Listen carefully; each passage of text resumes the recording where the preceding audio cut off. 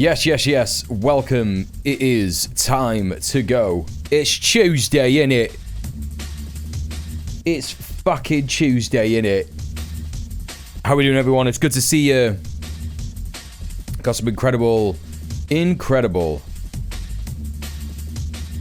people in the chat, as per always. How are we all doing? I thought that we could start with something, start with some good news today. It's not amazing news, but it's better than nothing, right? You know? It's better than nothing.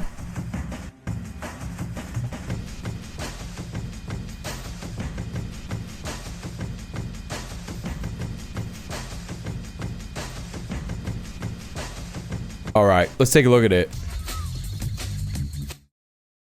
Breaking news. Israelis say they will never travel to those countries that have recognized Palestine as a state.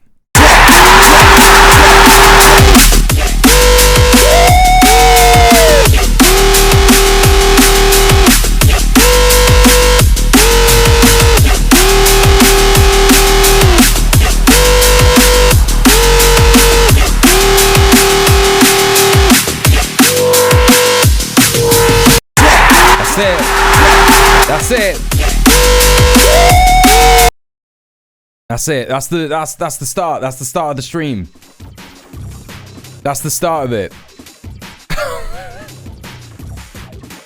Welcome everyone. It's good to see you. Welcome in, Johnny. How are you doing? We got PBS. We got Steph. We got Val. We got Middle Earth Marxist. We got Ninny. We got Krill. We got Mr. Dank. We got Prince. We got B-Rat. How are you doing? Welcome in, TikTok live heads.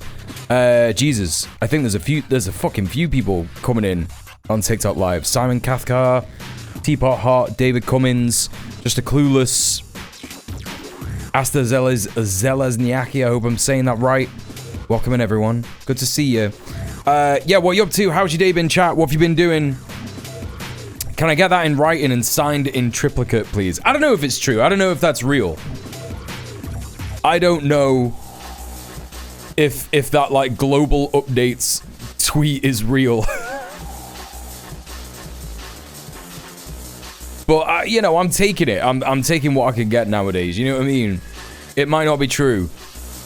Israelis might be like, yeah, man, we're gonna come to the UK loads now. We're gonna come loads more than we've ever been before. That might be true. I don't know. Who knows? The age of information doesn't mean anything. It literally doesn't mean anything anymore. What have I been up to? Today, I woke up early again. I'm back in the habit of getting up early, so that's great. The boy was super excited that I woke up before 10 a.m. And he was like jumping on the bed and like meowing at me and like purring and you know, he does this thing where he like kind of gets a little bit close to me and then I'll like move or I'll like turn over in bed or something and then he'll run off and I think he's like trying to lure me out of bed. When he does that, he's like and he was doing that a couple of times and then I heard him licking the door as he does. Licks the door. And then I heard this noise that I've never heard before, which it kind of sounded like that. And I was like, what the fuck is happening?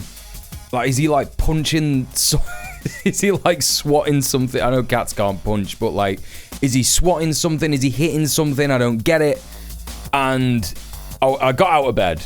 It worked. If it was a tactic that he was doing, it worked, right? Because I was literally just like, what the fuck is happening? So I got out of bed. And he was heaving. He was throwing up. He was retching. And he did throw up. And I was like, oh no. And I don't think he's ever...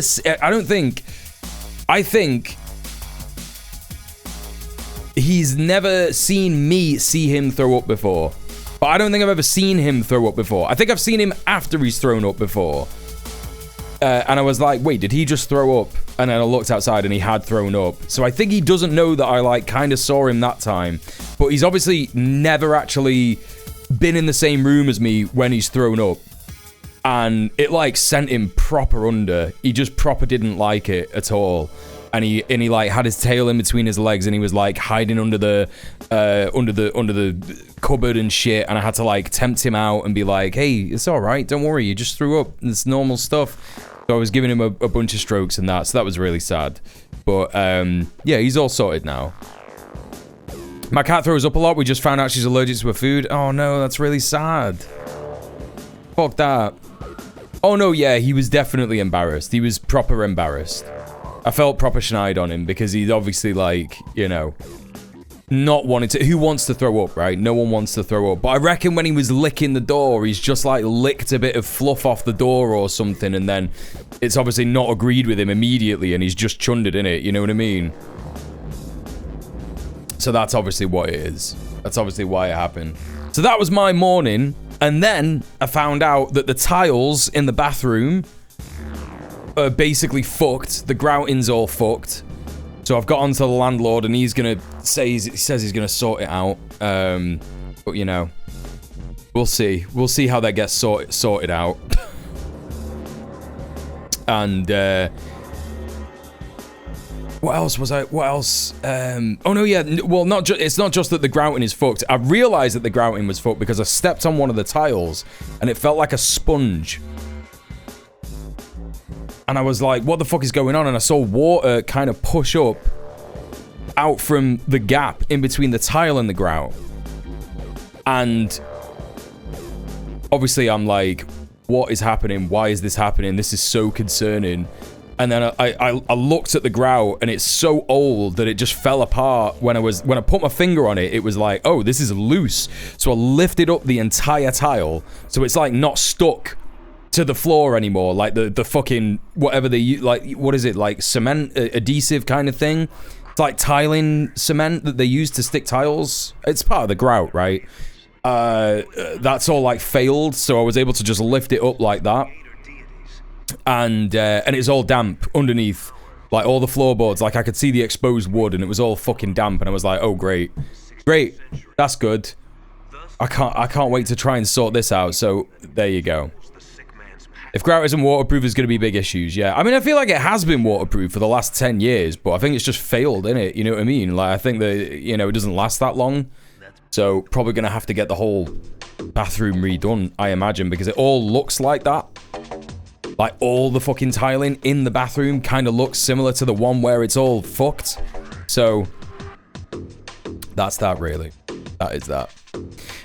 Yeah, welcome to the stream, people on TikTok. Unfortunately, I'm going to get into the React section of the stream pretty soon, so if you are going to be missing what I'm seeing on screen, I do apologize, but this live stream is basically a vehicle to get used to join me on Twitch. If you've got a Twitch account, you can get the Twitch app on your phone, if you prefer watching stuff on your phone. But head over to twitch.tv/djmuel and you'll be able to see what I'm seeing. But if you don't mind just chilling out like this, then that's all good. But I'm going to be bad at, you know, looking at the chat. Are you related to Dan from H3 Podcast? No, I think I'd probably kill myself if that was the case. And no, we don't look alike. I'm just a bald white guy. Yeah, we don't actually look alike. I'm just a bald white guy. So that's that. So yeah, that's my day basically. Actually, no, it isn't my day. This is kind of a sneak preview for Red Planet. Obviously, those of you that like to come and see Red Planet, like to watch Red Planet, I'll be talking about this in a bit more detail on Sunday. But I spoke to one of my comrades at GMTU today, and yeah, it seemed like it was really perfect timing for me to get back involved and do some organizing with GMTU. So yeah, I'm getting back involved in the capacity of member solidarity. So I'm going to be running the housing assemblies every month, chairing those meetings, helping people get campaigns ready and sorted against their landlords and stuff. And yeah, essentially just like organizing people who are coming to the union for support and advice. So that's pretty dope, and I'm looking forward to doing that, to be honest. That's very good. So that was that, and then other than that, I've just been sat here, did a bit of editing today for the Red Planet documentary on the ZAD, and that's that. #1 gifter badge. What does that even mean on TikTok Live? There's so much stuff that I just don't know about TikTok Live. Thanks for all the likes, I guess. I think that, so I was texting someone last night, one of my friends who was like, yeah, I just spammed the like button on your stream. So when I said I had 12,000 likes, I think it was just like that one person, because they were like, oh yeah. While I was doing the laundry, I just like, you know, spammed the fucking like button. I was like, what the fuck? That's crazy that you could just do that, right? So that was that. Dropped the phone last night. Screen took one of them fatal screen cracks. Terrified I'd be asked to verify shit before I could source a replacement. Oh my god. Middle-earth Marxist, that fucking sucks. Like, a fatal screen crack, as in... That's it? Like, you can't even touch it? You can't even touch anything? You can't even, like, make the phone work? Hey, Rob, how you doing? Good to see you. Yeah, bald white guy solidarity. It's important. It's important. Weenus of Law says, can you replace the screen yourself? It's not too hard to do. I mean, you'd have to, like, go to the shop and get a screen, wouldn't you? So you might as well just go and, like, get it done, right? Put a tablet stylus on a robot arm and you've hacked the algo. Just like that. That's how you do it. That's how we're going to be doing it on TikTok Live, for sure. Madness. Absolutely madness. eBay has a heat gun? Are you kidding me? Oh, eBay and a heat gun. A fucking heat gun? Weenus, that's crazy. That's fucking crazy, man. Just like getting a heat gun on your phone, that can't be good for it, right?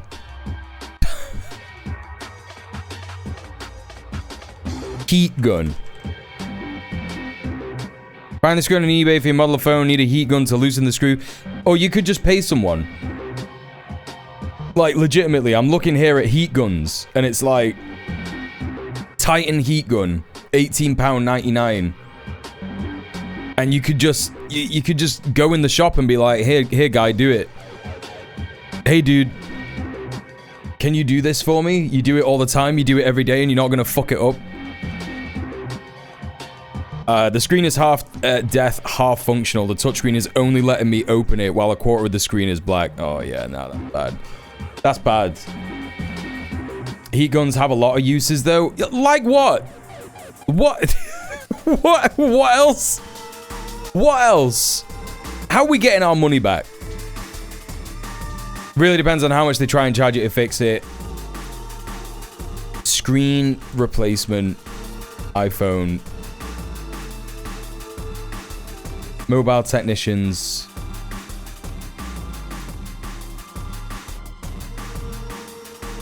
Let's see how much this costs. Price.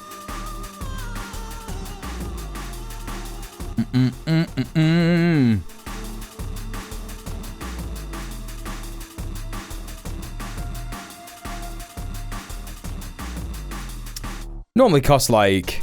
Wait, if I need my screen repaired, I'll be looking at $80? $80?!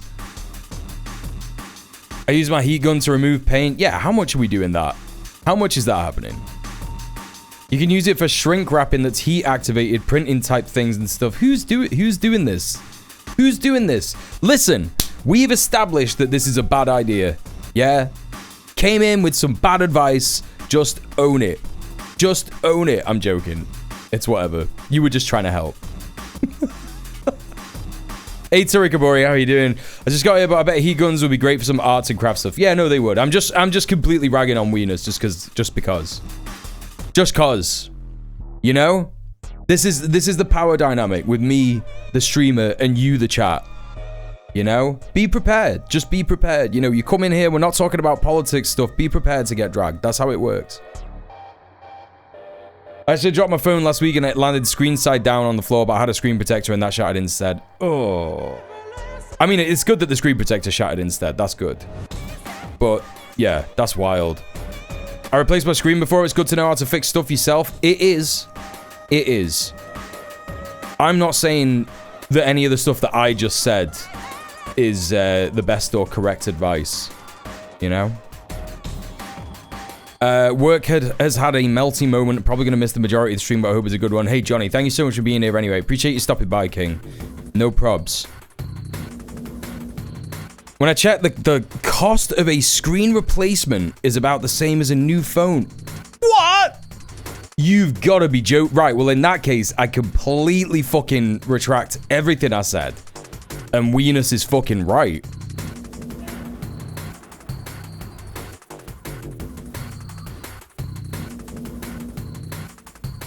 That's crazy.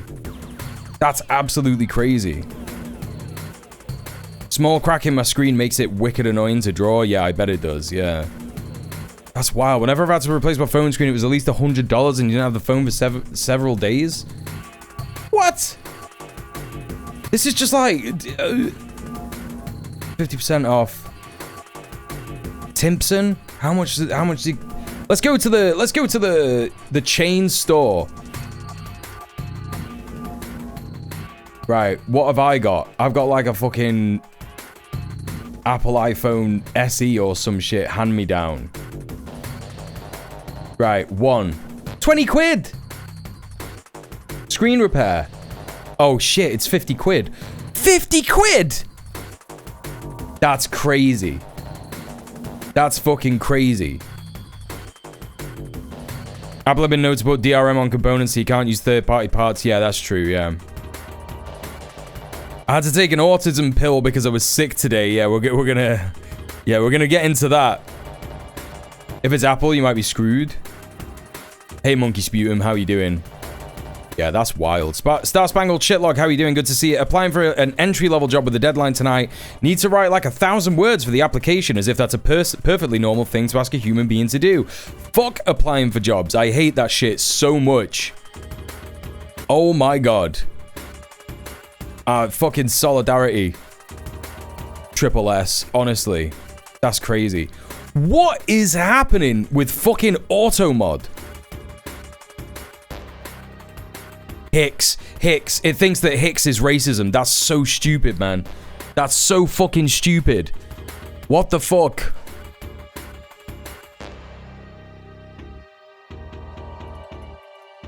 Our right to repair bill got killed by the coalition government. Surprise, surprise.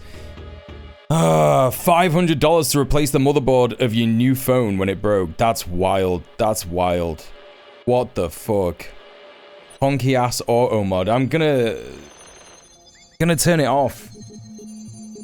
I think I'm gonna turn it off.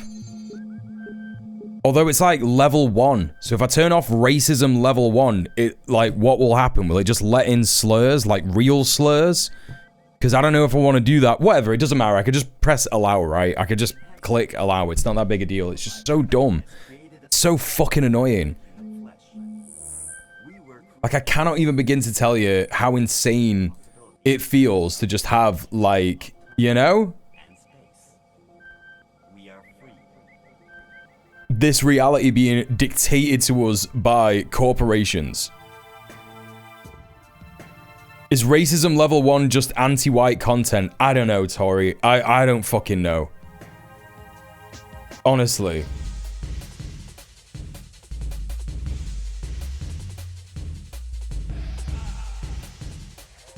Absolutely fucking wild. Alright, we got some stuff to warm up to today.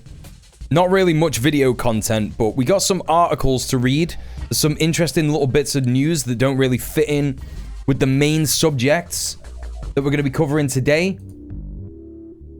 So we will be going through those momentarily. Where are we up to? I guess we had a fucking ad at the start of the stream for some reason. I don't know why that is. So apologies if you got hit with the ad. Please consider subscribing, and that means that you won't get hit with ads in the future. All right, where are we up to here? Your party news. Corbyn and Sultana prepare new party memberships launch without unified line. Party insiders hope low-stakes launch will help movement move on from chaotic start despite ongoing tensions. Yes, these are news tidbits. News amuse-bouche. Correct. Hey, Rebel Phoenix, how you doing? Welcome in. All right, so Corbs and Sultana are preparing a fresh attempt to launch memberships for their new party this week, but without a joint public statement or a unified line, The Guardian understands. The pair have spoken since Sultana called off legal action on Sunday night in a dramatic climb down. Not that much of a dramatic climb down, honestly, as she acknowledged people have been left feeling demoralized by the group's public spats. While their relations are said to remain cordial, Corbyn is understood to feel a complete lack of trust towards her, The Guardian had been told. Who by? Noting it marked the second time she made a unilateral move. Who is saying this about, like, unilateral moves? Do these losers in the party, Adnan Hussein, all the other independent MPs and Corbyn, do they not understand? Do they not understand that this is what the members want? Like, you can't say that something is a unilateral move when there's no leadership structure in place. Like, what are you talking about? She's doing the thing that the members want. It's just crazy. It just stinks of fucking... honestly, it stinks of racism and sexism. I'm not gonna lie. I still stand by what I said last week. It's crazy. I believe it. I believe that she is suffered in a fucking boys club environment. Crazy shit. The Guardian UK sourcing info from TERF factions. Colour me shocked. Right, exactly. Exactly. Who's surprised? I just watched the president shit all over the UN for an hour, so not great. And you get to do it all over again with us here on the stream. That's right. It's going to be very fun, isn't it? To do it again with me. Yeah. That's going to be great. Not only that, but we're going to be watching another Trump presser that's an hour long after that as well. It's just all fun times. You know? Yeah, unilateral moves is when one of the lesser people speaks up without asking permission from the boys club. It's just crazy. It comes after tensions were laid bare last week when Sultana launched a membership poll without the party's authorization. What do you mean authorization? No one respects this authority, this so-called authority.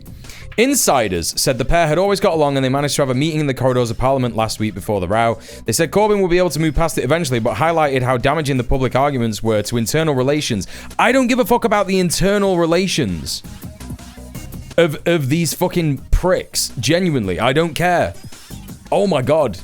Others closer to Sultana are believed to remain optimistic at the chance of a complete de-escalation over time. It feels like it's already de-escalated. What are you talking about? I don't care about these, like, people behind the scenes who appear to be pulling strings. I don't give a fuck. Those people can fuck off. Hello, Carnos, and hello, Pup Tetris. How are you doing? Welcome to the stream. Good to see you. At least 20,000 supporters paid £55 for a full membership via the portal Sultana launched, which Corbyn and all the other independent alliance condemned as false membership system. Yep, absurd. Sultana defended her actions. Yeah, we read all this anyway. Corbyn rejected the accusations. Yeah, while tensions undoubtedly remain about the process of establishing democratic principles and its founding conference, there is a clear desire from all sides to try and progress the process of launching the political entity. Yep. Sultana's allies insist she's doing everything she can to build bridges with Corbyn, and it's clear that the founding conference must go ahead on the planned timeline. I mean, that's the thing that she's said this entire time, right? That's the entire thing that she's said, you know? That she's never had a line that is different to this. Like, yes, we've told the members, we've told the people who have shown interest and want to be members of this party that this is the roadmap. We should follow it.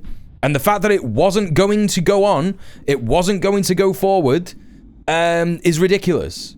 Completely ridiculous. The fact that The Guardian didn't name them is sketchy as fuck. Exactly. Definitely not trying to rat fuck democracy. Please don't look up the news on Morgan McSweeney. Whoa, whoa, whoa. What news on Morgan McSweeney? What do you mean? Tories demand investigation into McSweeney over think tank donations. Oh, mamma mia. Oh, mamma mia. This was on Sunday? What? How did I miss this? David Lammy accused the opposition of muckraking over its calls for an investigation to Prime Minister's Chief of Staff, Morgan McSweeney. I mean, this is something that the left have known about. Like, we've known about this for a long time. that he is funded by neoliberal think tanks and all that kind of shit. He refused to report 700,000 in donations when he was rat fucking Corbyn.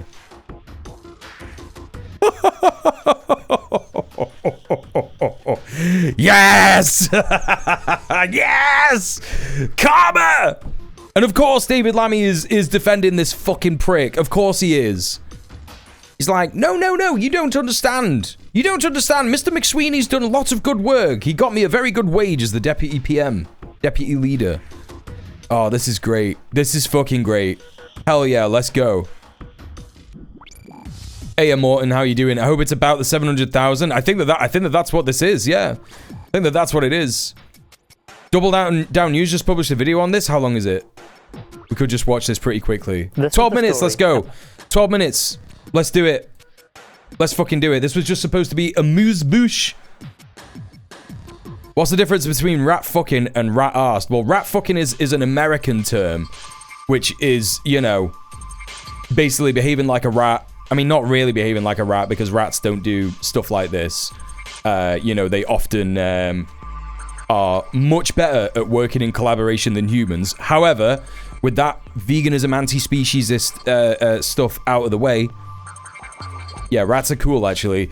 You know, rat fucking implies that people have been going behind each other's backs to ruin their chance at having any kind of success, essentially. So that's kind of what people did in the Democratic Party in the US with Bernie Sanders, and it's also what's happened here with, you know, with Jeremy Corbyn. It seems that we're going to get a bit more information about that. Rat-arsed is when you're drunk. It's when you're really, really drunk. That's what that means. So, there you go. I hope you've learned something today. Please consider donating. Let's have a look and see what Double Down News has got to say about this. About a man you may never have heard of. A man by the name of Morgan McSweeney, the Chief of Staff to the Prime Minister of the United Kingdom, Sir Keir Starmer. Arguably the most important and the most powerful person in British politics. In fact, without Morgan McSweeney, there simply is no Keir Starmer. Morgan Mawini? And this is the story of how he got that power, and how we used a secret, unlawful fund of over £700,000 to seize that power. This web of secrecy and these backroom deals should terrify anybody who cares about British democracy. About 4 years ago, in 2021, I got access to a phenomenal... Is this too loud? ...out of the Labour Party. Is it loud enough, chat? ...investigation into Morgan McSweeney and the Labour Party. An incredible story of the reckless and arguably lawless project that has delivered us this particular Keir Starmer government. Between 2017 and 2020, Morgan McSweeney ran an undisclosed secret project to destroy the Labour Party under Jeremy Corbyn. He did so with a pot of money, £730,000, he wasn't declaring as required by law to the Electoral Commission. While he was running the secret project, he wrote to the Electoral Commission and spoke to them over the phone and said, I don't want to report donations. And the Electoral Commission said, I'm sorry, you have to report donations. And in February 2020, Shabana Mahmood, who's currently the Home Secretary, said on Labour Together's behalf, yes, we are reporting donations. Labour Together was a seemingly anodyne think tank that Morgan McSweeney ran for a number of years. Labour Together really came into play after Corbyn's Labour Party exceeded all expectations in the general election of 2017. But for people like Morgan McSweeney, this wasn't something to be celebrated. This was a threat. See, Morgan McSweeney is from the right wing of the Labour Party, and Jeremy Corbyn's success was a threat to his own... Yeah, he's a neoliberal piece of shit. Yeah, for the Labour Party. Obviously. That's why he 3 years, Morgan McSweeney is the top chief of staff to undertake secret projects to destroy the Labour Party. Morgan McWeeny. Yeah. Secret projects that inflamed the anti-Semitism crisis that would undermine his reputation, but also to ensure that Keir Starmer was elected leader of the Labour Party. To do that, Morgan McSweeney needed serious money. I remember the joyous days of arguing with members of my family who were calling Jeremy Corbyn racist when talking about like anti-Semitism and shit like that, but actually it was just his criticism of Israel and friendship with Palestinians that was being used as a, you know, an example of so-called anti-Semitism. And the reactionary right were just like, yeah, nah, racist, he's racist. And then you would be like, yeah, but you're an Islamophobe. And they would be like, that's not racism. We just don't like Muslims. We don't like the religion. It's like, all right, got you. So that's fine. 2017 That's fine, I guess. and late 2020, Labour together accepted over £800,000 in donations. Of that amount, £730,000 was not reported as required by law. That's crazy. To the Electoral Commission. That's fucking as a result, crazy, man. Nobody had any idea that Labour together under Morgan McSweeney's control was taking £730,000 from a series of multi-millionaires. Two of those people who gave the money were Trevor Chin and Martin Taylor. So Trevor Chin is a wealthy UK businessman.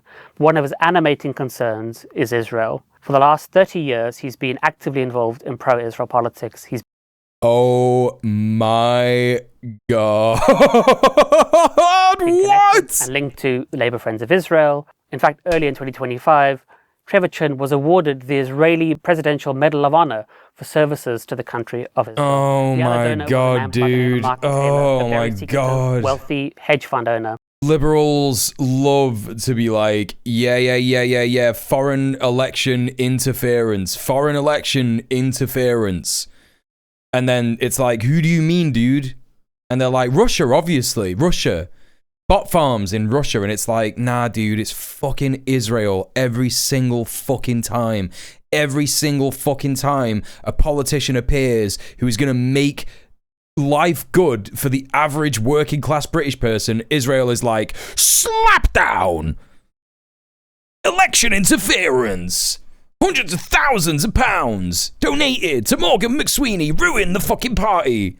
Crazy shit, dude. Fuck this shit. Fuck Israel. Oh my God. He's never been interviewed properly. You'll never find oh my God. In the media. He's never been on I'm here, like, if the 2019 election had have gone the way of Corbyn, we would be fucking laughing right now. I'm fucking serious. Things wouldn't have been perfect, but at least we would be able to get an NHS appointment. At least people would be able to get their fucking health problems sorted at the NHS, let alone get an appointment.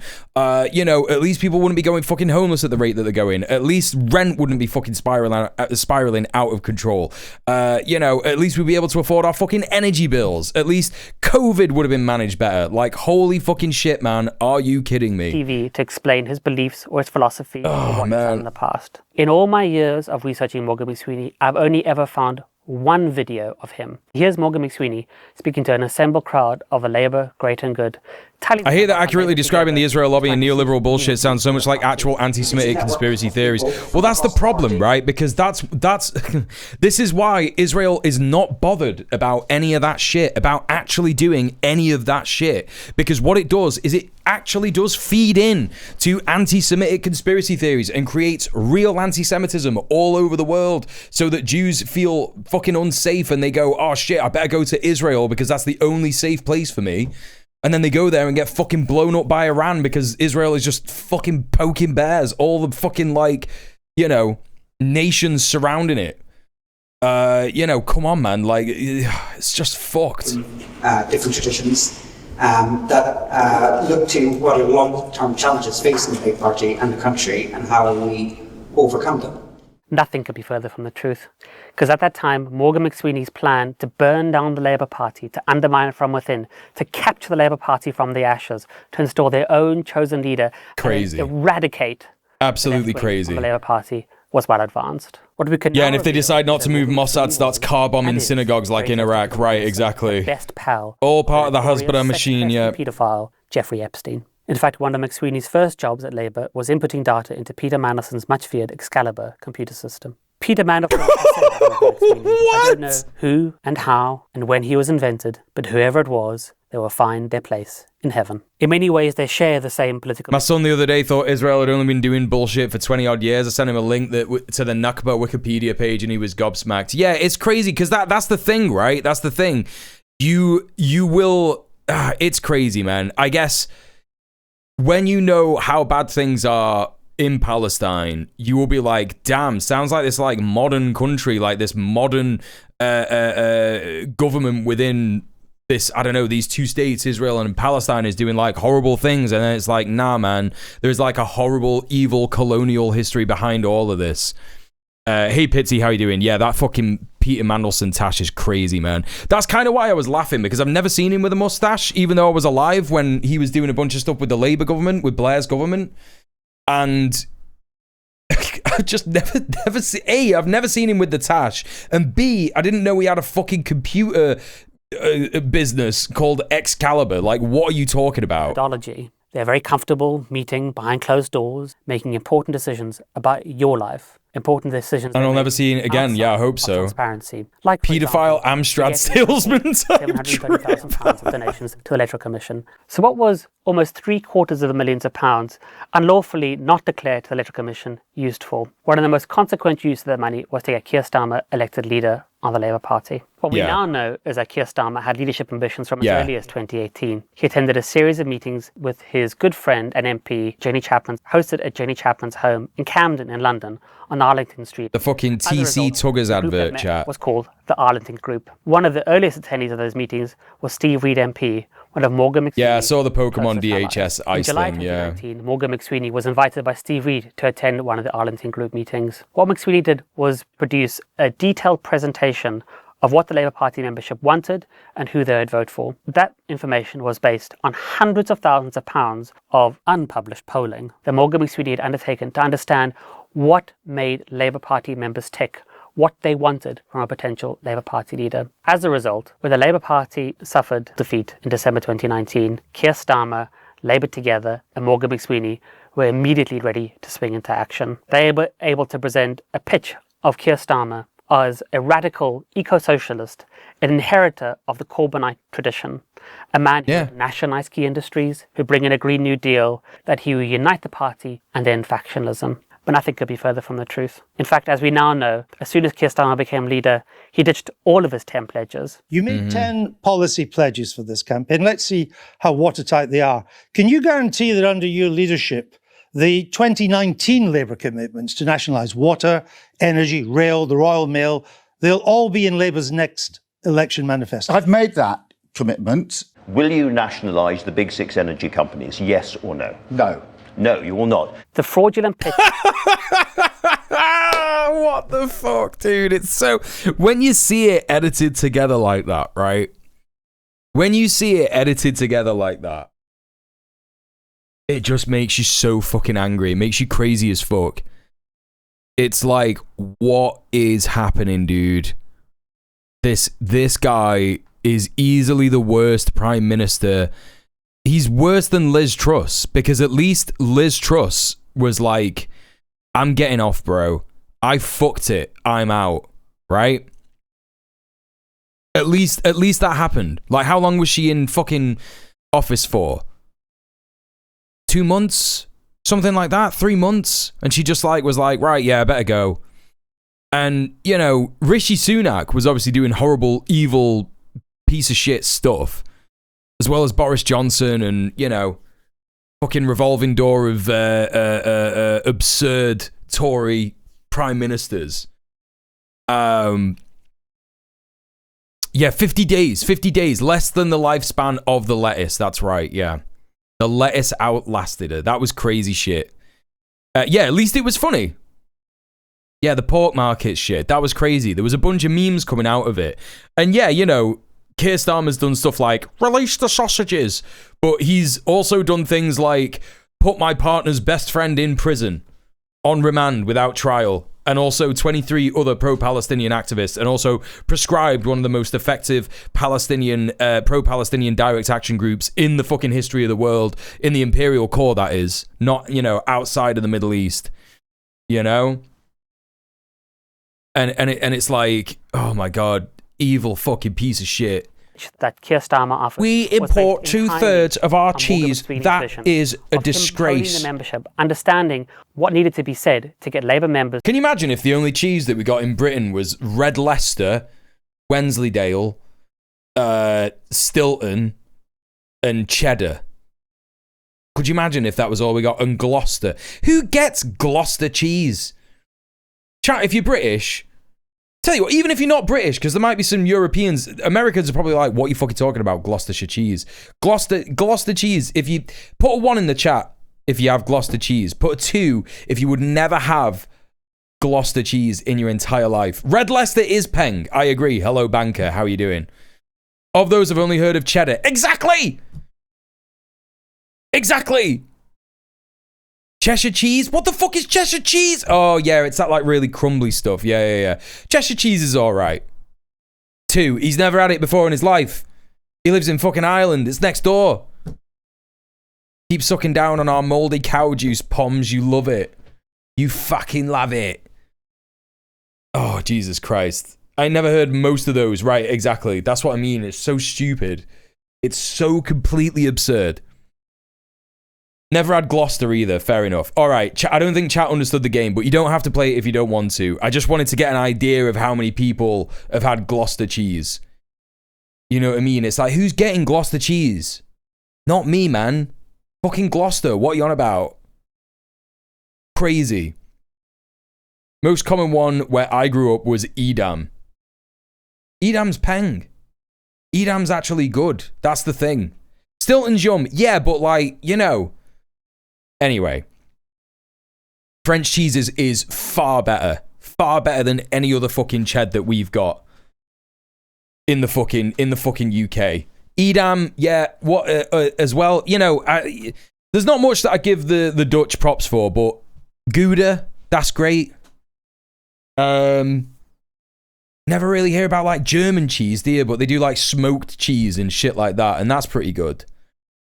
Yeah, France cheese is they're just undefeated with the cheese shit. To vote completely for undefeated. would then betray them. Italian cheese as well, that's great. That shit's great. To that campaign. One of the absolutely remarkable things was that through the entire period he was overseeing... In 3 years of being vegan, I've yet to find a good local vegan cheese. Still... Me and Hannah had a great vegan cheese board. And in fact, during the period of Keir Starmer's Saturday night, campaign, Labour Together was still... Burger Shack in San Juan, they have Roquefort on the menu, hell yeah. This is the man who's now chief of staff... All European cheese is generally understood to be better than American, even UK cheese. Yeah, true. In the UK. How's this Danish cheese, Swedish cheese? Jarlsberg, I like Jarlsberg, yeah. Nobody has voted for. Spanish cheese? When we now what is that, know Manchego? for the entire period he was leading... I've never heard of any of them, Pitsy. Holy shit. He was still the company secretary of Labour Together. Our cheese is cheaper where you live than it is here. As required what by the fuck? To the Electoral Commission. What cheese does Australia make? New Zealand cheese even. New Zealand cheese. What do you make? What do you make that you like export here? Edam? Blue cheese? No. She didn't know what the fuck she was talking about. Oh my god, chat. What the fuck is going on here, man? Google is fucking...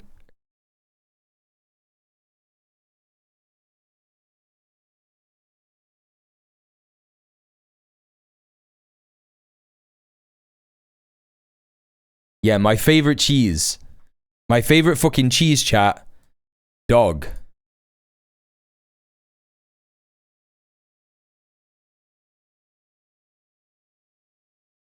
Yeah, man. Google is so cooked, honestly. Like, what the fuck is that? New Zealand cheese, blue cheese, Barry's Bay traditional cheese, Whitestone cheese, cilantro cheese, Capiti, Dale. That's a dog. What are you doing? What do you mean? In 2021, the Electoral Commission initiated an investigation into Labour Together. It confirmed that, yes... Don't knock it until you try it, hey, aimless progeny. That broke the law. At the time, however, Labour Together were very clear.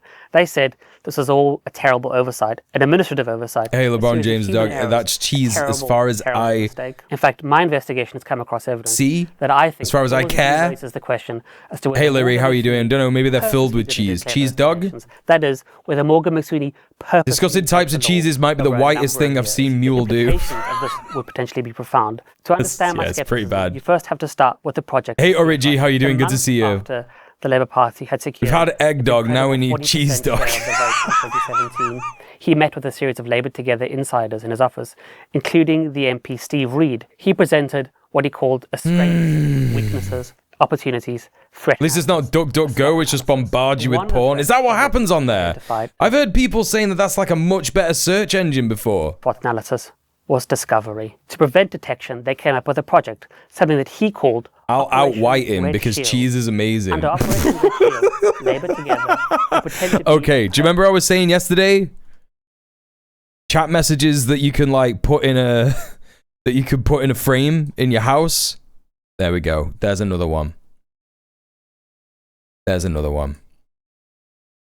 Okay. Respectable, anodyne, unconcerning think tank looking to unite the Labour parties. If safe search is off and you use a dirty word, it'll just all be porn. That's crazy. The tensions between those factions and destroy the left-wing leadership of the Labour Party. No, that's all good, Pitsy. Journalists to place attack stories on Jeremy Corbyn. For me, the SWOT analysis is all important because the SWOT analysis provides motive. Morgan McSweeney was terrified of people discovering what he was really doing. At the same time, he is not reporting donations to the Electoral Commission. In late 2023, I submitted an FOI request, a Freedom of Information request to the Electoral Commission, and I said, please can you provide me with all correspondence between Labour Together and Morgan McSweeney and the Electoral Commission over the last 3 years?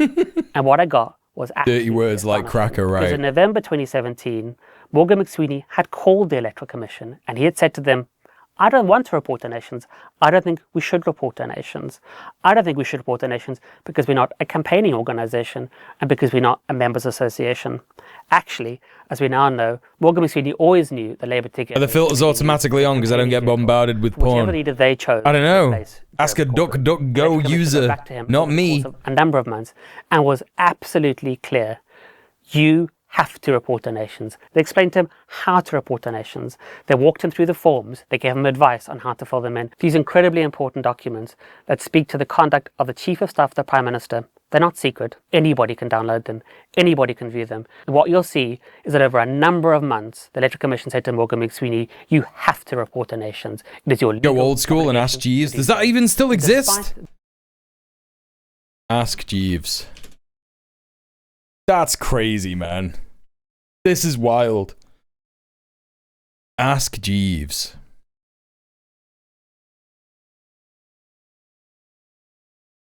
Look at that shit. Never used to look like that back in the day. 20 best survival horror games to play this Halloween. 20 best podcasts of 2022 so far. It's like 3 years out. What's going on? What's going on?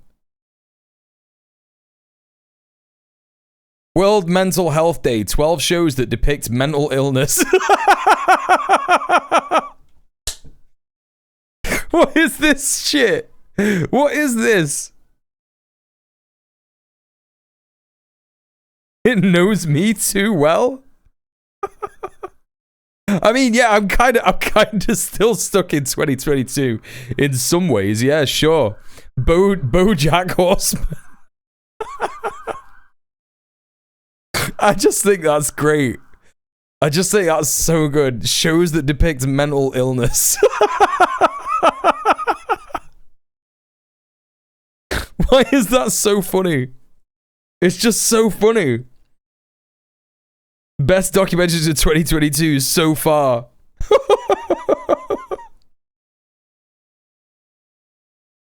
Mental. Absolutely mental. The rise of TV binge watching and how it's changing society. Has anyone edited this website in the last 3 years? Do they just not care? Are they just like letting it sit on a fucking, you know, on a random, on the domain, you know what I mean? Ask.com. They're just sitting on it so that they could like sell it to Google or some shit. These emails. That's Morgan so Freeman weird. Failed to report all but 2 donations for 2 years between 2018 and 2019. In early 2019, Morgan McSweeney hosted a meeting in Parliament. We invited a host of Labour MPs to talk to them about Labour Together and what it was doing. During that meeting, a number of MPs recalled that they specifically asked Morgan McSweeney, are you reporting donations? And in that meeting, Morgan McSweeney said, yes, I am reporting donations. That's a year after he'd spoken to the Electoral Commission. And then there's Labour Together's website. From at least April 2019, Labour Together stated on its website that it received donations from members large and small, and that its donations could be searched on the Electoral Commission register. But that wasn't true. You couldn't search for Labour Together's donations because they hadn't been reported. In February 2020, Shabana... Is PMQs actually happening tomorrow? One of the most powerful roles in government. Wrote an article on the website Labelist. At the time... Top 10 shows that misinform people about OCD and portray it as perfectionism, yeah. And she said explicitly, Labour Together... OCD is so fun, I love having it. On the Electoral Commission website. That wasn't true. Does McWeeny look like an uglier Prince Harry? Yeah. Shabana Mahmood is a long-time political ally of Morgan McSweeney, whose career skyrocketed under the leadership of Sir Keir Starmer. So let's look at this evidence. Between 2017 and 2020, Morgan McSweeney ran an undisclosed secret project to destroy the Labour Party under Jeremy Corbyn. He did so with a pot of money, £730,000, he wasn't declaring as required by law to the Electoral Commission. While he was running the secret project, he wrote to the I'm not OCD, I'm CDO. said, It's "I like want to report OCD, but in donations." And the alphabetical Electoral order, Commission as it "I'm should sorry, be. You have to report donations. Then he told MPs in 2019 that he was, in fact, reporting donations. And then on Labour's Together's website... Right, is this happening said, tomorrow? "Yes, I we are need to know if reporting this is fucking happening tomorrow, and I need to know if people are gonna fucking actually question him on this shit. Is that oh, it's not saying that it's gonna happen. 2 weeks ago, PMQs. 2 months ago. Yeah, sorry, but someone needs to grill the fuck out of Keir Starmer, man. It needs to happen. After everything that has happened last week, you know, Trump saying that Antifa are going to be a terrorist organization while he's in the UK, right? Him hosting Trump at Chequers, all this shit, it's all got to be questioned. It's all got to be brought into fucking question. Otherwise, what's the fucking point? We live in an autocracy, right? And I don't care if it's the Tories who are grilling him on it, because he needs to fucking resign. Like, it's crazy. It's crazy. All the shit that's come out over the last couple of fucking weeks. Absolutely insane. Okay, anyway, that was interesting. Thanks for bringing that to my attention, chat. Alright, so there's the Your Party Corbyn stuff. What's Keir Starmer doing in the face of all this rising opposition? Right? Well, yeah, he should be questioned at The Hague, really, but yeah, I think the more likely option right now is Prime Minister's questions, but even that's looking a bit fucking sketchy, innit? You know what I mean? He'll have an urgent matter to deal with, and Lammy will host. Yeah, possibly.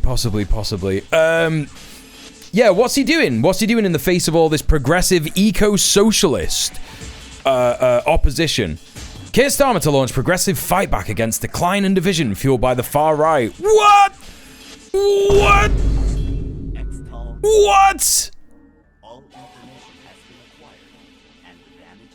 Good stuff, innit? It's good stuff, this. Welcome to the chat, Thriller. It's almost scripted. People will call for a re-election at this rate. What do you mean it's almost scripted? What do you mean? Prime Minister expected to warn UK is at crossroads as he sets out plan to counter Nigel Farage and reform. Yeah, crazy how, like, the strategy before this was just like, let's just do the same things. Let's just do all the same stuff. That'll work. And everyone was going, no, don't do that. No, that's bad. No, this is really shit. But, of course, the reason that he supports all of that stuff is because that's where the money is. It's where all the lobbying money is. And now, of course, as I reported on last week, cynically introducing things like the Hillsborough Law, cynically saying things like, our flag is supposed to unite us and not divide us, after all this shit came out about Peter Mandelson. It's like, come on, man. What are you talking about? None of this stuff. You think any of us are going to believe that you're going to introduce these progressive policies after everything that you've fucking done? Everything that you lied about. We literally just saw it. We literally saw the edit. Are you going to nationalize energy? Yes. Fucking 3 months later. Are you going to nationalize the Big Six? No. I have a plan for the progressives. Yeah. You know? Insane shit. Insane shit. All right, well, let's hear what he's got to say. Keir Starmer will make a major intervention this week, pledging a progressive fight back. Promising the UK will reject the division and hate fueled by the far right. Well, promises mean fuck all. Move comes ahead of Labour's conference. Oh, he is shitting himself, chat. He is fucking shitting himself. Oh my God. This is crazy. I knew it. Increasing pressure on the Prime Minister from within his own party, where even senior loyalists have voiced fears that he has not mounted a passionate enough attack on Reform UK and rising racism in Britain. Are you joking me? Are you serious? I need you to be so fucking serious right now. This is the understatement of the year. Understatement of the century. Understatement of the fucking decade. Whatever you want to call it. Yes, obviously. A fucking baby could tell you this. In a speech later this week, Starmer is expected to say that the UK is at a crossroads. The government will lead the fight against the decline and division. What are you on about?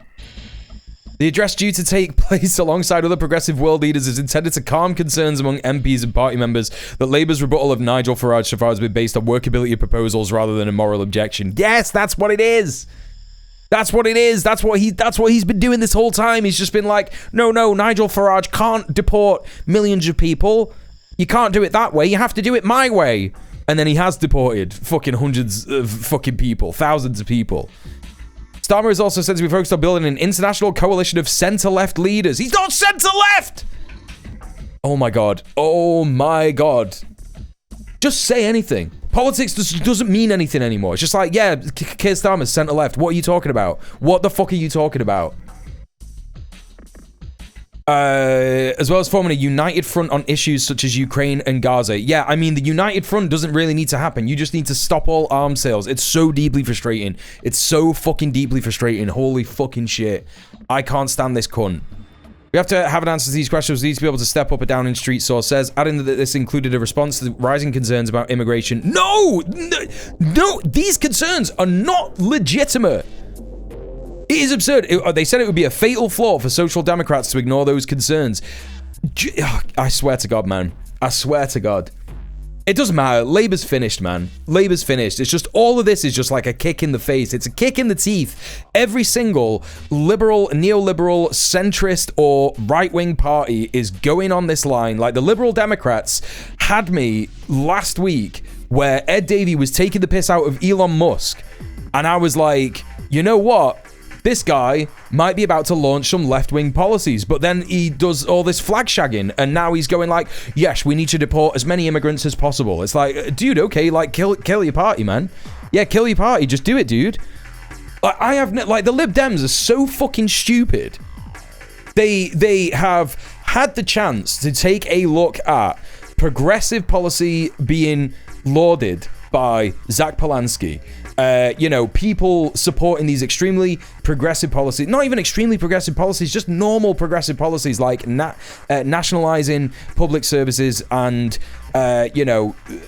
stopping the fucking war in Gaza. Like, you know what I mean? Like, taking a fucking stance, ending all arms sales, concentrating on like increasing people's material conditions in Britain. Had the chance to look at all of that messaging and see how well it's doing, and instead he was like, no, actually what we're gonna do is we're just gonna copy Labour, who are just trying to out racist and out fascist reform with no fucking ground gained whatsoever. They're still looking to have a historic defeat if a 2028 election happens, right? But yeah, it's just crazy. It's just absolutely insane. I mean, should I be surprised about the Lib Dems? You know? They really think xenophobia is a horse any single one of them can ride. It's just absolutely mental. I just genuinely can't believe it. The Social Democrat response to these big questions doesn't provide the answers they need. People will look elsewhere. Yes, people are going to the fucking Green Party because they're like, yeah, it's not a real problem, actually. We need to focus on making everyone's life better. So that's the end of that. Insiders said the speech this week would set the tone for Labour's conference and build on a series of interventions that signal a shift in strategy towards Farage. There's a recognition, I think, that we need to go further on this. Oh, further and faster? Nonsense. This is nothing. This is absolutely fucking nothing. It's going to be sheer bullshit platitudes of completely meaningless nonsense. It's going to be nothing. It's not gonna make an ounce of difference, and they are going to fail. I think it's just the end of Labour. It's just the end of Labour. I think the Greens are going to make gains. I think SNP are going to make gains. They've already been projected to make gains in Scotland. I think that Plaid Cymru are going to make gains. I just think that progressive parties are going to make gains. I know that SNP isn't particularly progressive, but and Plaid Cymru, I'm not like 1,000% on their policies, but independence parties in the colonized nations of Wales, Scotland, and Ireland are going to do much better, right? We need to go further. When I last checked, we had Rob Rinder on Jeremy Vine salivating at the idea of concentration camps. Yeah, it's just insane stuff. Completely insane stuff. Bold and decisive waffle. Absolutely meaningless dog shit. Right, okay. What's the opposition doing in the US, where things are far worse? Hakeem Jeffries here. Trump always chickens out. They're still doing this, chat. They're still fucking doing this. Taco Trump. Who is not tired of this at this point? Like, after everything that's happened this week, Hey Zukov, how you doing? Yeah, right. Wait, there's opposition? Yeah, I don't fucking think so. Trump just cancelled a high-stake meeting in the Oval Office with myself and Leader Schumer. No one thinks that was going to be any kind of anything. You know? No one. Literally no one. Yeah, we went through that last week, Monkey Sputum, and no, it appears that there was some absolute rat fuckery from the English at the time of the union being created. I definitely wouldn't say, based on the information that we learned last week, that Scotland joined the union willingly, with all the fucking, you know, British Navy in the Firth of the Forth, with the guns pointed at Edinburgh. The extremists want to shut down the government because they're unwilling to address the Republican healthcare crisis that is devastating America. Just resign, dude. Just fucking resign. Absolutely fucking resign. How is it high stakes when you either ignore or cave to everything he does? Right, exactly. What's Kamala Harris saying? What's she saying? A tyrant. We used to compare the strength of our democracy to communist dictators. That's what we're dealing with right now, Donald Trump. And these titans of industry are not speaking up. Communist dictator. Communist dictator. Donald Trump. Communist dictator. Right. Okay. All right, chat. It's happening. It's time. State and government. It's time. We're going to take a look at Trump's UN address. That's right. Strap in. Lock in.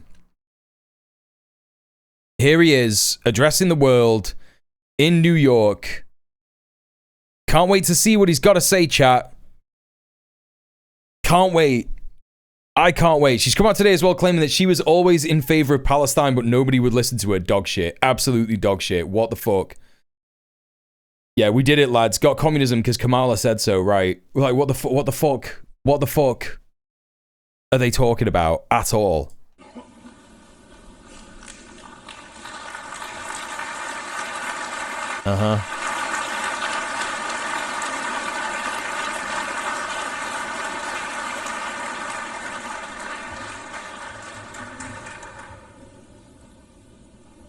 Thank you very much.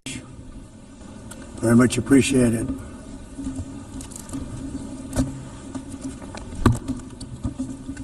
And I don't mind making this speech without a teleprompter. That's how you know it's going to be an hour long. I don't think we're going to get through all of this chat, but Because the teleprompter is not working. Kamala wasn't even in favor of Palestine, Ohio. Yeah, good reference. Very happy I like that. to be up here with you, nevertheless. And that way, Hey, nothingness. more from the heart. I can only say that whoever's operating this teleprompter is in big trouble.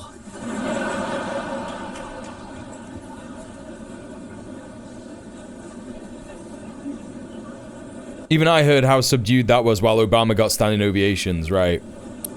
Oh, ovations. Ovations? Hello, Madam First Lady. What's going on? What's happening? Thank you very much for being here. And Madam President, Mr. Secretary General, First Lady of the United States, distinguished delegates, Standing ovulation. ambassadors, That's what I'm all and about. world leaders.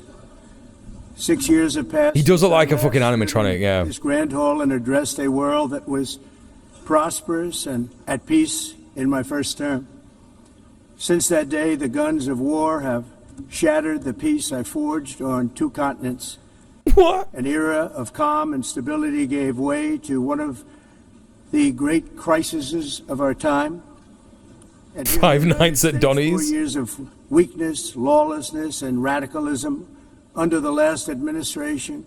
Just say anything. Delivered our nation into a repeated set of disasters. A year ago, our country was in deep trouble, but today, just 8 months into my administration, we are the hottest country anywhere in the world. There's no other country even close. He loves to say it. He's so zesty. America is Hottest country in the world. Everyone wants to fuck The us. strongest borders, the strongest military, the strongest friendships, Oh, and the God. strongest spirit of any nation on the face of the earth. This is indeed the golden age of America. We are It's just narcissism through and through, isn't it? It's just like, yeah, it's going really well. we inherited from Everything's fucking on fire around him, and he's like, yeah, it's going really good. It's really good. Price increases and record-setting inflation. Inflation like we've never had before. Under my leadership, Yeah, he's got notes. are down. He's reading from notes. Gasoline prices are down. Grocery prices are down. That's not. None of this is Mortgage true. rates are down, None of this is true. and inflation has been defeated. The only thing What? that's up is the stock market, which just hit a record high. He has to be. He has to be testing people. He has to be. It is insane to be in front of the rest of the world right now and just being like, yeah, everything's down, everything's going really well. Yeah, you know, no more inflation, no more high mortgage rates. What are you talking about, dog? What the fuck are you talking about? In fact, it hit a record high 48 times in the last short period of time. In the Growth is surging, that doesn't even make sense. manufacturing is booming. The stock market, as I said, is doing better than it's ever done. Yeah, let's just talk about the stock All of market you again. benefit by that. There's a reason that he loves to talk about the stock market, chat, and that's because he fucking manipulates it. Workers' wages are rising at the fastest pace in more than 60 years. That is that's what it's what the all about. fuck are you talking about? 4 years of President Biden, we had less than $1 trillion of new investment into the United States. Nothing he's saying is true, and every single person in this room knows it. We have What is the secured point of this? And money already paid for $17 trillion. Think of it, 4 years, less than $1 trillion, 8 months, much more than $17 trillion is being invested in the United States. What? And it's now pouring in from all parts of the world. We've implemented the largest No, tax you've got like a cuts bit in more American money than you history used to do because you and the put loads of largest tariffs regulation cuts on everyone. in American history, making this once and again the best country on earth to do business. And many of the people in this room are investing. He's right about that. That's true. That's the one bit that he's right about. 8-month period. It's the best time to My do first business term, in I built the America. greatest economy in the history of the world. We had the He's best daring the world to economy say he's lying, yeah. ever, history of the world. And I'm doing the same thing again, but this time it's actually much bigger and even better. The numbers far surpass my record-setting first term. On our southern border, we have successfully repelled a colossal invasion. And for the last 4 months, and that's 4 months in a row, the number of illegal aliens admitted and entering our country has been zero. Not so good to do business in America if you aren't a giant conglomerate. Yeah, well, he doesn't care about that kind of business, right? Because they're losers. If you aren't a conglomerate yet, what are you doing? All over the world, from Hang it up, prisons, just quit. You might as well just from go mental home. Institutions, drug dealers, all over the world they came. They just poured it All over the world. ridiculous open border policy of the Biden administration. This is so insane. I didn't think it would be this insane. Into the United States, you're going to jail. The best part of this is the Israeli delegate who looks like a guy on trial at Nuremberg. I fucking wish. And that, you know what that means? It's just his stump speech for the MAGA crowd. He doesn't give a fuck. No one in this audience is buying it. Yeah, that's true. That's true, Midler. Marxist. In receiving and jailing so many criminals that entered our country. And it was under the previous administration that the number became record. Hey, Willada, how you doing? Is the USA economy going so well because he built the wall and made Mexico pay for it? Or when is that finished? And other countries, Just one of the many lies. Other countries are in the exact same situation with immigration. I'm certain his speechwriter went to the chat GPT and said, You have to do something Mr. about it. Write President Trump a speech for On the UN. world stage, Probably. America is respected again like it has never been respected before. You think about 2 years ago, 3 years ago, 4 years ago, or 1 year ago, we were a laughingstock all over the world. At the NATO summit in June, virtually all NATO members Biden did formally build more committed wall to than Trump did, yeah. increase defense spending at my request from 2% to 5% of GDP, making our alliance far stronger and more powerful than it was ever before. In May, I traveled to the Middle East to visit my friends and rebuild our partnerships in the Gulf and those Hey, Luna, what's up? Relationships with Saudi Arabia, Qatar, and the UAE and other countries are now, I believe, closer than ever before. My administration has Didn't mention Israel there. That's interesting. Trade deal after another, including with the United Kingdom, the European Union, Japan, South Korea, Vietnam, Indonesia, the Philippines, Malaysia, and many, many others. Likewise, in a period of just 7 months, I have ended 7 unendable wars. They said they were unendable. Some were going What? for 31 years, 2 of them, 31. Which ones? Years. One was 36 years. One was 28 years. Armenia and Cambodia? The one that he said the other day? And in all cases, they were... Vietnam is an interesting point. Does he know that they're communists? Yeah, he won't admit that, will he? This includes Cambodia and Thailand, Kosovo and Serbia, the Congo and Rwanda, a vicious, violent war that was. That's still happening. What are you talking about? Israel and Iran, Egypt and Ethiopia, and Armenia and Azerbaijan. It included Buddy. all of them. Buddy. No president or prime minister, and for that matter, no other country has ever done anything close to that. And I did it in just 7 months. It's never happened before. I think that what a lot of this is, it is just all glaze for his audience. You're absolutely right about that, Middle Earth Marxist. But I think that what it is that he knows he's 80 years old. He knows that it's, you know, the clock's ticking. He had like a stroke last week or whatever, like a mini stroke the week before. And I think that he is just trying to like say to himself, I've done all this stuff. I know that he knows that he hasn't done it and he doesn't care, but it's like, this is how people are going to remember me. And he knows that it's for his base, right? He knows that like at least some people will remember me in this way.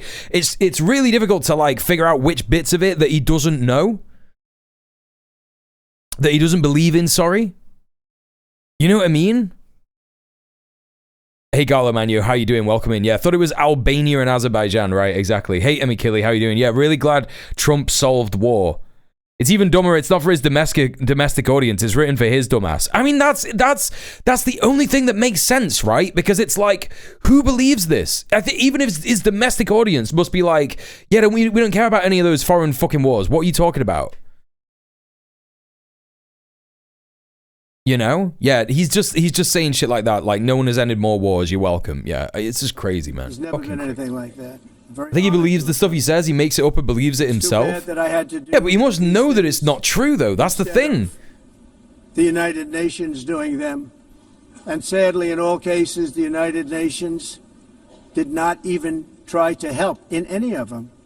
Dude, the USA has a veto at the UN. What are you talking about? You vetoed so many decisions to try and end a war, to end a genocide. I never even received a phone call from the United Nations offering to help in finalizing the deal. All I got from the United Nations was an escalator that on the way up stopped right in the middle. If the First Lady wasn't in great shape, she would have fallen. But she's in great shape. We're both in good shape. We both stood. He's negging the entire room. And then a teleprompter that didn't work. These are the two things. Were you watching some war footage last night? I had a weird dream about war. We were watching the resistance to the ice stuff in Broadview, and those guys were in camo, so maybe that. United Nations, a bad it was probably that. And a bad teleprompter. Thank you very much. And by the way, it's working now. It just went on. Thank you. I think I should just do it the other way. It's easier. Are you joking? At the time, because I was too busy working to save millions of lives. That is the saving and stopping of these wars. But later I realized that the United Nations wasn't there for us. They weren't there. I thought of it really after the fact, not during. Not during these negotiations, which were not easy. That being the case, what is the purpose of the United Nations? The UN has such tremendous potential. Good question. I've always said it. Good question. It has such tremendous but you know, he should know the answer. The purpose of the UN is to be a front for the empire, and you know, like the UN would not be as ineffective as it is if the USA did not have veto power, right? This potential, but it's not even coming close to living up to that potential. Yes, because of you, because of you, because of the USA, because of the evil empire. Come on, man. Worded letter, and then never follow that letter up. It's empty words, and empty words don't solve war. It's crazy. It's like the UN is like a prisoner tied up, and you know the USA is constantly like beating it over the fucking head all the time, and it's going like, send a letter. Why don't you send a letter to these guys? Why don't you send a letter to that country? Why don't you write a strongly worded letter? What's that? You want to go to war? Nah, fuck that. Nah, what's that? You want to send in the UN peacekeepers? Nah, fuck that. And then like the UN is like, you know, shambling over and like gives like a strongly worded letter to a fucking, you know, piece of shit genocidal country, and Trump's like, hey, see, all they do is write strongly worded letters. The only thing that solves war. He's arguing either for the end of the UN or for the US to have more power over the UN. Yeah. These wars, and also earlier negotiating the Abraham Accords, which is a very big thing for which our country received no credit, never receives credit. What are you talking Everyone about? says that I should get the Nobel Peace Prize for each one of these achievements. He is. He wants it. Who said it in the chat earlier? He just wants his Nobel Peace Prize. Carnos AD. He wants a Nobel Peace Prize. That's what he wants. For me, the real prize will be the sons and daughters who live to grow up with their mothers and fathers, because millions of people are no longer being killed in endless and unglorious wars. You have the option to stop millions of people being killed right now, dude. But you won't do it. With the 7 wars. Yeah, his kill count is getting close to Kissinger's, 1,000%. It's like the airing of grievances at Festivus. Yeah, it is that. Known as Donald J. Trump, I bid on the renovation and rebuilding of this very United Nations complex. I remember it so well. I said at the time that I would do it for $500 million, rebuilding everything. It would be beautiful. I used to talk about, I'm going to give you marble floors. They're going to give you terrazzo. I'm going to give Yeah, man. I love it. I love it when the son of a fucking developer who inherited a fucking property development. But they decided to go in another direction, which was much more expensive at the time. And which company is just like going, yeah, I just want to rebuild the UN. I just want to rebuild the UN building there. This is good stuff, man. Good politics happening right here. Building concepts were so wrong. He's in the middle of declaring war on the United States, and soon he's going to declare war against Venezuela, yeah. And what's its face as well? And I said, and wait till you see the overruns. Well, I turned out to be right. What's the other country that he's beefing with at the moment? I heard this the other day. $4 billion on the building, and did not even get the marble floors that I promised them. Or maybe yesterday, I can't remember. Do you notice? It is fucking... As far as I'm concerned, dystopian. Frankly, looking at the building and... Is it Canada? Is he beefing with Canada again? The escalator. They still haven't finished the job. They still haven't finished. That was years ago. The project was so corrupt that Congress actually asked me to testify before them on the tremendous waste of money, because it turned out that they had He loves the word tremendous, doesn't he? It was anywhere between $2 and $4 billion as opposed to $500 million with a guarantee. But they had no idea, and I said it cost much more than $5 billion. Unfortunately, many things in the United Nations are happening just like that, but on an even much bigger scale. He's not reading a teleprompter, and he's not reading his notes anymore. He's just fucking going on, yeah, like Abe Simpson. To offer the hand of American leadership and friendship to any nation in this assembly that is willing to join us in forging a safer, more prosperous world. And it's a world that we'll be much happier with. A dramatically better future is within our reach. Yeah, we should have had some kind of bingo for this. I agree. Failed approaches of the past and work together to confront some of the greatest threats in history. There is no more serious danger to our planet today than the most powerful and destructive weapons ever devised by man, of which the United States, as you know, has many. Hey, Vordrella. No, he said at the start the teleprompter was broken, and then he was like, nah, actually, someone's just fixed it, but I'm just going to do my own shit. He said, I'm going to do it the old way anyway. It's better. The first term I've made containing these threats. Stop it in the middle of threatening the entire UN to talk about how we could have built a building cheaper. It's just mental. Of Iran. My position is very simple. The world's #1 sponsor of terror can never be allowed to possess the most dangerous weapon.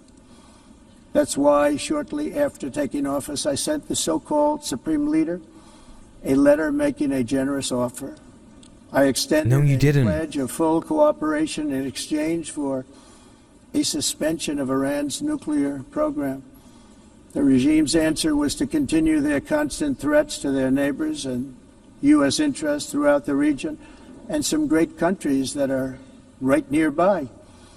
Today, many of Iran's former military commanders, in fact, I can say almost all of them, are no longer with us. They're dead. He's mentioned the Abraham Accords, but he's not mentioned Israel. He hasn't said the word Israel yet, right?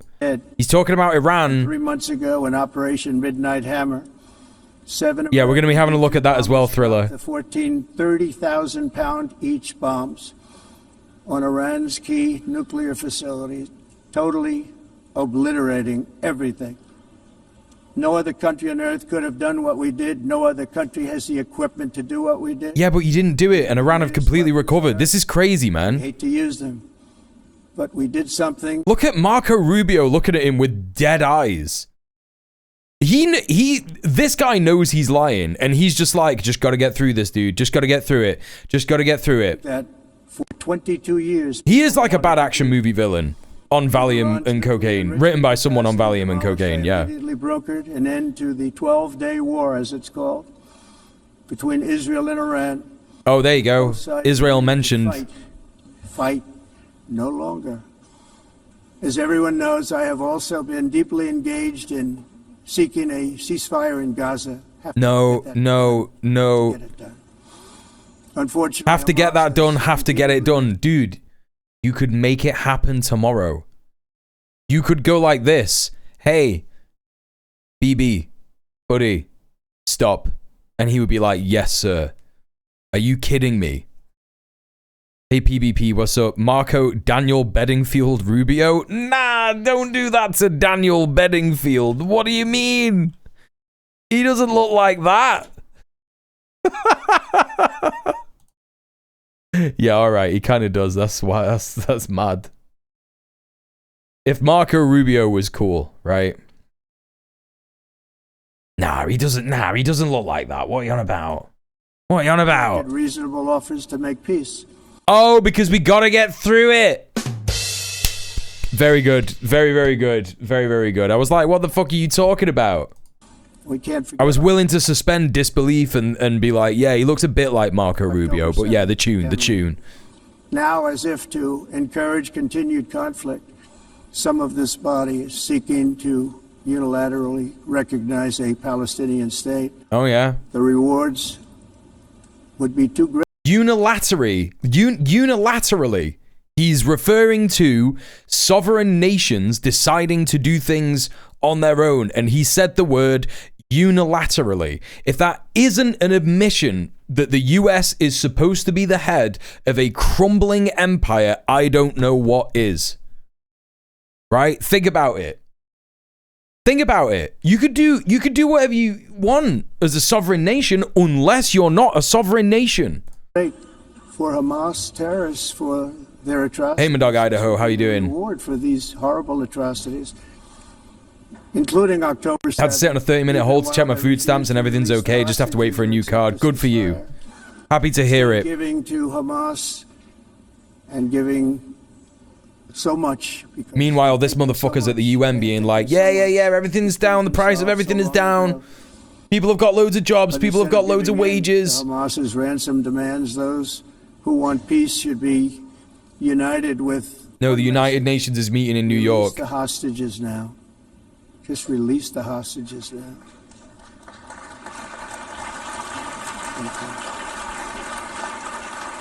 Who's clapping that? Thank you.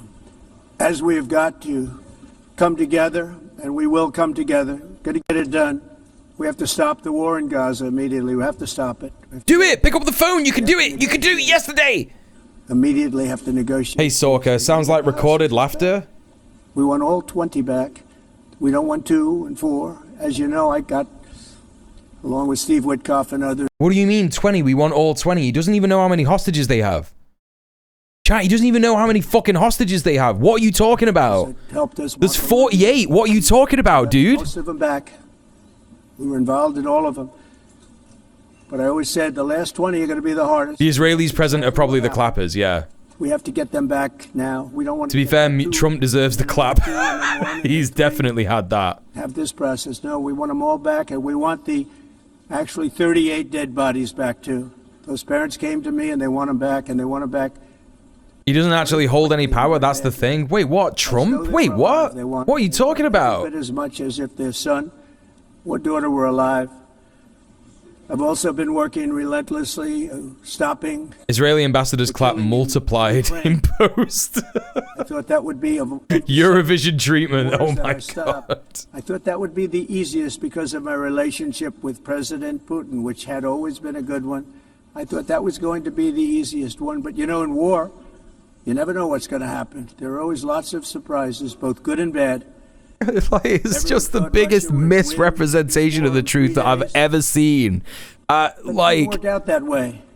There was a ceasefire negotiation happening between Ukraine and Russia, and you just let Zelensky do whatever the fuck he wanted. And to be honest, you like fucked him over and like yelled at him in the fucking Oval Office, made him look like a fucking prick in front of the entire world. And it's like, yeah, okay, that was like a little bit funny at the time, but you know, during these fucking ceasefire negotiations, you were just like, yeah, man, okay, time to you know, I guess like not tell Ukraine to just like chill the fuck out. And they just like, bombed a bunch of civilian fucking infrastructure in Russia. And he's like, yeah, I thought that was going to be the easiest one. You didn't even fucking try, dude. You don't give a fuck. You don't give a fuck. Also, hi, nappers. Don't worry. You don't have to apologize about being late. It's all good. Did Israel bomb the Freedom Flotilla? Yeah, they did. Like, not bomb it. I mean, yeah, they bombed it. Like, luckily, there wasn't that much damage. But they dropped. It's what they do all the time in Gaza and in the West Bank. They send quadcopter drones, which are basically like big versions of, you know, they're not like the flying drones, like the Hellfire missile drones. They're like big versions of consumer grade drones, and they attach incendiary grenades to them, and they dropped them from the sky onto the Samud flotilla boats while they were docked in Tunisia. So not even piracy on the high seas, literally an attack on a sovereign nation in Tunisia. But Tunisia is a client state of the empire, and you know, normalized relationships with its relationship with Israel. So of course they're just like, yeah, no, actually it's fine that Israel did that. And no, what are you talking about? Some fire just fell from the sky. That was what the Tunisian government said. They were like, yeah, nah, some fire just fell from the sky and it's just normal. You know? Insane stuff. Completely insane stuff. It was supposed to be just a quick little skirmish. It's not making Russia look good. It's making them look bad.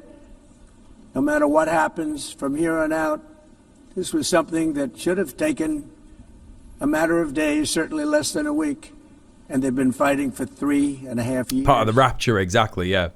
Hey, chat, it's the rapture today. From 5,000 to 7,000. Yeah, just normal fire rain, yeah. There he is, Zelensky.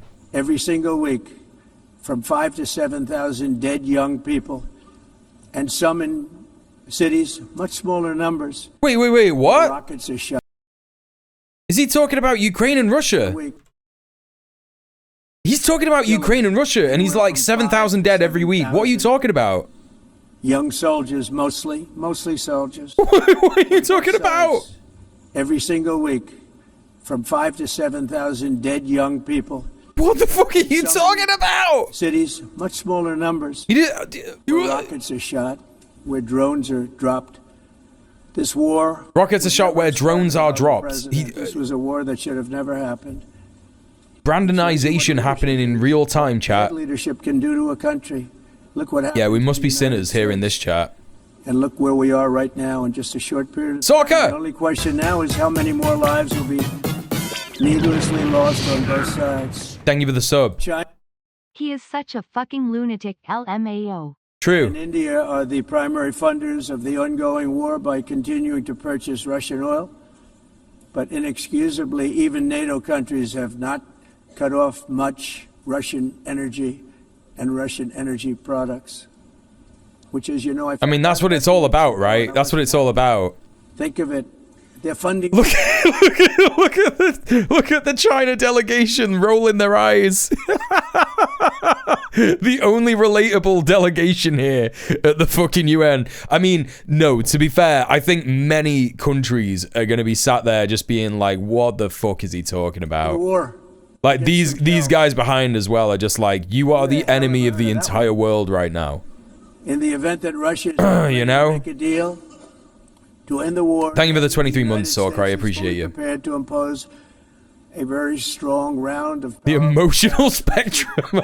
Hi, Mia. How are you? Very quickly, but for those tariffs to be effective, European nations, all of you are gathered here right now, would have to join us in adopting the exact same measures. I mean, oh, look, he's doing a threat. His eyes are changing. He's actually doing a threat to European nations. He's like, European nations, you're all here right now. You got to do it. You got to do the thing. Ocean in between. You're right there. And Europe has to step it up. They can't. There's Russia. Look at Russia. They're buying oil and gas from Russia while they're fighting Russia. It's embarrassing to them. And it was very embarrassing to them when I found out about it, I can tell you that. Uh-huh. To immediately cease all energy purchases from Russia. Uh-huh. Otherwise, we're all wasting a lot of time.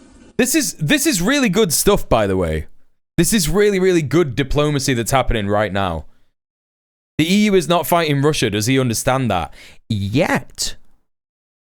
The EU is not fighting Russia yet. You know? Remember all the saber rattling that we reported on the week that fucking Charlie Kirk got shot? Remember that? The news was brought to me literally as we were fucking looking at NATO. Mark Rutte sat there being like, yes, actually, it's really important that the Supreme Commander of NATO takes on the Russian threat. You know? That's what's coming. That's what's coming. And that's why he's talking about energy. Because we looked at the fucking, like, look, I'll show you again. Just in case chatters weren't here last time. What was it? It's like fucking top energy reserves countries, right? I don't fucking know. I can't remember what it is. Natural gas proven. Here we go. Here we go, right? List of countries by natural gas proven reserves. This list is based on the CIA World Factbook when no citation is given or other authoritative third-party sources as cited. 2021, proven gas reserves were dominated by 3 countries, Iran, Russia, and Qatar. Not much being said about Qatar, but it's a client state. It does whatever the fucking USA and Israel wants. Iran and Russia are enemies of the empire because they have natural gas reserves. It's all about energy. It's all about extracting wealth. It's all about punishing countries who dare to stand against the imperial core, right? That's what it is. When has the CIA ever lied about stuff like this? You know? Like, that's what this is all about. So I'm ready to discuss this. We're going to discuss it today with the European nations, all gathered here. I'm sure they're thrilled to hear me speak about it, but that's the way it is. I like to speak my mind and speak the truth. As we seek to reduce the threat of dangerous weapons today, I'm also calling on every nation to join us in ending the development of biological weapons once and for all. And biological is terrible, and nuclear is even beyond. And whoa, what is he talking about? Biological weapons. Why is he talking about that? What's that about? a cessation. Chat, does anyone have any insights into that? Nuclear weapons. We know, and I get to view it all the time. Sir, would you like to see? And I look at weapons that are so powerful that we just can't ever use them. If we ever use them, the world literally might come to an end. Wow. There would be no Thanks for telling us, man. I didn't know that. What the fuck is going on? Just a few years ago, reckless experiments overseas gave us a devastating global pandemic.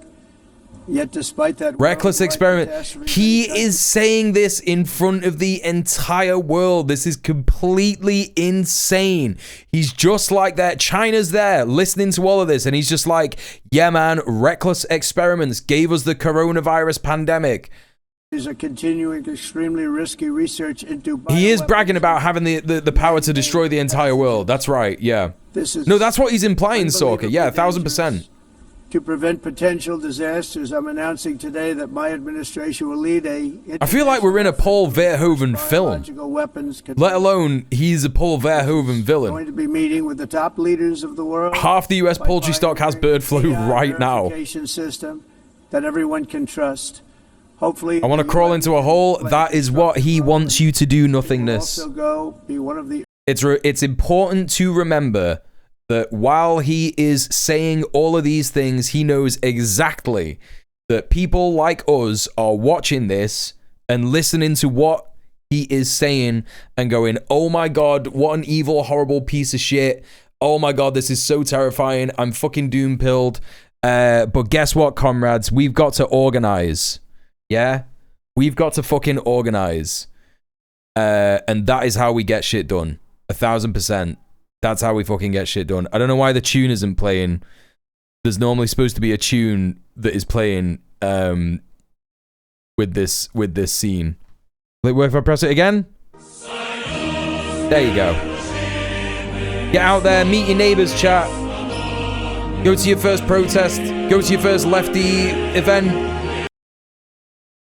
Community support, community defense. Early projects under AI. Let's see how good it is, because a lot of people are saying it could be one of the great things ever. He's manufacturing consent for a new way to attack China and other US enemies. Yeah, correct. Yeah. And tremendous good, and this would be an example of that. W Steph for giving me the money to get more HRT. Hey, look, even in this chat community, even in this stream community, right? Even in this stream community, we are helping each other. We've got Luna in the chat, needed some HRT. And Steph, boom, right there. You know? Right there. I did not DM you in the end last night about Acorn. But DM me now and then I'll get a notification and then I'll have it at the end of the stream and I can talk to you about that later, yeah. Too often, it's actually creating new problems for us to solve. The best example is the #1 political issue of our time, the crisis of uncontrolled migration. It's uncontrolled. Your countries are being ruined. The United Nations is funding an assault on Western countries. How are they funding it? Sorry, what do you mean? In 2024, the UN budgeted $372 million in cash assistance to support an estimated 624,000 migrants journeying into the United States. Think of that. The UN is supporting people that are illegally coming into the United States, and then we have to get them out. What do you mean? What does he mean? Shelter, transportation, and what is this? Illegal aliens, can you believe that? On the way to... They're giving debit cards to illegal aliens? What? Oh my God.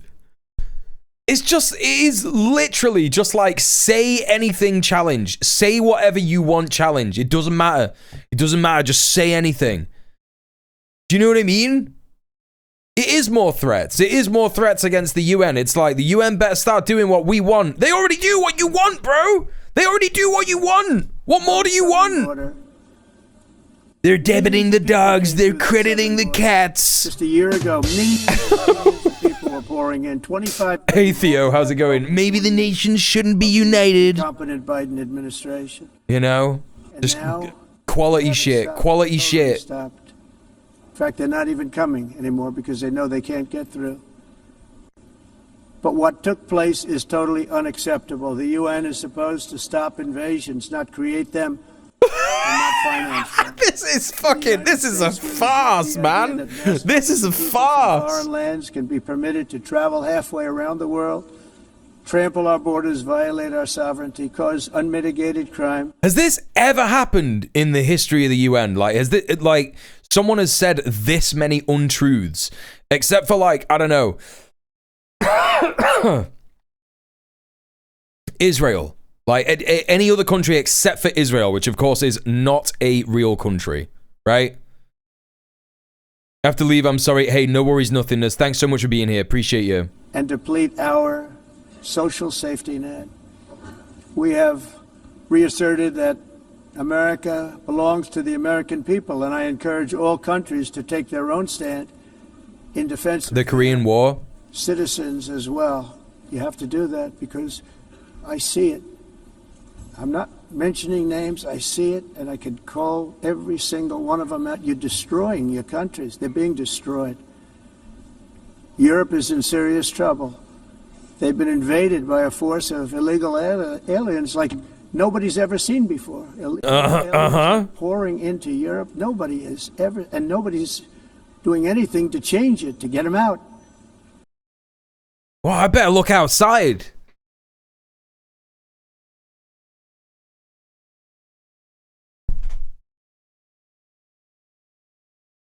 Nah, it's all just still white people. Still just white people, to be honest. It's not sustainable. And because they choose to be politically correct, they're doing just absolutely nothing about it. What do you suggest, Commander-in-Chief? I look at London, where you have a terrible. He does keep saying aliens, yeah. Mayor. Whoa, he's talking about London. Here we go. I look at London, where you have a terrible mayor, terrible mayor. Yeah, that is true. He is bad. Yeah. It's been so changed, changed. By what? Now they want to go to Sharia law, but you're in a different country. You can't do that.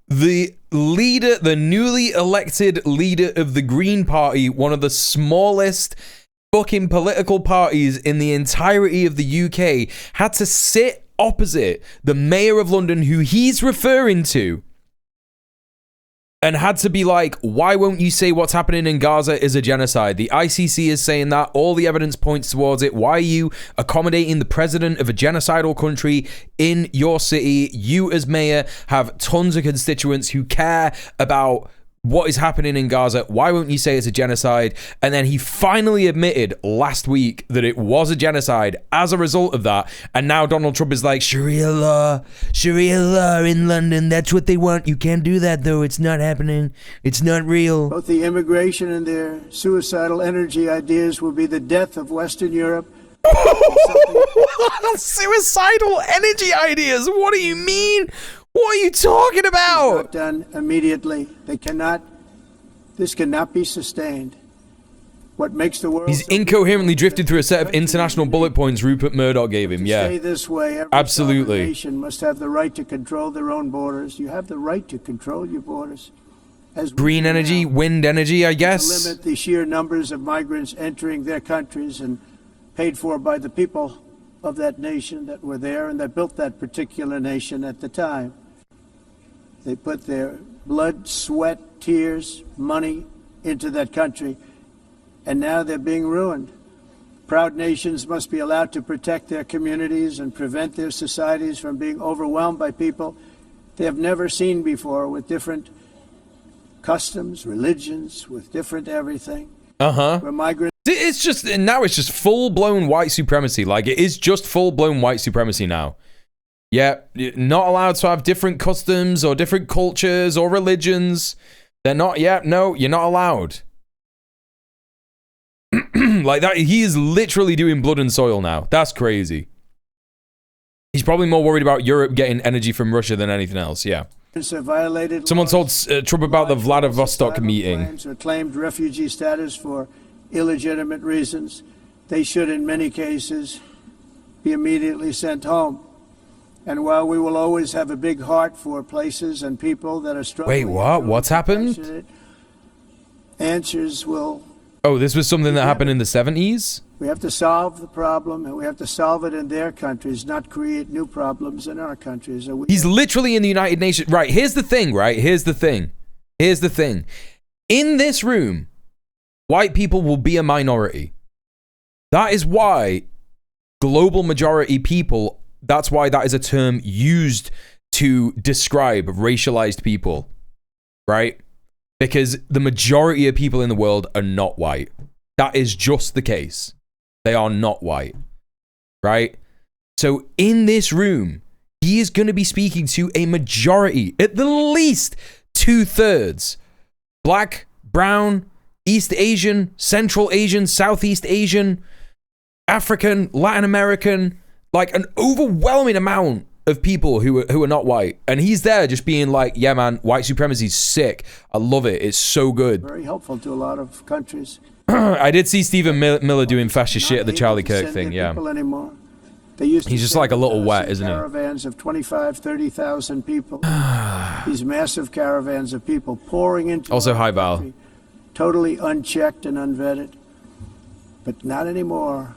According to the Council of Europe in 2024, almost 50% of inmates in German prisons were foreign nationals or migrants. In Austria, just say anything. Just say anything. 3% of the people in...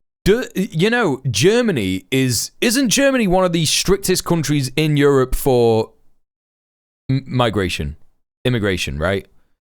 That has to be the case, right? Stephen Miller is his, like, administration guy. Prisons were... He's talking to the bourgeoisie, not regular people. That's true, yeah. From where they are now. In Greece, the number was 54%, and in Switzerland, beautiful Switzerland... It's all made up. Just say Chinese people are white. Suddenly white people are doing great. Right, exactly, yeah. Switzerland. It's made up stuff. When your prisons are filled with so-called asylum seekers who repaid kindness, and that's what they did. They repaid kindness with crime. Yeah, German police also have like a huge racism problem. What's going on with my guy's face? Who's this guy, chat? Who's this guy?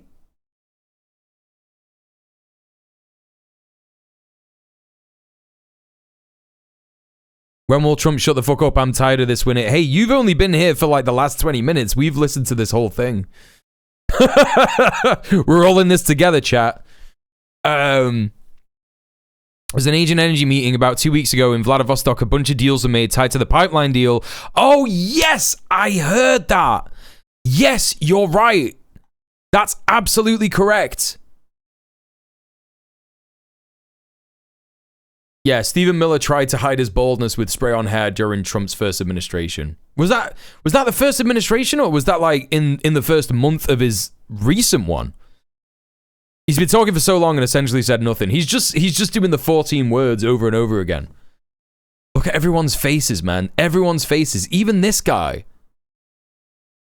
Who is this guy? Do we know who this? Obviously, this is Marco Rubio, and he's just got like glazed eyes over, and he's just like, you know. I can tell you, I'm really good at. No, you're right, Carnage. Yeah, the Asian energy meeting in Vladivostok. Yeah. In America, we've taken bold action to swiftly shut down uncontrolled migration. Once we started detaining and deporting everyone who crossed the border and removing illegal aliens from the United States, they simply stopped coming. They're not coming anymore. We're getting a lot of credit, but they're not coming. That's not true, dude. That's literally not true. This was a humanitarian act. Putin leads high-stakes energy talks at Vladivostok. Oh my god, this is a 12-hour fucking meeting that's like live streamed. Can I just get like a breakdown of this? 23 minutes, 4 minutes from the Hindustan Times. Let's have a look at this.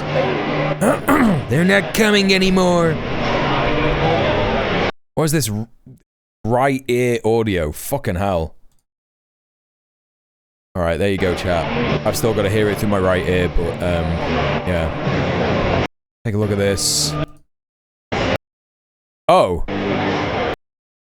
Is this like a scuffed live stream where they didn't actually like... They didn't actually get the live stream right? Oh, okay. Oh, alright. I guess that's not... I guess that wasn't a breakdown of the Vladivostok meeting. We're all involved because on the trips up... It was the first administration? What? Week we're dying. Women were being That's raped. crazy. Nobody's ever seen anything like it. Raped, horribly beaten, raped. Wait, where is he talking about now? Is he just talking about... Oh my God. Coming anymore. We're getting a lot of credit, but they're not coming anymore. This was a humanitarian act for all involved because on the trips up, thousands of people a week were dying. Women were being raped. Nobody's ever seen anything like it. Raped, horribly beaten, raped. On the trip up, the journey up, it was a long walk. It was a long, arduous journey, indeed. Like, even his verbiage, right? Even his fucking verbiage is crazy. Yeah, no, this is the spray paint hair that Monkey Sputum is referring to. Yeah. There he is. That's crazy. He was in Trump's first admin. I didn't know about that. Why does he sound so weak and stupid? Because he had a stroke last week. And he is fucking stupid. And it was also a historic victory against human trafficking throughout the region. What we did was a victory, and we saved so many lives of people that wouldn't make the journey. That journey was loaded up with death. What was he talking? What's he talking about? Dead bodies all along. What journey? What do you mean? All along the roads of jungles to get up. They go through jungles. They go through areas so hot you couldn't breathe. They were dying of something. What? Breathe. Dead bodies all over. By them not coming was... What is he talking about? What does he mean? Area's so hot you can't breathe? He's on about the migration to the southern border of the USA. It's just crazy. He's just crazy shit. Saving tremendous numbers of lives. My people have done a fantastic job in doing what they did, and the American agrees with it. I mean, I was very proud to see this morning. He's talking about stopping trafficking. Right. Hey, Eric, how are you? The border. I guess the other part is what we've done in the economy. Joe Biden's policies empowered murderous gangs, human smugglers, child traffickers, drug cartels, and prisoners from all over the world. The previous administration also lost nearly 300,000 children. Think of that. They lost. What? What? Little children who were trafficked into the United States on the Biden watch, many of whom have been raped, exploited, and abused. He's talking about this thing that happened on the East Coast, right? He's talking about the East Coast thing. There was a thing that happened in the East Coast, and it was like a few weeks ago. Or maybe a month ago. Do you know what I'm on about, chat? Do you remember what I'm talking about? He doesn't like other people moving in on his child trafficking ring. Trafficked to a certain island owned by a guy I never heard of, and he's dead anyway. It's my island now. It's so hot they need the still suits. They gotta dodge those shy-hulled worms. Right, exactly. Yeah, it's crazy what the way he's wording this. You need the Varia suit like Metroid, yeah. That the fake news doesn't write about it. Yeah, no, they write about you being a pedophile. They write about you being the pedophile president, dude. We're dead. And we found a lot of these children, and we're sending them back, and we've been sending them back to their parents. They said, what? Nobody knows who they are. They said, where do you come from? And they'll give us a country, and we'll find out, and we'll figure it out, and we'll bring them. You just said that they were dead. What do you mean, dude? What are you fucking talking about?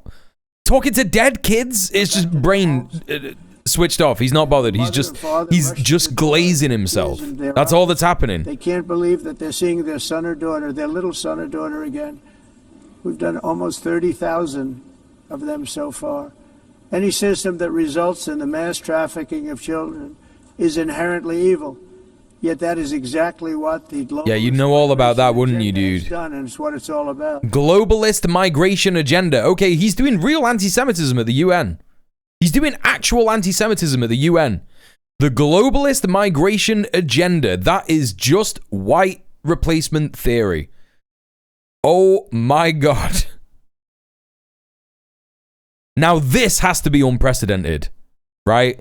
This has got to be unprecedented. We were talking before, like, that there can't have been anyone who said this many lies at the UN before, and people were like, what about Korea? That's true. But this has to be unprecedented, right? This is crazy. This is insane shit. Oh yeah, he's pro-Israel, so it's fine, yeah. Even Truman didn't do this. This is mental. This is fucking mental. In America, all right, my dog Idaho, seen a bit. The Trump administration is working, and we are continuing to work to track down the villains. I visited my mother in hospital recently. She was delirious, and she made more sense than this.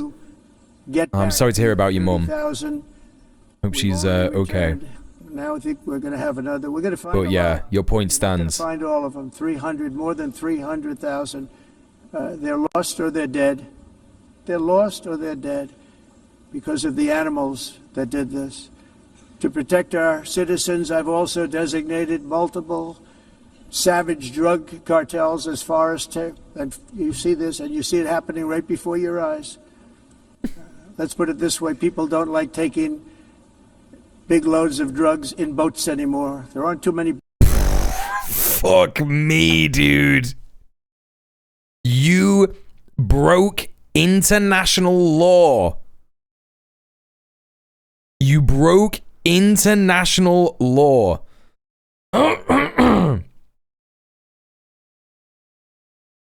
You blew up some people in a boat. It's not even confirmed that they had any kind of narcotics in that boat, and even if they did, it doesn't matter. It's extrajudicial behavior. Completely belligerent, rogue state behavior. And you're just like, yeah, well, they don't do it anymore. What are you talking about? Yeah, they do! You didn't stop anything! Trump barely knows where he is. The fascist who put him here gave him these talking points and making a statement, yeah. Yeah, I think that he is in on quite a lot of it. I do think he is on quite a lot of it. I think that he is a businessman first and foremost, but I think that he has understood that fascism is the attack dog of capitalism. I think he gets it. I don't think he, like, you know, even understands what what the kind of things he's saying are. But I think that it's a play. Like, I still stand by what I said earlier this year, right? Which is that it's like if you gave a baby all the power in the world. You know what I mean? He's literally like what would happen if you gave a baby the powers of the presidency and the ability to speak. And he's just like, yeah, just say whatever I want. You know what I mean? Yeah, he was reading Hitler quotes before bed and shit like that, right? He's in on it, but his agency amounts to that of a dementia adult grandfather. Yeah, absolutely. He's getting Brandonized. We're witnessing Brandonization. He's a toddler with an army and nukes, yeah. By Venezuela and a bunch of fascists, like, surrounding him as well. Anymore.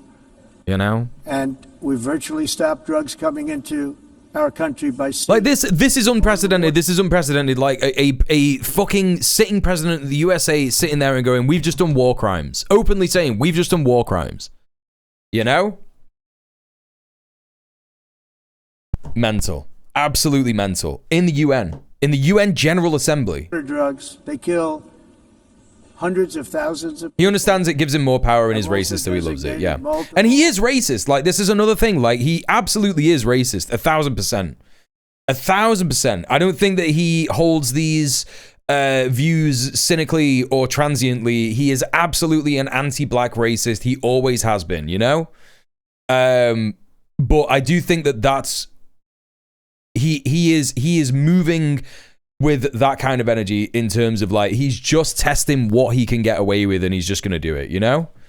Savage drug cartels as far as foreign terrorist organizations, along with 2 bloodthirsty transnational gangs, probably the worst gangs anywhere in the world. He's not confessing, he's bragging. And Tren de Aragua. Tren de Aragua is from Venezuela, by the way.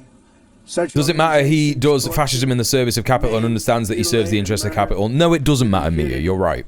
It doesn't matter. The enemies of all humanity. For this reason, we've recently begun using the supreme power of the United States military. Whoa, whoa, whoa. Murder with impunity. They're the enemies of all humanity. For this reason, is he just talking about, like... supreme power of the United States military? Is he just talking about Latin American states? Venezuela terrorists and trafficking networks led by... Venezuela terrorists. Okay, led by Nicolas Maduro. Trafficking networks led by Nicolas Maduro. Venezuela are right there, dude. That we will blow you out of existence. That's what we're doing. We have no choice. What? What? Thugs smuggling poisonous drugs into the United States of America. Please be warned that we will blow you out of existence. That's what we're doing. Oh my God. They're just going to invade Venezuela. They're just going to do it. They're just going to do it. Since at least the Central Park jogger case, he's been openly racist, yeah. No choice. Venezuela rep texting home telling everyone to take shelter, yeah. Threatening war at the UN in real time. This is crazy, chat. This is fucking crazy. Fentanyl and other They did cut to the Venezuela delegate. He was that was literally that last shot. Each boat that we sink carries drugs that would kill more than 25,000 Americans. We will not let that happen. He's threatening UN members in the UN. Another area where the United States is now thriving like never before. We're getting rid of the falsely... The next decade is going to be insane. This decade is insane. They're a joke. They don't work.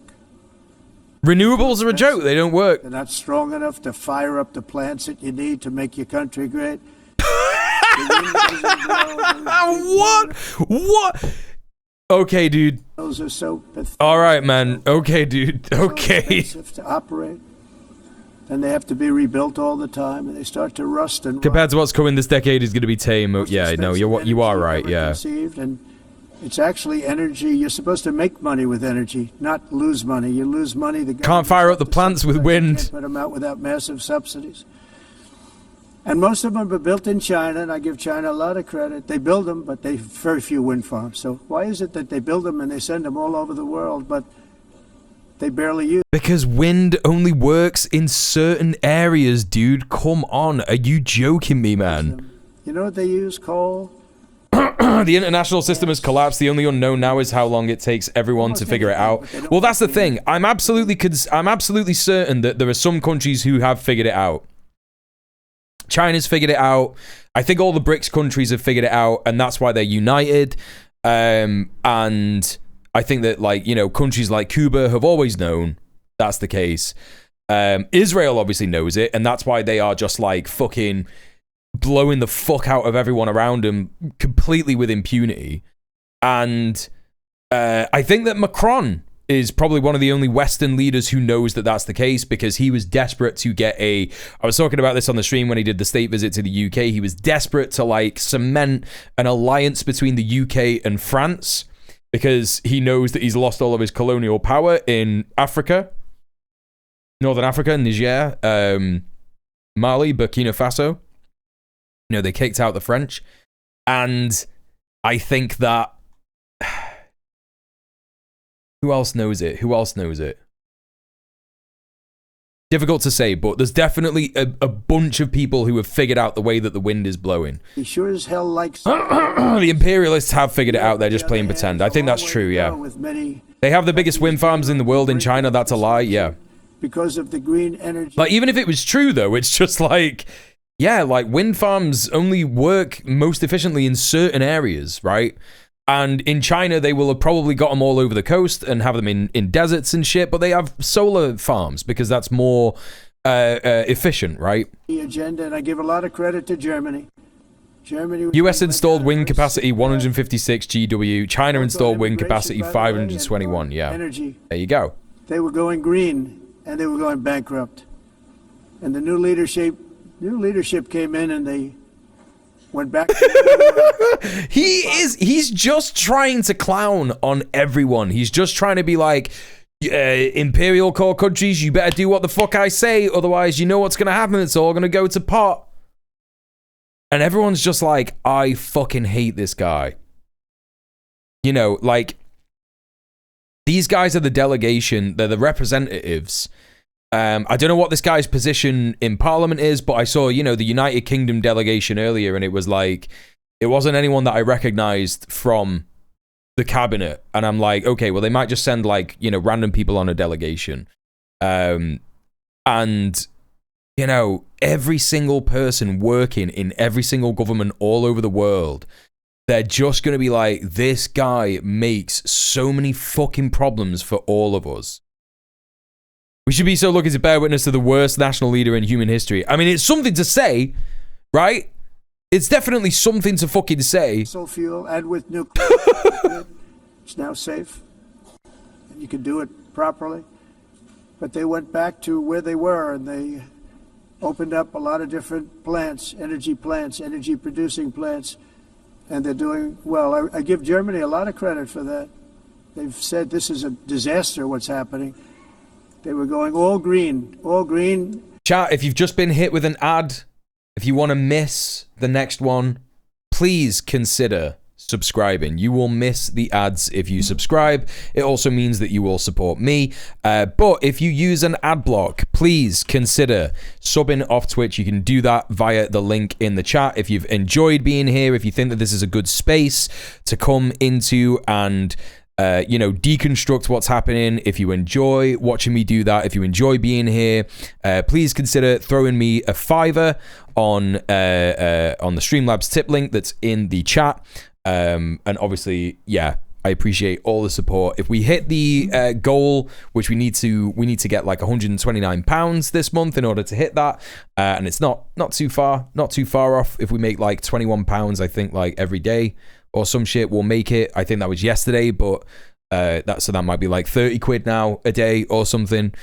Yeah, please consider supporting me. Please consider chucking me some money off Twitch. I know that times are tight, so don't worry if you promote me on my socials, or if you promote me on my YouTube, then that will also, you know, it will make me more visible in people's algorithms and stuff, and then maybe some people who can financially support me will join us in the stream. Thanks for listening to the call to action. Let's get back to it. And it's not politically correct. I'll be very badly criticized for saying it, but I'm here. Dude, you're going to be badly criticized for saying all of these things. I'm in New York City. I'm feeling a lot safer. Crime, we're getting crime down. And by the way, speaking of... Dude, is he going to talk about Mamdani? Crime, Washington, D.C. Oh, okay, no. Like, literally, 3 days ago, he was talking about how evil and crime-ridden New York City is. He's like, no, I'm feeling safer because crime in New York is doing so much better. What are you talking about, bro? You were saying that fucking Mamdani being a communist, getting elected into the fucking New York primary for mayor is scary and everyone should be terrified and I'm going to put him in jail and all this shit. What do you mean, bro? Washington, D.C. Mia! With the £5. Since you ask so nicely. Thank you so much for subbing off Twitch. Thank you so much for supporting me, Mia. I really appreciate you. Thank you. Thank you. Crime capital of America. Now it's a totally, after 12 days... I know he's not elected, but they're all fucking acting like it, aren't they? Everyone's going out to dinner. Yeah, this is at the UN. Well, he is in New York City at the UN. It's the General Assembly that is based in New York City, Ninja Can. Walk down the Hi, Vibrator. How are you doing? Welcome in. With or without you, nothing's going to happen. He's saying it's doing good now, so he can complain once he gets in. Yeah, that's true. National Guard, and the National Guard took care of business, and they weren't politically correct, but they took care of business. We got 1,700 career criminals out, brought them back to where they came from, the countries where they came from, or put them in jails. Washington, D.C. That wasn't the National Guard, that was ICE. What are you talking about? Oh, no, they were helping ICE, weren't they? Yeah, okay, he's right about that at least, I guess. We'll have dinner together at a local restaurant, and we'll be able to walk. We don't have to go by an armor. He's doing a Fox News monologue. Yeah, he is, yeah. We'll walk right over there from the White House. They've given up their powerful edge, a lot of the countries. Didn't he prevent some delegations from entering the USA for the General Assembly? Closing the great North Sea oil. Oh, the North Sea. I know it so well. I believe Aberdeen was the oil capital of Europe. and there's tremendous oil that hasn't been found in the North Sea. Tremendous oil. And I was with the Prime Minister I respect and like a lot. He has mentioned Biden multiple times, Ninja Khan, yeah. No, he's pretending he's on Fox and Friends, for sure. Taxed that no developer, no oil company can go there. They have tremendous oil left, and more importantly, they have tremendous oil that hasn't even been found yet. He's going to invade Scotland. Cool. Tremendous cool stuff. Asset for the United Kingdom. And I hope the Prime Minister is listening, because I told it to him 3 days in a row. That's all he heard. North Sea oil, North Sea, because I want to see them do well. Right, and he's pissed because campaigners forced the government to cancel the North Sea oil development licenses. Right? So I know that I'm being a bit insane saying, oh, he's going to invade Scotland, whatever, but this is a real thing. Like, he is referring to the fact that the North Sea oil development hasn't happened in the way that the government wanted it to. Right? Well, that's the only reason that he was ever talking about Greenland, because he was thinking about oil reserves and natural gas reserves and shit like that, right? That's all it's about. It's just about money. It's just about conquest. It's about money. You know? I want to stop seeing them ruining that beautiful Scottish and English countryside with windmills and massive solar panels that go 7 miles by 7 miles. We don't have any of those. What are you talking about? What are you talking about? Solar panel? What? Do we have solar farms? What is he talking about? But we're not letting this happen in America. In 1982, the executive director of the United Nations Environmental Program predicted that... Oh, okay. It looks like I was totally wrong about that. I did not know that we had solar farms. How many do we have? UK's solar power market is projected to grow from 15 gigawatts to 43 gigawatts in 2028. Annual growth rate of 23%. Who is this? Green Match?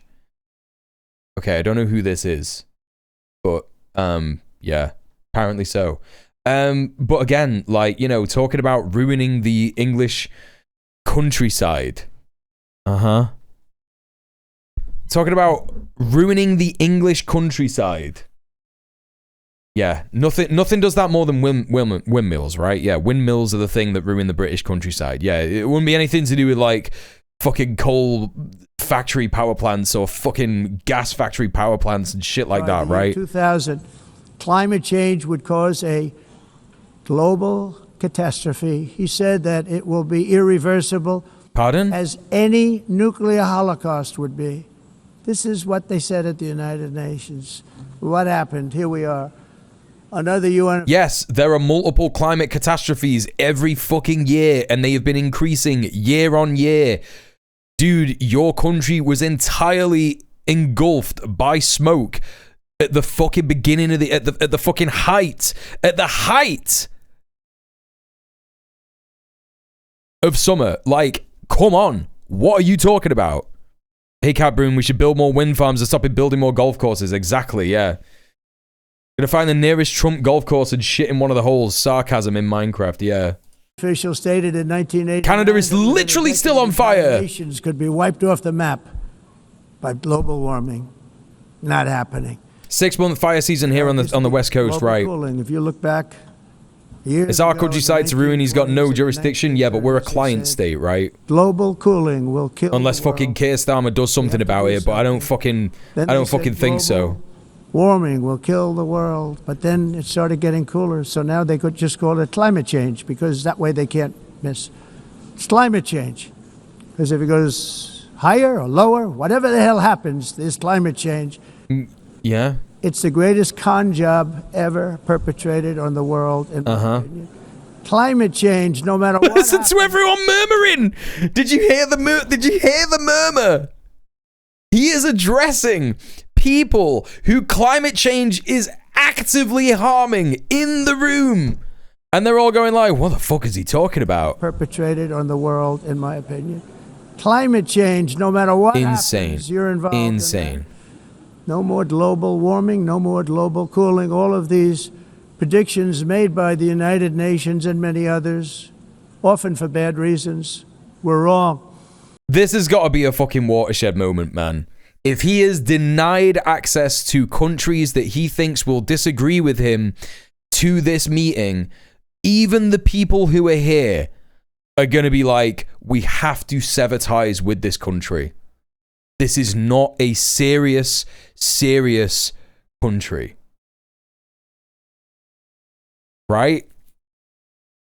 It's not a serious fucking country. We can't be fucking around with this guy anymore. It's insane. It's over. It's Jova. It's fucking Jova. They were made by stupid people that have cost their countries fortunes and given those same countries no chance for success.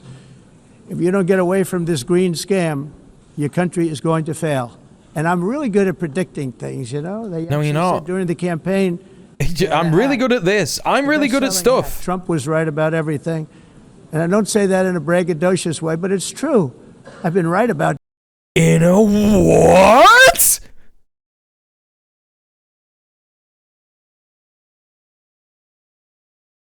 Oh my God, that's a real word. Chat, Donald Trump just taught me a real word. Braggadocious. Braggadocious. Braggadocious, dude. Braggadocious. Everything. The country is going to fail. And I'm really good at predicting things, you know? They actually said during the campaign, they had a hat, the best-selling hat. Trump was right about everything. And I don't say that in a braggadocious way, but it's true. Mary Poppins ass word.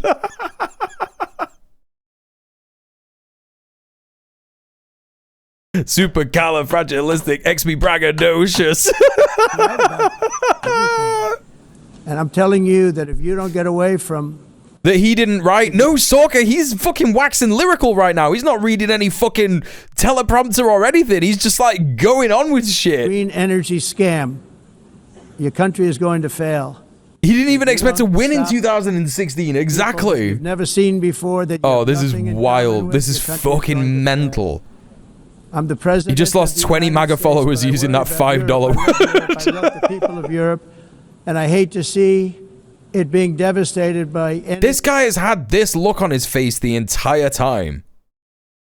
And Marco Rubio had been looking like this. Marco Rubio, by the way, looking like a drone right now. Looking like an absolute fucking drone. I feel like this is how Hitler's advisors used to look at him. Like, I think Marco Rubio is just dreaming of the day that he drops dead. That's all that's happening, right? Marco Rubio is just there, and he's like, it looks like he's willing him to drop dead. He's like, come on, please, die on the stage. That'll be so good, please. That's what's going on right here. Every time that the camera has been on Trump, he's just been like staring at him. You know? That was Mussolini's tagline. It was on his party headquarters. Wait, what was that? Yeah, he's looking like a mafioso planning a hit. For real. For real, he is. Imagine you had to listen to your boss yap for over an hour. Yeah, but it's even worse because he wants to be the boss, right? That's all he's thinking about. And immigration. Can't be easy for Marco. Trump told him he has a small dick during the debate. Yeah, that's why he's thinking about this. Let that happen any longer. You're doing it because oh, wow. Nice. You want to be politically correct, and you're destroying your heritage. Yeah, I don't know who the smiling guy on the right is. I've asked a couple of times. Immediately of the unmitigated immigration disaster and the fake energy catastrophe. He is. This is just wild. Just like white supremacist talking points of the UN. Crazy, man. Like, of course, okay, you know, just to be real for a second, there have always been white supremacist talking points lauded at the UN, but to this degree where it is Nazi shit. Is fucking crazy. Like, this is just Nazi shit right now. Made up by people with evil intentions, and they're heading down a path. Mussolini is always right. It was one of his slogans. Yeah, of course. Like, he's reading fucking Mussolini quotes as well. A few years ago, I remember hearing about the carbon footprint, and then President Obama would get into Air Force One, a massive Boeing 747, and not a new one, an old one with old engines that spew everything into the atmosphere. Lil Marco is interested in sloping the globe. There's no way he's going to make it the full 4 years. Yeah, that's what it is. He'd fly from Washington to Hawaii to play a round of golf. and then he'd get back onto that. Rubio's conflicted. On the one hand, Trump's letting him declare war against the world. On the other hand, Trump keeps blaming him when everything he does fails, because Trump also removed anyone qualified to do the jobs he needs to fight said wars. Yes. It's a con job. Correct. At extreme cost and expense, Europe reduced its own carbon footprint by 37%. Think of that. Congratulations, Europe. Great job. You cost yourself a lot of jobs, a lot of factories closed, but you reduced the carbon footprint by 37%. However, for all of that sacrifice and much more, it's been totally wiped out and then some by a global increase of 54%. Much of it coming from China and other countries that are thriving around China. What?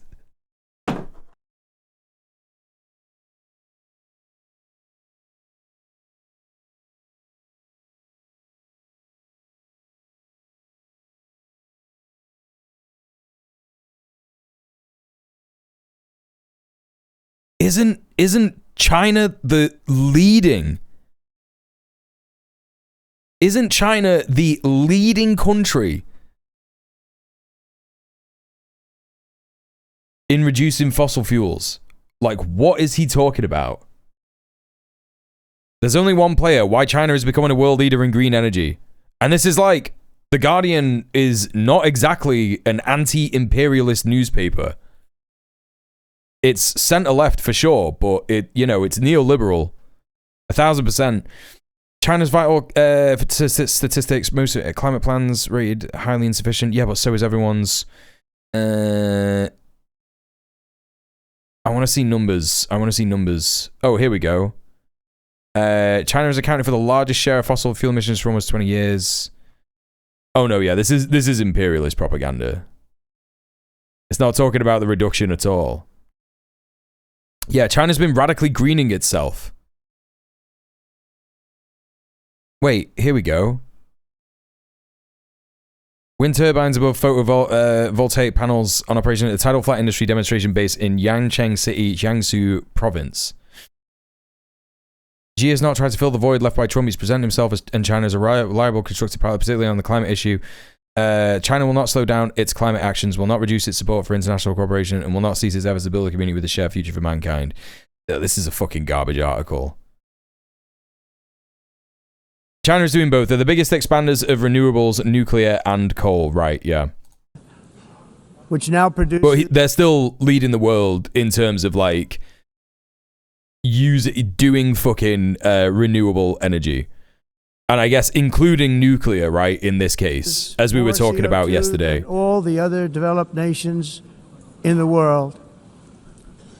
So all of these countries are working so hard on the carbon footprint, which is nonsense, by the way. It's nonsense. You know, it's interesting. Mike Waltz. Okay. Thank you, Mia. Appreciate that. And they want the factories to stop. Everything should stop. No more cows. We don't want cows anymore. I guess they want to kill all the cows. They want to do things that are just unbelievable. And you have it too. But you know, we have a border, strong, and we have a shape. And that shape doesn't just go straight up. That shape is amorphous when it comes to the atmosphere. And if we have the most clean air, and I think we do, we have very clean air. We have the cleanest air we've had in many, many years. What do you mean? What is he talking about? Other countries, like China, which has air that's a little bit rough, it blows. And no matter what you're doing down here, the air up here tends to get very dirty because it comes in from other countries. Bro, we were just talking about how climate change isn't real and pollution isn't real. Bro, what is happening? What is happening? And the environmentalists refuse to acknowledge that. Same thing with garbage. In Asia, they don't. Hey, Enemy Ben, how you doing? Hey, Gobs, how's it going? Everybody go follow Goblin Hugger, please. They're an amazing streamer. And 2-week journey, it flows right past Los Angeles. You've seen it. It floats. We all flow. It flows. It floats. It flows. Come on, Georgie. It all flows down here. Massive amounts of garbage. Almost thank you for the follow. Anything about flowing past Los Angeles, past San Francisco. And then somebody will get in trouble because he dropped a cigarette on the beach. What? The whole What? thing is crazy. The primary effect of these brutal green energy policies has not been to help the environment, but What do to you mean? redistribute manufacturing and industrial activity from developed countries that follow the insane rules that are put down. Is there a time limit? What, on his speech? No, he just gets to do whatever the fuck he wants. And are making a fortune. They're making a fortune. Oh my God. European electricity bills are now 4 to 5 times more expensive than those in China, and 2 to Yes, what does that say? What does that say? 3 times higher than the United States. And our bills are coming way down. You probably see. That's nothing to do with the kind of energy that they are producing. That is to do with socialist nationalization of energy. That's what that's to do with. What are you talking about? Oh my God. Gasoline prices are way down. Oh my God. He's literally advocating for socialism. Nós reduzimos os custos de energia porque nós faremos como vamos fazer tudo isso, reduzir os custos de energia e os custos. Some translation coming in there. Very uncommon to see one in some of these countries. Por exemplo, because se você the olhar electric costs are so high. So while the U.S. has approximately 1,300 heat-related deaths annually, it's a lot.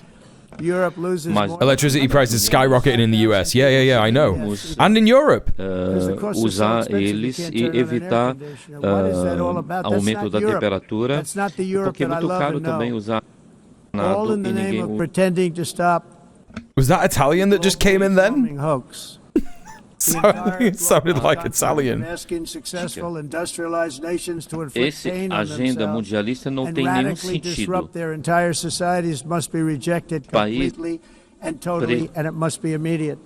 That's why in America what is happening? I withdrew from the fake Paris Climate Accord.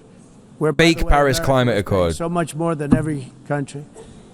Others weren't paying. China. Next time I'll have armed guards making sure people clap. I think that will. Russia was given. I think that's already happening. Hey, Electric Kitty, how are you doing?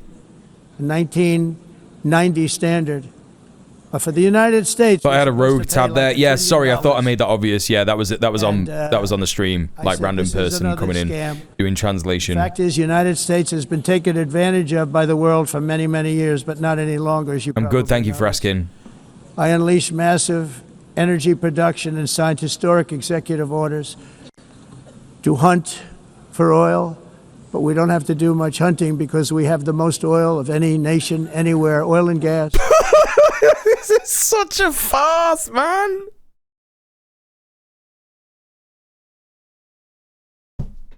This is such a farce. He's like, yeah, signed all these mint executive orders to hunt for oil, but actually we don't need to do that. So what? It's pointless?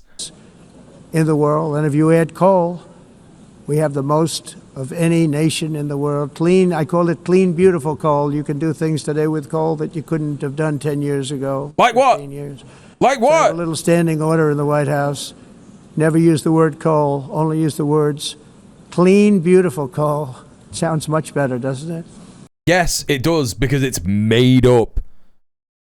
You know, like if I said, don't say turd, say wonderful, nutritious turd, it would still not be true, but yes, it sounds slightly better. Come on, man. But we stand ready to provide. Yeah, wonder if Venezuela has any oil. Affordable energy supplies. Yeah, wonder if Venezuela has any oil. We're proudly exporting energy all over the world. We're now the largest exporter. In the United States, we want trade and commerce with all nations, everybody. We want to help nations. We're going to help nations. But it must also be fair and reciprocal. The challenge with trade is the same with climate. The countries that followed the rules, all their factories have been plundered. I've worked on streams like this for the EU, and I gotta say, patching in the translation to the live broadcast is a massive fuck up that makes me feel better about my skills. Yeah. That's why the United States is now applying tariffs to other countries, and much. Oh yeah, he's done so many self-reports for many years. For sure. To us, uncontrollably applied to us. Somehow there are people who buy it. Yeah. As a defense mechanism under the Trump administration, including my first term, where hundreds of billions of dollars in tariffs were taken in. And by the way, we had the lowest inflation, and now we have very low inflation. Earlier he said inflation is at an all-time low, and now he's referring to his previous term and being like, inflation was the lowest it had ever been.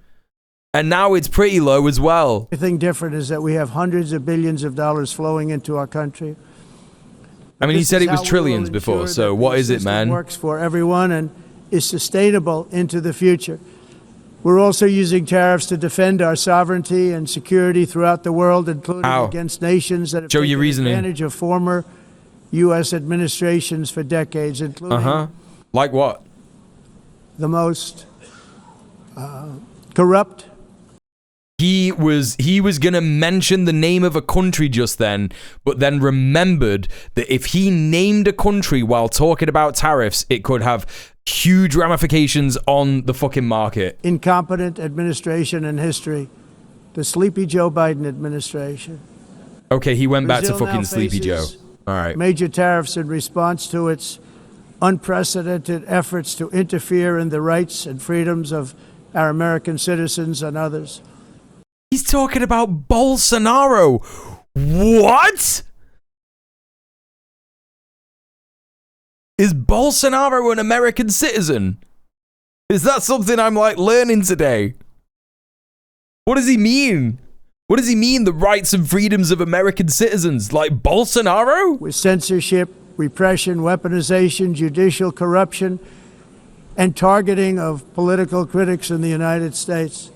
I have a little problem saying this because I must tell you, I was there's no learning here. You're right. You're right. Out. We saw him, and I saw him. He means Netanyahu. And then I'm saying, can you believe I'm going to be saying this in just? Oh my God! Look at Lula. Lula is like they are. This is the correct response to any kind of shit being said about you by Trump at the UN. Brazil is like, right, okay, we need troops on the ground immediately. They're trying to invade Venezuela. That's going to be us next. Okay, we got to talk about this. Oh my God. We actually agreed that we would meet next week. We didn't have much time to talk, like about 20 seconds. They were in retrospect, I'm glad I waited because this thing didn't work out too well. But we did talk. We had a good talk, and we agreed to meet next week, if that's of interest. But he seemed like a very nice man, actually. He liked me, I liked him. But if you, and I only do business with people. They're all laughing, but not because it's true, because they know he's lying. That's crazy. When I don't like him, I don't like him. But we had, at least for about 39 seconds, we had excellent chemistry. 20 seconds, 39 seconds, chemistry. It's a good sign. He's the zestiest president of all time. Unfairly tariffed our nation, but now, because of our tariffs, we are hitting them back, and we're hitting them back very hard. As president, I will always defend our national sovereignty and the rights of American citizens. So I'm very sorry to say this, that Brazil is doing poorly and will continue to do poorly. They can only do well when they're working with us. Without us, they will fail, just as others have failed. It's true. Next year, the United States will celebrate the 250th anniversary of our glorious independence. And that'll be it, chat. That will be the end of it. What is it? The average lifespan of an empire? Yep. 250 years. Yo, Rob.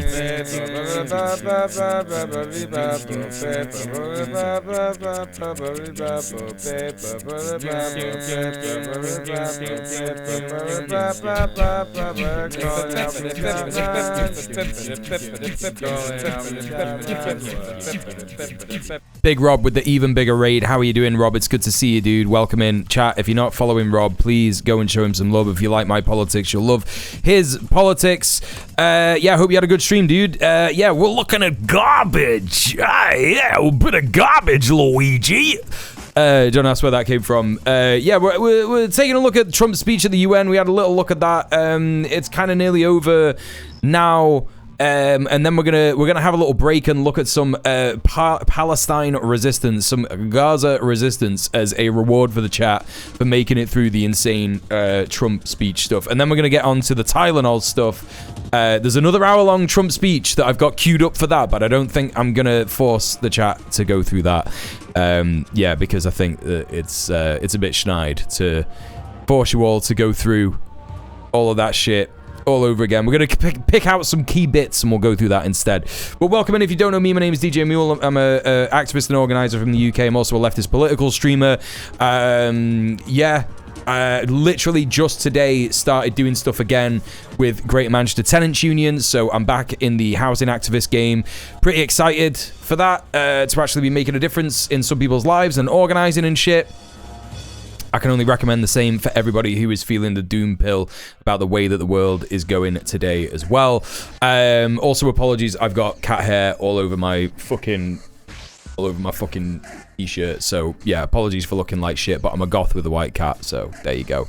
Anyway, good to see you, Diego. Welcome in. We've also got Realam. We also got Ninja Can coming in with the raid. We got Stan. We got Little Baby Beef. Hello. We got Sapatra. Good to see you. Splish Splash. We're taking a bath. Welcome in, everybody. It's good to see you. Yeah. All right, let's get back to this. We will get over it. We got like another 5 minutes. So there you go. That's that. But yeah, everybody please go follow Rob. He's a great streamer. I hope you had a good time in your stream today, Rob. A testament to enduring power and American freedom and spirit. We will also has Brazil done a thing where they're like it's now more difficult for American citizens to go to Brazil or something, right? Be very exciting. I hope you all come. I hope that countless people from all over the globe will take part of these will be great celebrations of liberty and human achievement, and that together we all can rejoice in the miracles of history that began in July 4th, 1776, when we founded the light to all nations. And it's oh yeah, that's what we were looking at. Average age of empire is 250 years. Next year, chat. Next year. A court banned Twitter, that's all that comes to mind? Hell yeah, good for Brazil.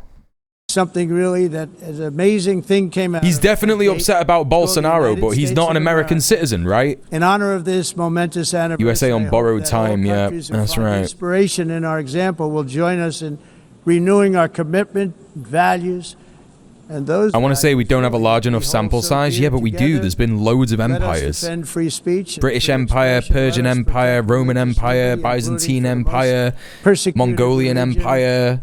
On the planet today, God, there's so many. Christianity. They got the rapture wrong by 1 year. It's going to be next year, yeah? Made each of our nations so special, incredible, and extraordinary. In closing, I just wait, what's going to be boycotted in the USA? The high cost of the FIFA green, renewable energy is destroying a large part of the free world and a large part of our planet.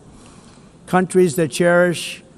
He's just interested in making money for him and his rich mates, right? And he's interested in using fascism to enforce it. That's all it is, right? Are fading fast because of their policies on these two subjects. Like the Tylenol stuff that I'm gonna get into in a minute is clearly him manipulating the stock market. So was the tariffs, right? You know? So was the tariffs. I don't really like this sort of thing. It feels like astrology, but for history. Wait, what are you talking about? You need strong borders and traditional energy. Hello, Alejandro Brujo. Imperialism didn't really start until Teddy for the US, so this could mean mid-22nd century should this metric be taken seriously. Fair enough. Fair enough. Hall today represents a rich culture, a noble history, and a proud heritage. Have you watched Foundation, the series on Apple TV? Nah, I don't have that. Unique.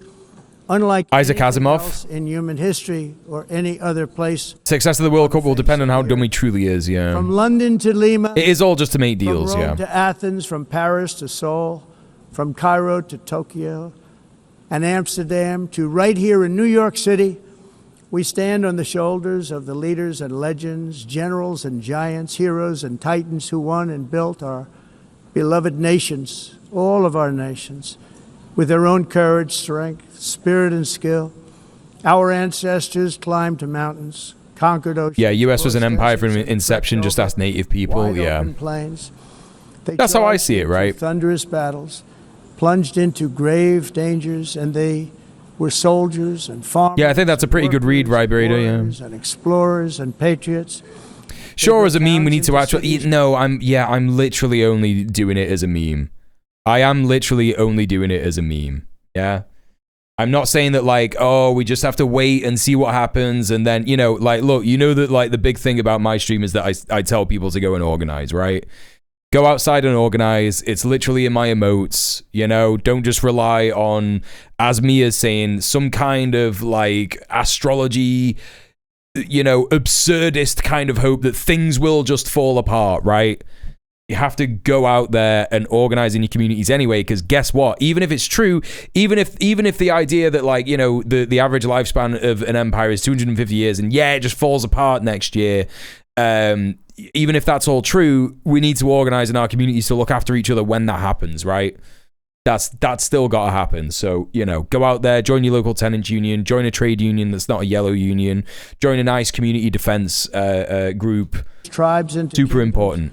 Ideas into industry. Community has never been more important than now, and your community is not on the internet. Yeah, we have a virtual community here on the internet, and I do appreciate you all being here. However, going outside and organizing is the real community. It has to happen. It has to happen. Mighty empires. You're a part of all of that. They were straight line from the British Empire to the US. That's true as well. It's part of the British Empire, right? Ever gave in. Their values defined our national identities. Their visions forged our magnificent destiny. Everybody in this when Rome fell, it spawned a bunch of asshole successor states. Right, exactly. Each of us inherits like one of which was the Holy Roman Empire, right, which was just Germany in the Middle Ages, and that was what Hitler considered to be the Second Reich, I guess. I might be wrong about that. I'm sure Mia can correct me. She's pretty good at German history and stuff. But, like, yeah. And the myths, the triumphs, the legacies of our own heroes and founders who so bravely showed us the way. Our ancestors gave everything for homelands that they defended. Not even Germany, just a collection of counties, duchies, and city-states. It was a clusterfuck, yeah. Blood, with life, and don't get me started with the Holy Roman Empire. Now the righteous task of protecting the nations that they built belongs to. It was the German First Reich, and then the German Empire was the second one. Oh, right. I used to think that Hitler referred to the First Reich as the Roman Empire. Sacred duty to our people and to our citizens. But of course, that makes more sense that it was the Holy Roman Empire. Protect their borders, ensure their safety, preserve their cultures, treasure. Spanish Empire was effectively dead after 1898. Wasn't until the end of Franco that it was definitive. Yeah, because right. That's what happens with empires. Like the colonialism turns inward. They start to, you know, do fascism, and Franco was the example of that in Spain, right? Freedoms, and in friendship, and really a beautiful vision. Let us all work. Hitler hated the Romans, really? To build a bright. Yeah, they're too gay, weren't they? Yeah, that makes sense. We all share makes sense. A planet of peace and a world that is richer, better, and more beautiful than ever before. That can happen. It will happen. It will happen, and I hope it can happen and start right now, right at this moment. We'll turn it around. We're going to make our countries better, safer, more beautiful. We're going to take care of our people. Thank you very much. It's been an honor. God bless the nations of the world. Thank you very much. Bye. Insane that people are clapping. Who stood up? Who is this? Who's this? Can see. Oh, look at these legends in the front. Look at these legends in the front. None of these guys clapping. I think this is like Niger. And I don't know who this is. Maybe Mali. African nations, like, yeah, nah, dude. I'm not clapping that shit. Other countries refusing to clap as well. Yeah, obviously the sycophants over here.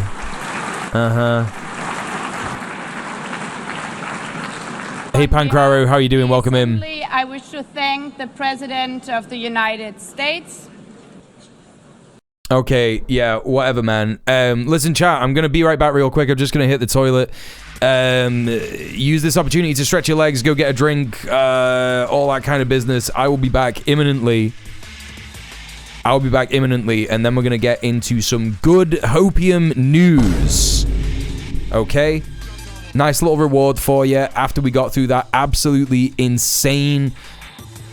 I mean, you know, we're witnessing history as it's happening in real time, but it's not good history, right? It's not good history. But we're going to take a look at some of the most oppressed and, you know, punished people in this entire world fighting back despite everything when I am back from this break. So, go get yourself a nice drink.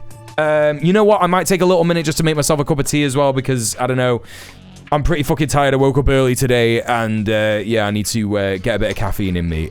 Mia, I'll read your message when I get back. I won't be too long. But yeah, enjoy some tunes. I will be back in maybe 3 or 4 minutes.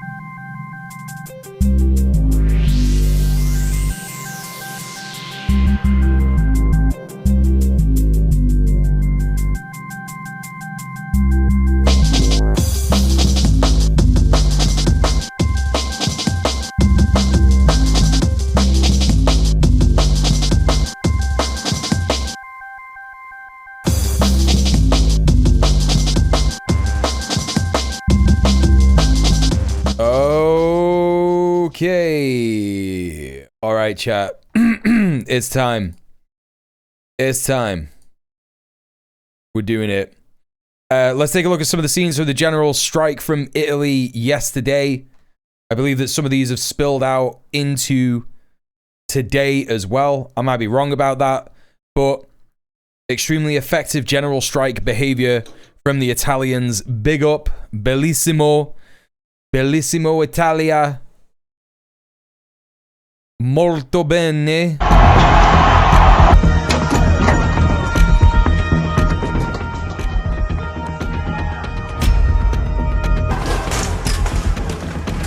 Yeah, we saw a little bit of this yesterday. A little bit of riot porn.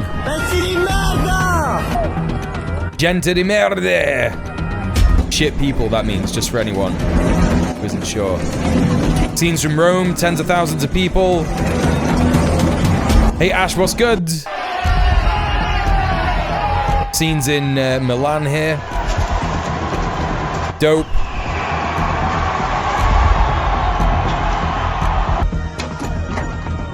Oh, hell yeah. Take a look at this shit. That's the real shit. Oh, was it pezzi di merda, not gente di merda? Pezzi di merda! Pezzi di merda, yeah. Yeah, dope. Let's take a look at a bit of a longer clip here of some anti-fascists taking on the riot cops here.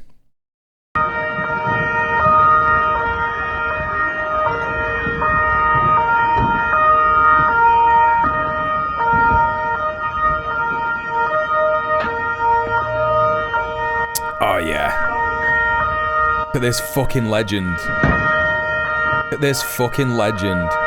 Top off. Don't give a fuck.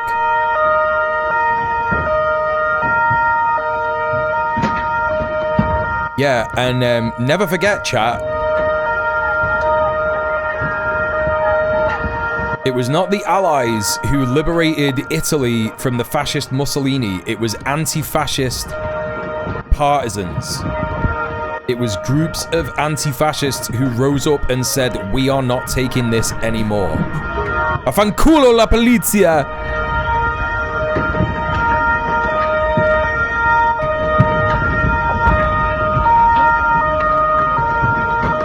Yeah. Italy liberated Italy.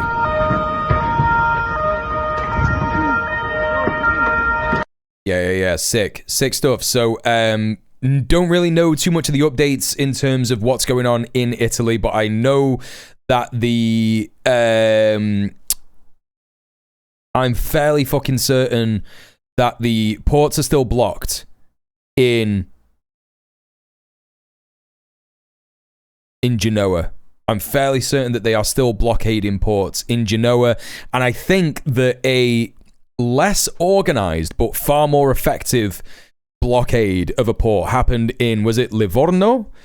I can't remember, but it was a smaller port town, and they've blocked like everything going out of that port.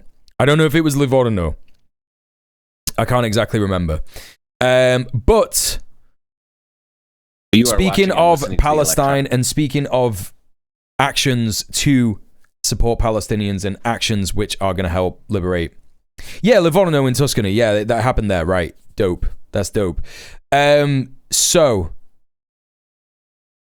let's take a look at what the resistance is doing in Gaza, chat. Electronic Intifada. I'm John Elmer. This is the Resistance Report. If you don't know about Electronic Intifada, I don't know. I guess I don't know how many people know about Electronic Intifada.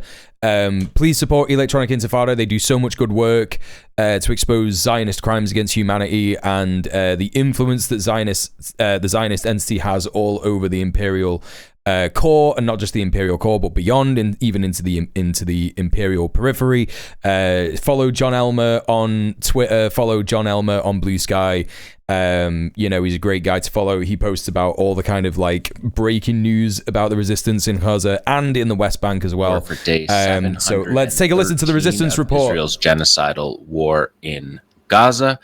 I will be breaking down another hand-delivered explosive through the turret of a Merkava tank in Jabalia later on. Your beard looks lighter on TikTok than on here. Hey, Real N. And yes, because always, let's take a look at iPhone SE first here. We can see that shit United is Nations rubbish. Office for the Coordination of Humanitarian Affairs map now shows Thank you for Gaza supporting me. Thank you for being possibly my only viewer on TikTok, Real N. I appreciate you.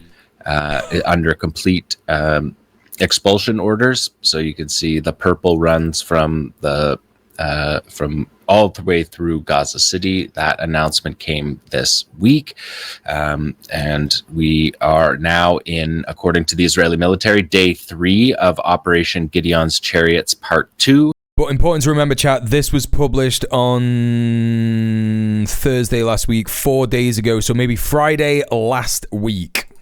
The invasion formally began, according to the Israelis. Turning them tanks into $1 million coffins. That's right. CNN, not to their local media, which their local media was made a point. So listen to that, chat. Listen to that. Super important. This is the way that it goes. Why did they announce this to CNN? The initiation of Operation Gideon's Chariots Part 2. Why did they announce it to CNN in English first rather than their so-called local media. It is because they want to be like, hey, USA, the guy that gives us all the money, the reason that we exist, we would not exist without you. Please, look at how much good we're doing. Hey, Trump, look how much good stuff we're doing. We're definitely doing it. We're not losers. We're not losing the war in Gaza. We're definitely doing it. It's working. Formally began, according to the Israelis, on Tuesday. They announced it to CNN, not to their local media, which their local media was made a point about. Italian pro-Palestine song, Rosa Palestina. Yeah. Defense Minister, you know that Vikas Music did a remix of this recently, right? Posted that Gaza City was burning on the heels of 100 Israeli Air Force airstrikes in the first 12 hours after the announcement, which brought the number to over 1,000 airstrikes in just over a week in Gaza City alone, a tempo of operations that we have not seen in some time. And of course, 1,000 airstrikes in 1 week alone. Those numbers are just airstrikes. They don't include naval shelling. They don't include artillery, tank shelling. They don't include their quadcopters that are carried out at a company level, taking hand grenades and dropping them from quadcopters onto tents and burning them. Doesn't include the M11. So that tactic there, dropping incendiary grenades onto tents and burning them, that is the exact same thing that happened to the Global Samud Flotilla, the 2 boats that were hit by quadcopter drones that were clearly sent from Israel. 3 tank bombs, the robot bombs that are being sent in ahead of the armored vehicles.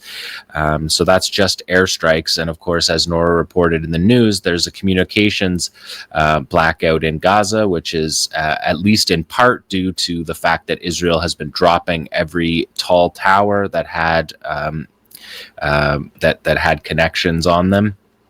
And so information is being spotty right now in the north.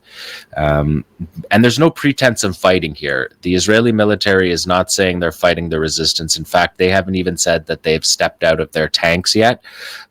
This is day 3 of the operation, and they are just doing genocide. They are just murdering in Gaza City civilians. Between day 3 or 2 weeks ago or 3 weeks ago. The Israelis have been killing 100 people a day. They're killing people in tent camps. They're killing people. They're targeting hospitals. They're targeting the roads that they've asked people to evacuate on. And the Israeli defense minister calls this, quote, fighting valiantly, which is really interesting statement from the defense minister, who is a Netanyahu toady and not a military person. But to say that this is brave fighting by the Israeli military, who are just raining down American explosives onto civilians. Genocide from behind tank cannon scopes. Even more cowardly than that, genocide from airstrikes. Because a lot of these, like even the tanks, when the tanks roll into Gaza, we're going to see in this resistance report, they get fucking domed by the resistance, right? So it's even more cowardly. It's not, you couldn't even say that this is brave or valiant in by any stretch of the fucking imagination. And that's why John specified there that it was a Netanyahu toady rather than an actual military official who's said this valiant thing. Because they are literally just the entire so-called Israeli military are against the idea of Gideon's chariots too, which is what's happening right now, because they're just failing. Like, they have failed overwhelmingly over the last 2 years to make any kind of gains in the Gaza Strip. The only gains that they've made is their genocidal gains to completely remove any kind of civilian population from the Gaza Strip. This UN estimation of 2.1 million people still alive in Gaza is probably deadly untrue. By all accounts, a third of the population in Gaza has been genocided. Only 2 divisions of the planned 5 divisions that are supposed to be suicide tanks, basically. Yeah, the second battle of Gaza City. I looked this guy up on Google and found a hilarious and insane, upsetting husband page dedicated to him. Can you link me that, Mr. Dank? And then several more months of erasure in Gaza, as we have seen everywhere else that these fights have been. like Rafah, where they completely destroy the area as the military strategy, not fighting the resistance, but fighting against infrastructure, as they call it. But we know that that just means civilian homes. We could take a look at the number 2 here with the zoom in on the north and just see what we're talking about here. See complete evacuations in orders all over the north, 82% in shoot to kill zones. This is from the United Nations Office for the Coordination of Humanitarian Affairs. They put these maps out once a week, and they come with a bunch of stats. And I'll read you. Yeah, it's also a ghost mug. That were in this week's reported damage. 78% of all structures are destroyed or damaged. That's as of mid-July, so that's 2 months dated. 90% of the commercial. Of the commerce and industry segments of the economy are completely destroyed. 81% of the roads are destroyed. 100% of the population is in phase 5 of the IPC famine.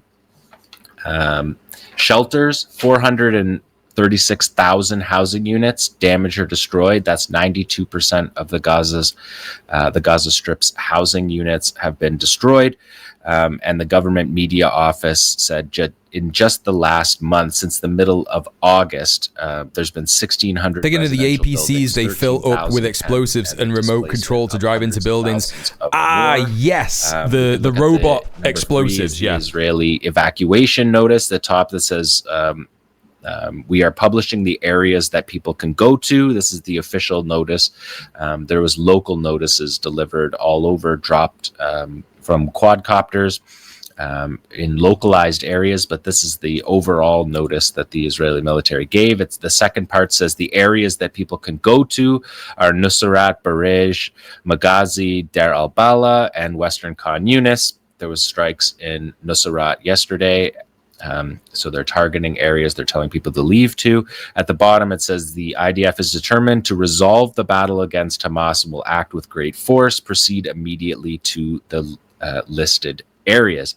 And so as they did that, Nora reported in the newscast, they hit cars on the road evacuating. So these evacuation notices are no more useful than they were at any other point in the war. We still have ironswords.co.israel establishment terrorist sympathizer John Elmer about the military not wanting to fight in Gaza City, not thinking they could defeat Qassam in Gaza City, and the fact that there's no talk anymore about the captives, the Israeli.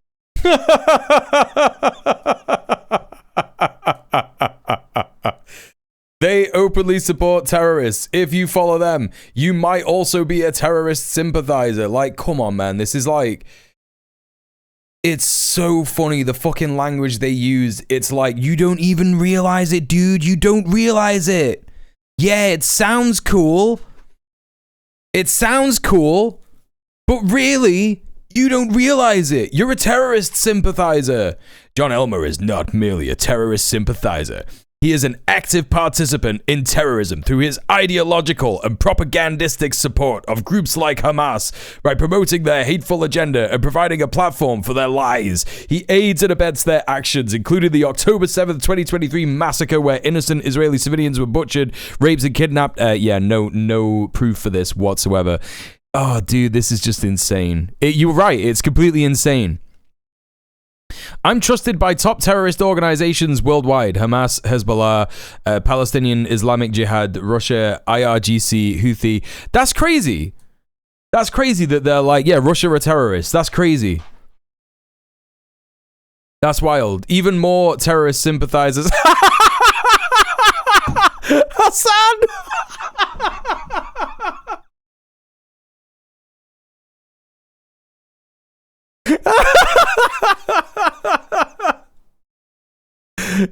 Load more. Who have we got? This is great, dude. This is so good. Yeah, they also have a page on the Hind Rajab Foundation. This is literally a foundation that is just designed. It's just designed to like detail Israeli war crimes. That's literally all this is for. Long live Israel. Powered by Israel, created with what? Pita bread? A pita sandwich? What are you talking about?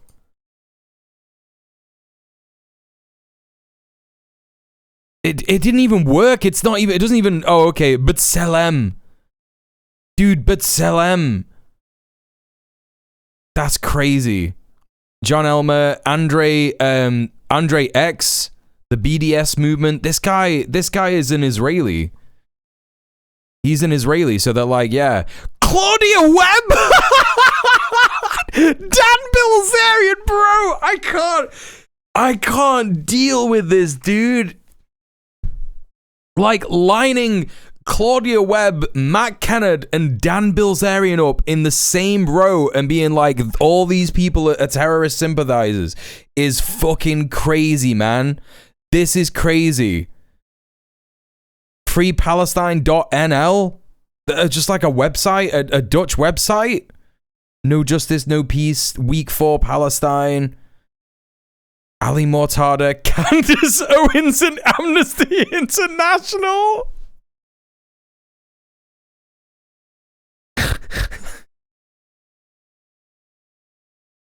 Just absolutely fucking mental. Absolutely mental. Brian and John Gray. Oh, look what they did to Antonio Guterres.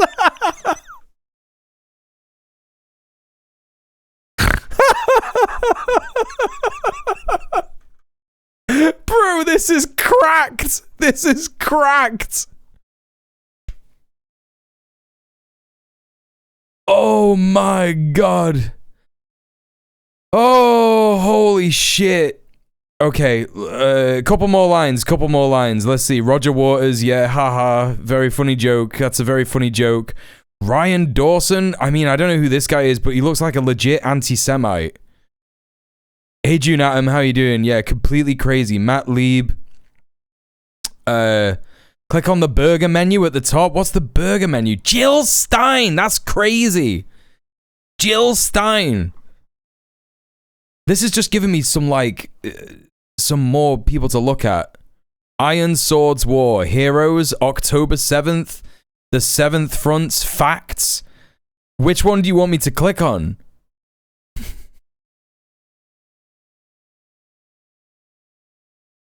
New emote. I think I might get banned for that. Matt Lieb is crazy. Like, it's crazy. Entirely deranged shit, yeah. I guarantee this is just, I guarantee. 7th Fronts? Yeah, let's take a look at this. Destroying terrorists on 7 fronts of war. Oh my god.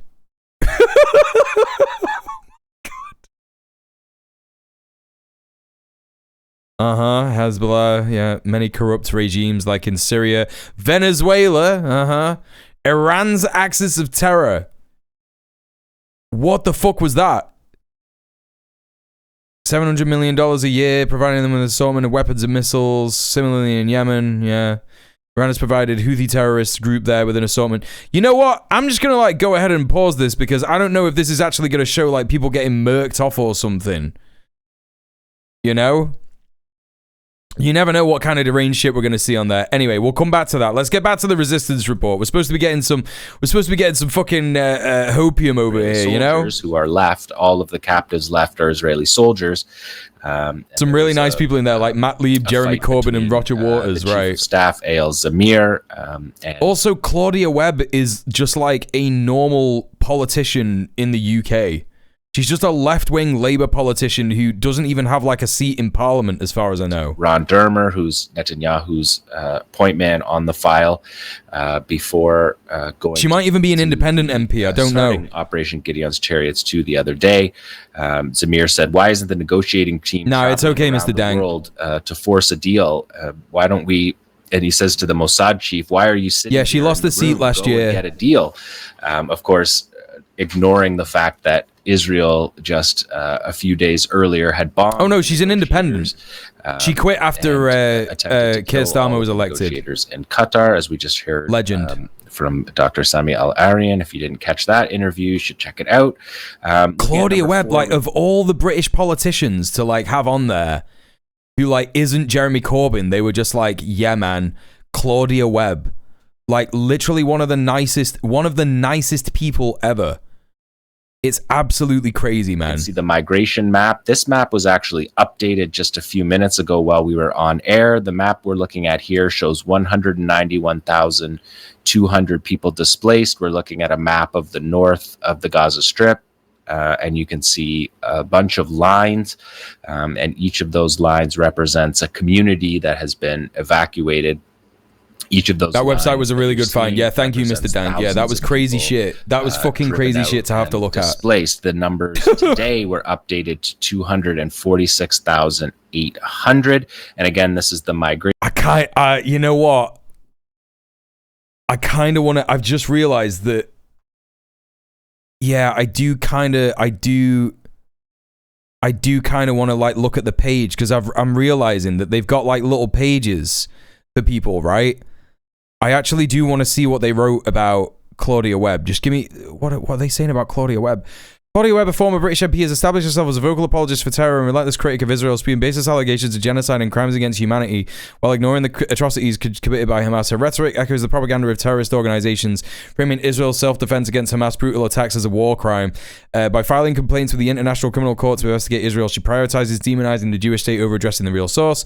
Webb's claims of UK complicity in supposed war crimes through arms sales to Israel are outrageous as they are dangerous. She deliberately conflates military support for a democratic ally with complicity in alleged atrocities, conveniently annoying Hamas. Hang on a minute. So they admit that the UK is giving military support to Israel and therefore doing war crimes in Gaza. Okay. In her public tirades, Webb fixates on the hardships in Gaza, portraying the Israeli blockade and military actions as unprovoked aggression. I mean, that is true. She conveniently admits Hamas's role in creating and perpetuating a humanitarian crisis by diverting resources to build terror tunnels, stockpile weapons, and wage war. Her one-sided narrative absolves Hamas of accountability for the suffering of Palestinians while vilifying Israel for protecting its citizens from terror. I mean, this could be true for any single one of us. This could be true for literally every single one of us. I mean, of course, the Brits in my chat, and me particularly, do not support Hamas as it's a prescribed terrorist organization in the UK. However, we could disagree with the prescription of it being a terrorist group, as it is enshrined in international law that every population has a right to armed resistance against a occupation, an occupying force, and Israel is of course an occupying force under international law. So there is the stance of everyone in the chat, and I'm sure that Claudia Webb shares that stance as well, and that's probably why they've said that she is a terrorist sympathizer. Yeah, interesting stuff. Hello, one who reads. How are you doing?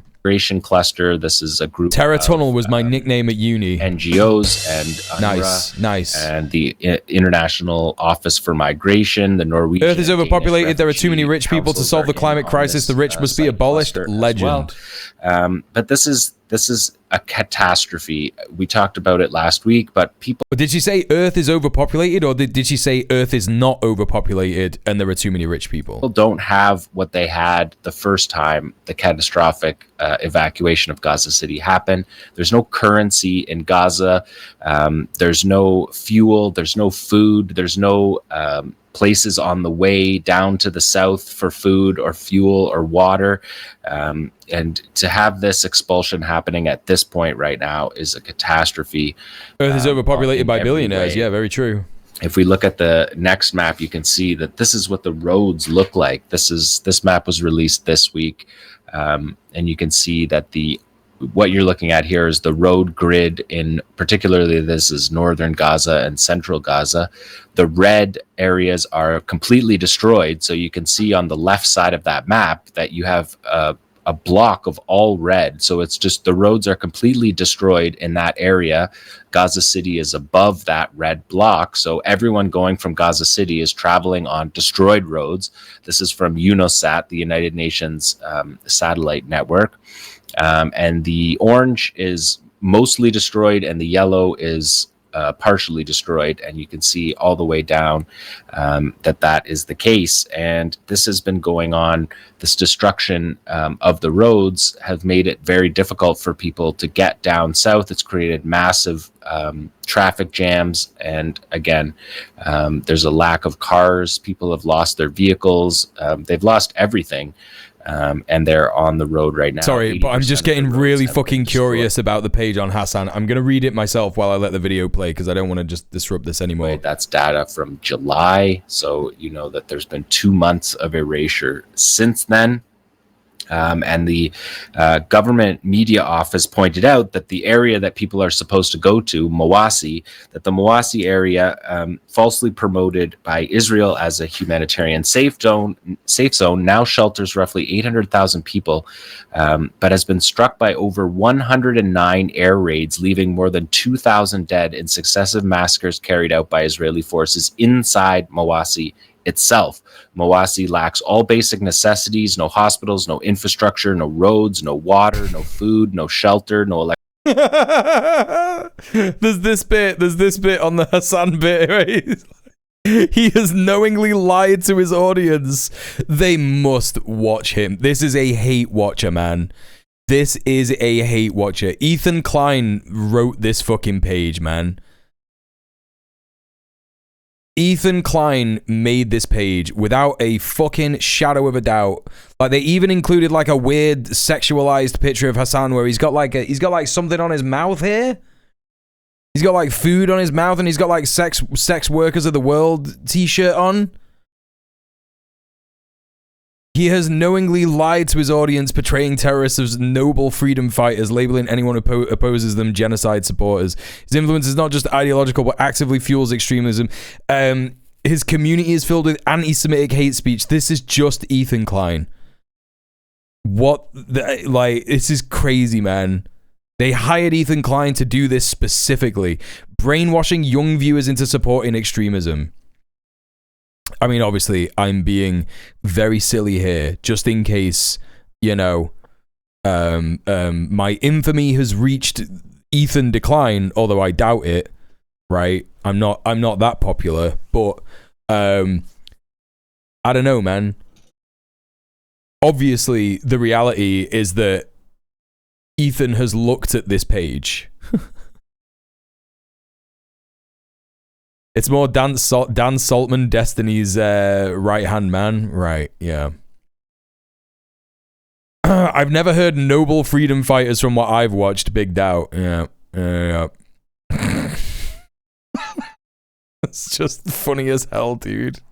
Electricity. Hey, Comradsky, how you doing? Welcome in. Making life there nearly impossible. The areas marked on the Israeli maps as shelter zones now amount to only 12% of Gaza's territory, upon which people are supposed to be, the 2 million people in Gaza are supposed to be crammed into concentration camps. So that was the government ministry in Gaza sending that statement out. But let's take a look at the resistance. Let's start in northern Gaza. We could see, we have a zoom in on that map. Sorry, I meant to flip this map. You can see here more clearly the red destroyed roads make it impossible to go from the mostly destroyed yellow roads Israel making Hassan look based instead of just another lib. Same map, and you can see why getting out, even for people who want to leave, is very difficult. But that people who are leaving right now are representing less than 1/3 of the population in Gaza City, and many people have said that they are not leaving Gaza, despite what the Israelis have been doing to try to get them to leave. His haters clip everything, and they couldn't get any receipts. Cheap ass Hasbro, right? Exactly. Exactly. Just to point out that these maps and evacuation notices that Israel gives have no legal authority, but the previous chief of staff, Herzi Halevi, the chief of the Israeli military who oversaw the first 17 months of the genocide, he gave a speech in southern Israel the other day in the Gaza envelope that was reported on by Yedioth Ahronot and then picked up and translated by The Guardian, where Herzi Halevi took credit for more than 200,000 casualties in Gaza. He called it 10% of the Gaza population. And he said that not once was a military operation inhibited by legal advice. Quote, not once has anyone restricted me. Not once. Yedioth told Halevi. Like, this is the thing. They just say it out loud every single fucking time. I've been talking to a friend recently whose friend appears to have gotten mad with their advocacy for Palestine. And, you know, this may be because they have friends who are, you know, liberal Zionists, or they're a liberal Zionist or whatever. And we were talking about like the potentiality of like, what do you do if like it turns out that like your friend who is a liberal and you thought supported Palestinian liberation turns out to be like a liberal Zionist, and they're getting mad because you're being loud and you're being radical about, you're being radical about Palestine and shit like that. Like, what do you say? And it's like, you don't even need to say anything. You don't even need to be like, hey, look at what the ICJ is saying. Hey, look at what this person is saying. Look at what these people are saying. Like, no, mate. Look at the fucking things that they say to each other in fucking Hebrew, right? When it's translated, they just tell on themselves all the fucking time. They say it out loud. They literally boast about it all the time. They boast about killing fucking children. They boast about killing innocent civilians. They boast about killing every single person all of the time. Like, what are you talking about? You know? You know? Yedio Aharonot, the newspaper, said that Halevi told the audience... Watch what they say in the Knesset, yeah. Israel's military Knesset is spelled like this. Military lawyers was to convince the outside... They say it in the Knesset every fucking day. ...of Israel's actions, the actions of the IDF. Halevi says, quote, they are legal advisors who say, we will know how to defend this legally to the world. It is very important for the state. Yeah, translate Israel, a Hebrew quote, tweet. It's just Heinrich Himmler. Assad, that Israel believes gets them out of war crimes trials, which, if there is justice, will not happen. Before we go to the first film, I just want to set up this operation in Jabalia, because we talked about this last week. We had 2 field reports of it. Yeah. And before I break down this film, I just wanted to remind you of those elements of it. This was an attack on the 401st Armored Brigade, who has a history in Jabalia. In Jabalia, the Jabalia Battalion had killed the commander of the 401st Armored Brigade about a year ago, 3 months into his tour in Jabalia. Yeah, the soldiers do show and tell. And the IDF investigation into this operation that we're going to watch it draws on a few key details. The first one is that the operation was effectively a breaching operation. The Qassam Brigade's fighters advanced into a defensive position that the Israeli military had set up, an outpost that tanks were guarding. The operation was executed at 6 a.m. in the morning, 1 hour after the tanks had moved into position from their morning routine in what the IDF calls, quote, dawn readiness, with commanders in situational assessments and forces on the highest alert. This is the context of the operation, where at least 3 of the 4-man Qassam squad advanced into the Israeli defensive position and deposited a guerrilla action device through the open hatch of the Merkava tank turret. And the last thing that Army Radio points out is that the Qassam attack on the bunker and the approach to the tank were possible despite this dawn readiness, which is supposed to be the time of maximum alertness and vigilance. Security... Oh no. Oh no. Officials say this is exactly the scenario the forces train and prepare for: an attack on a bunker in by a guerrilla formation. And despite all of this high readiness and such and previous attacks, the Qassam fighters managed to carry out a successful... Okay. Remember what I said a couple of weeks ago when we were looking at this chat and Israel was banging the drums about, yeah, we're gonna invade Gaza and we're gonna control it again. Yeah, they keep, they were saying it over and over again. Yep, okay. They weren't even admitting to the fact that Gideon's chariot had failed. They were talking about it on all Army Radio, Channel 12. IOF military officials were like, yeah, this didn't work. We're taking huge losses in Gaza. Netanyahu's like, shut up. We're going in again. Let's recruit loads of people. Let's recruit people all over the fucking world. We're going to recruit people from the USA. We're going to recruit people from France to come and fight in Gaza, right? Turns out actually that they're going into Gaza anyway, and there's a reason that they blanket bombed Gaza City with the with airstrikes. 1,000 airstrikes in the space of a week last week, and they have done tank and drone attacks. They've done artillery strikes. They've sent in the robot explosives. They do not have the infantry to get in there and maintain a military presence, right? That's the facts of it. And we're going to be seeing in the next week more and more doming off of IOF soldiers who are not trained enough, right? Not trained enough to deal with this shit, because they are only trained in killing children, killing civilians. That's all they're trained in. They're only trained in apartheid warfare, which is murder and oppress civilians. They're not trained in actual combat, and they will fail because they don't have the time to train for actual combat. It's too late, so we're just going to see more and more of this. That despite their best efforts, Qassam still defeated them in this operation, and this video was released this week. So let's take a look at it here. Aid workers as well, yeah. We're seeing the fighters here preparing the Bark guerrilla action device. This is the new guerrilla action device that we've seen them manufacturing. It's a little difficult to see. The camera work on this one isn't what we are used to from Qassam, but we see here 3 fighters preparing this operation, and they are going to again breach an Israeli defensive position. There hasn't been fighting in Gaza. The Israelis are in behind defensive positions. There we see the tank that is the target. We can see how close the fighters are able to get up to that tank. And now we're going to watch here. You can see the fighter crossing that open space, and he's literally going to climb up on top of this tank. You can see him there in shadow.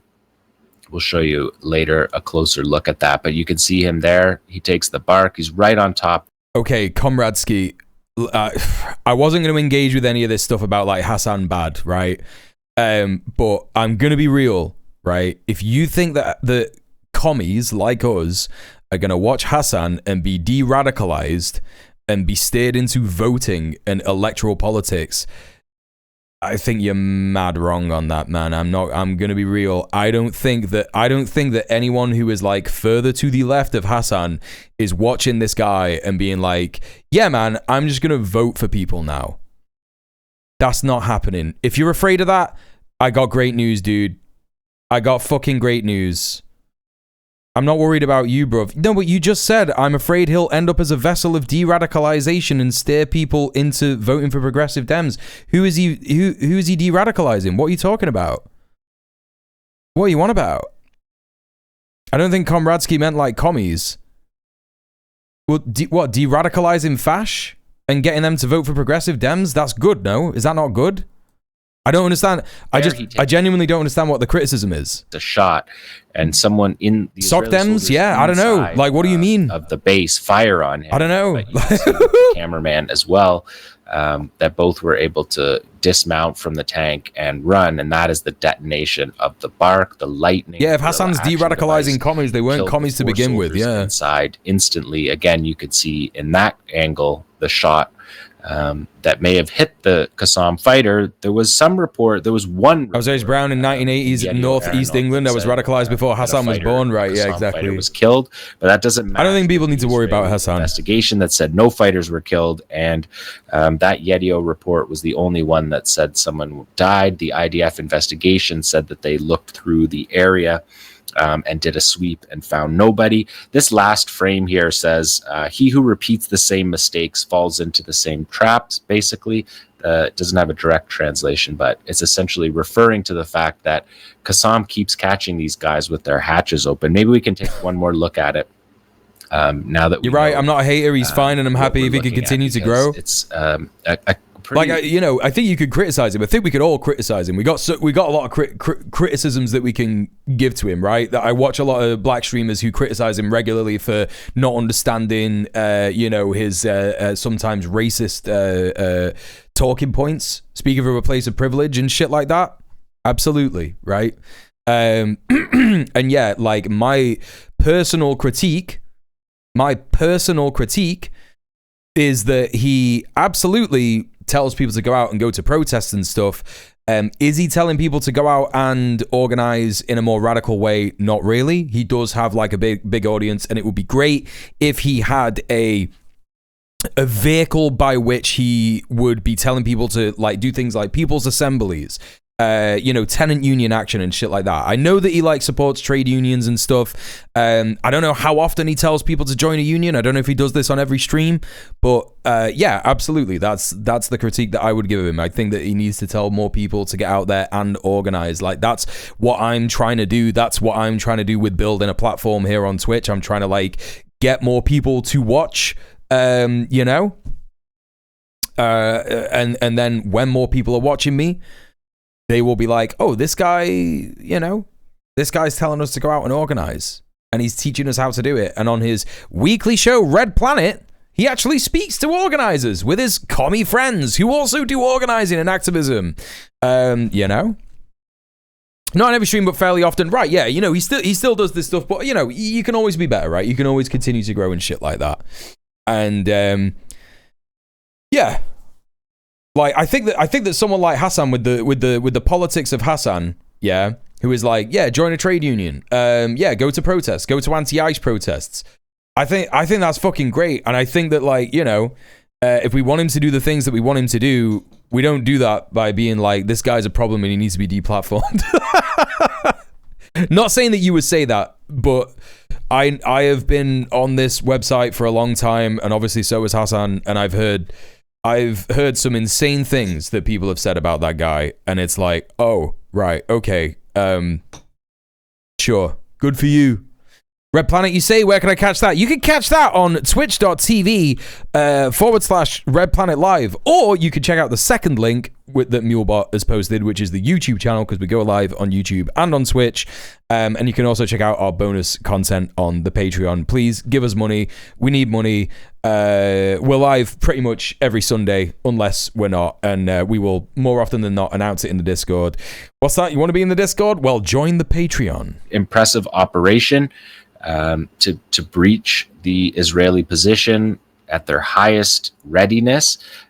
So it's not a sneak attack in the sense, it's a frontal attack. And the resistance still 23 months into the war are able to execute. No VODs though. This should be on the YouTube channel. And there's 2 cameramen that we're going to see. We put all the here. VODs on the YouTube channel. The tank. Yeah. Be on the YouTube, Comradeski. Angle there of the tank, and you can see the commander. At one point, the commander's head is.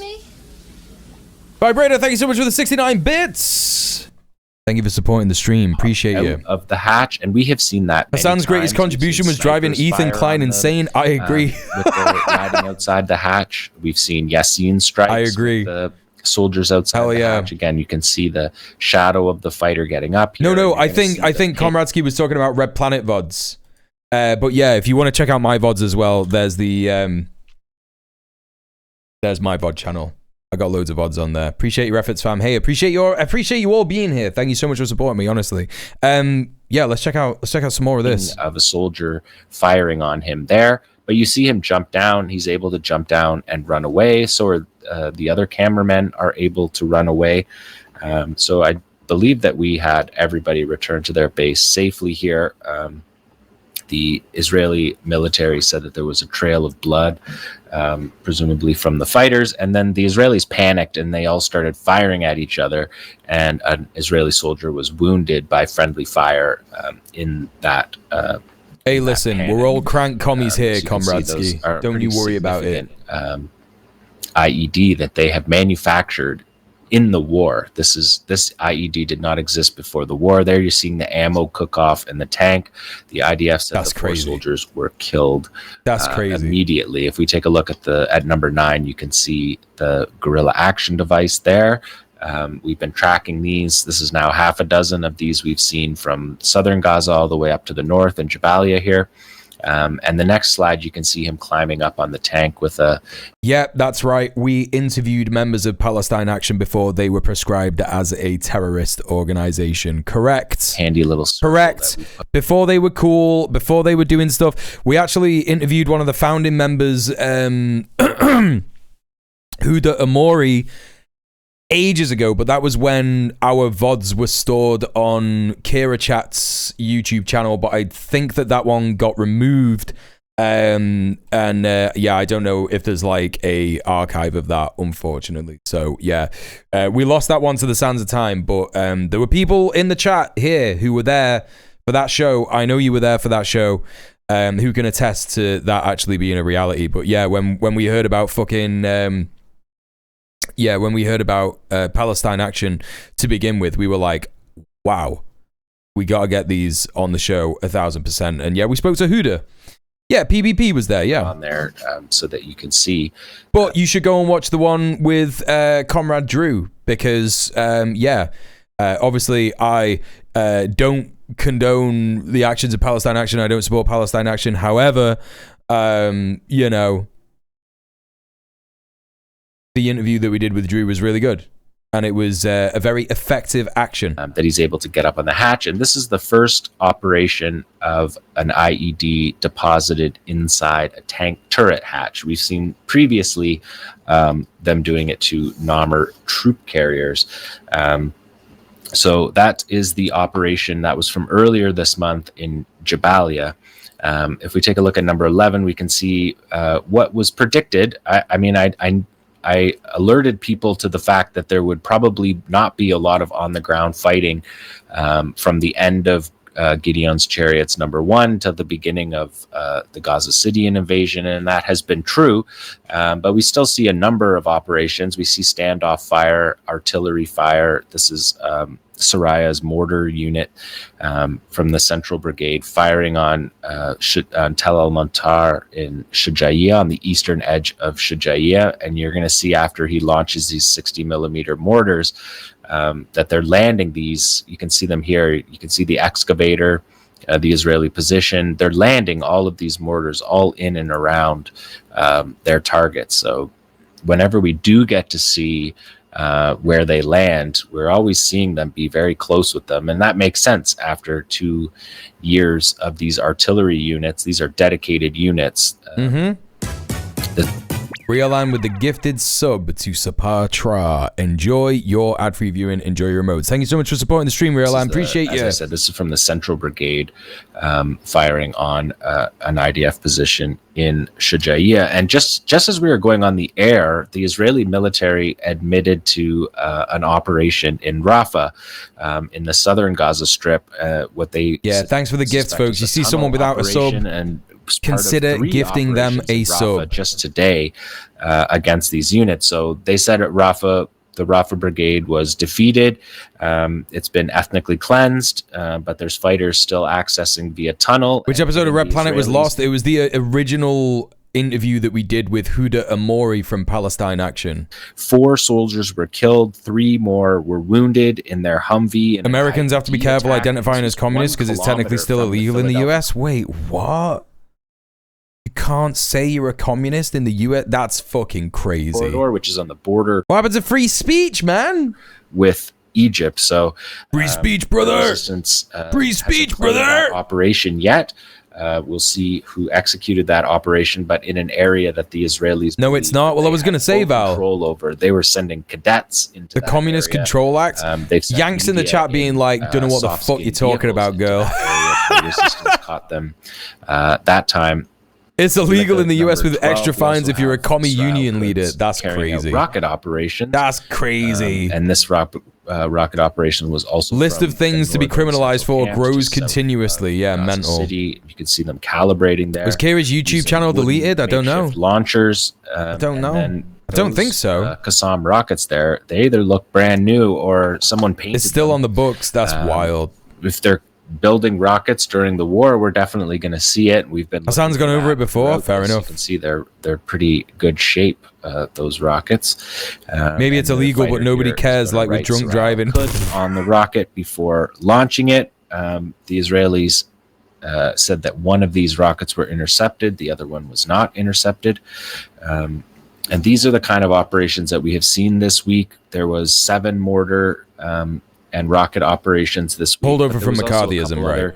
There's a couple Yassins, one Yassin operation versus a tank and one versus an APC. My family had to sign a declaration that we were not, nor did we know any members of the Communist Party to get US visa in the 90s. Mental. Absolutely mental. And an IED hit a tank in psycho-fascist imperialist state. Gaza City. And then today, just as we're going on air, we're hearing about this operation in Rafah that hit a Humvee.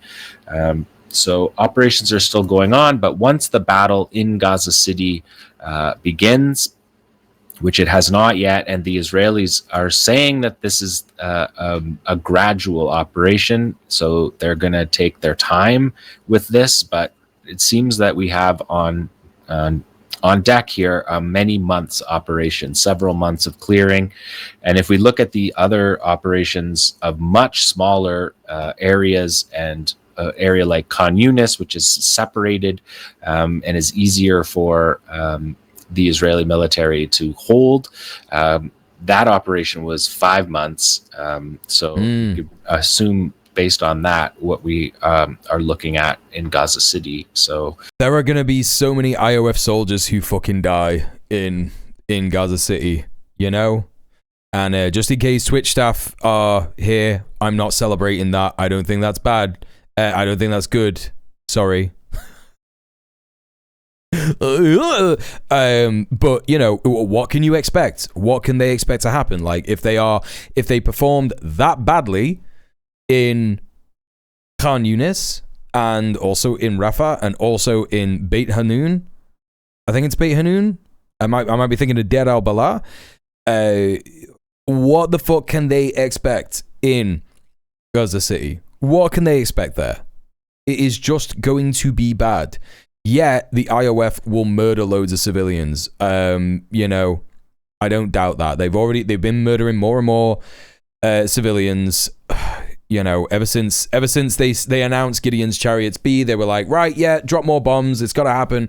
But again, chat, remember, these are the desperate acts of a dying nation. Zionism is the worst. It's performing the worst in terms of popularity of an ideology than it has in decades. Like, if we are talking about the acceptance of the ideology falling off a cliff in literally the space of a year, right? It's fallen right off a cliff. The majority of people all over the world are like, fuck Israel. Israel fucking sucks. And the reason that we hear about we hear about it so much online is because there is a minority of people who are super loud, and also Israel has bot farms that just reply to every single person who says anything about Israel and just like fucking overwhelm them and shit like that. It is extremely Jova, but Israel just hasn't noticed it yet. Exactly. Let's take a look at some other news. I don't know if John has any other. Oh no, there's some more operations to look at here. Okay, we're gonna finish the end of this video. We've got another 4 minutes. We will keep following that each week. Just a little check-in on the West Bank here. Only outlawed Communist Party of the USA find membership, but it still exists. Interesting. Operation in Tulkarm. 2 soldiers were wounded in their watching War Crimes Daily Live. Any other interpretation is batshit crazy. Yeah, helicopters or unapologetically fascist. That is one of 260 IED operations. They claimed operational command and control of Beit Hanun in December 2023. Yeah, they didn't have it. They didn't have it at all. They just lie. Center. And if we look at number 13 here, you can see that Sarai al-Quds, that's a Panther vehicle in flames there. And that's Abu Shuja, who was the commander of the Tulkarm Brigade. And it says, playing off his name, which means the brave. It says the brave. No, you're right about that, Mia. When John Elmer reports on the stock of fighters for the resistance, so the various different brigades, which are the Popular Front for the Liberation of Palestine, Sarai al-Quds, Al-Qassam, all broadly under Palestinian resistance, they replenish their fighters, the number of fighters that they have, pretty much, without fail, and I think you're right in terms of it's not, they haven't made a dent in the resistance is an accurate thing to say. It's a completely accurate thing to say. The only thing that they've done is literally murder civilians.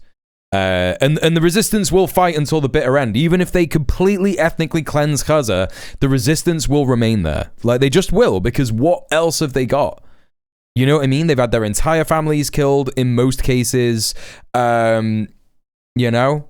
A horror that haunts you. What do you do when everything has been taken from you? And Sorrel Quds put that video out there. Also, Nora reported on the after effect of that, which was a mass arrest in Tulkarm that looked... well, the Israelis wanted you to watch it because they arrested 1,000 people. Nothing being reported here reaches the Israeli population. Otherwise, the conscientious objector movement will be far stronger. And also, like, it's important to remember that there are whispers and rumors of, you know, the war not being won and how many people are actually dying. And the conscientious objector number is rising. You know? The armed wing of the PFLP are the Ali Abu Mustafa brigades, by the way. Thank you, Mia. Didn't know that. Yeah. In a parade, so some of that news does get out there. Which is a war crime, and that took the number... It was 1,000 arrested in less than a day. Same in World War II, Vietnam, Korea. The only thing terror bombing achieves is hardening the civilian population's resolve against you. Yep. The war started, there's 11,000 Palestinians in Israeli prison service behind bars right now in the West Bank. That doubles the number from before the war, and it does not include anyone arrested in Gaza. West Bank settlers are about to find a whole lot out. Yeah, that's true. We know that it's many thousands have been arrested in Gaza. Almost uniformly civilians taken from shelters. Let's take a quick look at Yemen, where actually when we were just on air as well, a drone struck Eilat. If we look at number 14, Abdel Malik al-Houthi spoke today and talked about there had been 24 missile and drone operations. You can see there on the bottom, that is the Yafa drone. And the ballistic missile that you see there is the Palestine 2 ballistic missile that just recently added a cluster munition warhead, where you can see the Kafia at the top there. The re-entry vehicle is a cluster munition, and that's the Yafa drone at the bottom of there. So 24 missile and drone operations in the past week, Abdul Malik al-Houthi said, and that didn't count the 2 that just happened while we were on air. That takes the number to 67 in the past 3 weeks. There's been steady attacks, drone attacks in particular, on the Israelis. If we look at number 15, we got footage from the Israelis. There you can see the Yafa drone. That's a good shot of the Yafa drone. It had penetrated Israeli airspace, and the Israelis shot it down. Why did they drip out this missile so much? Because, you know, and again, I don't support the Houthis. I don't support Ansar Allah. They are a designated prescribed terrorist organization in the UK. But when they are acting with actual... you know, genuinely, like, I genuinely believe what they say. I genuinely believe when they say they are acting out of love and support and solidarity for their Palestinian brothers and sisters, I believe it. And when you act like that, when you do actions like that, you are going to be artistic and poetic and symbolic in the way that you do it. And so, of course, they got the kafir on the end of the rocket. And of course, they got the Palestinian flag on the drone. You know, it's important, it's symbolic, it means something to them. Ramon International Airport in Eilat last week, but that was just a good... Weird how a terrorist group upholds more of the UN Charter than a UK government, right? And then exactly. Number 16 is just to give you a look at that drone. Again, that this drone was unveiled by the Yemeni Armed Forces on the 23rd of July, 2024. You know, they build these drones, they build these weapons indigenously. Like, yes, of course, they get support from other different funders and shit like that.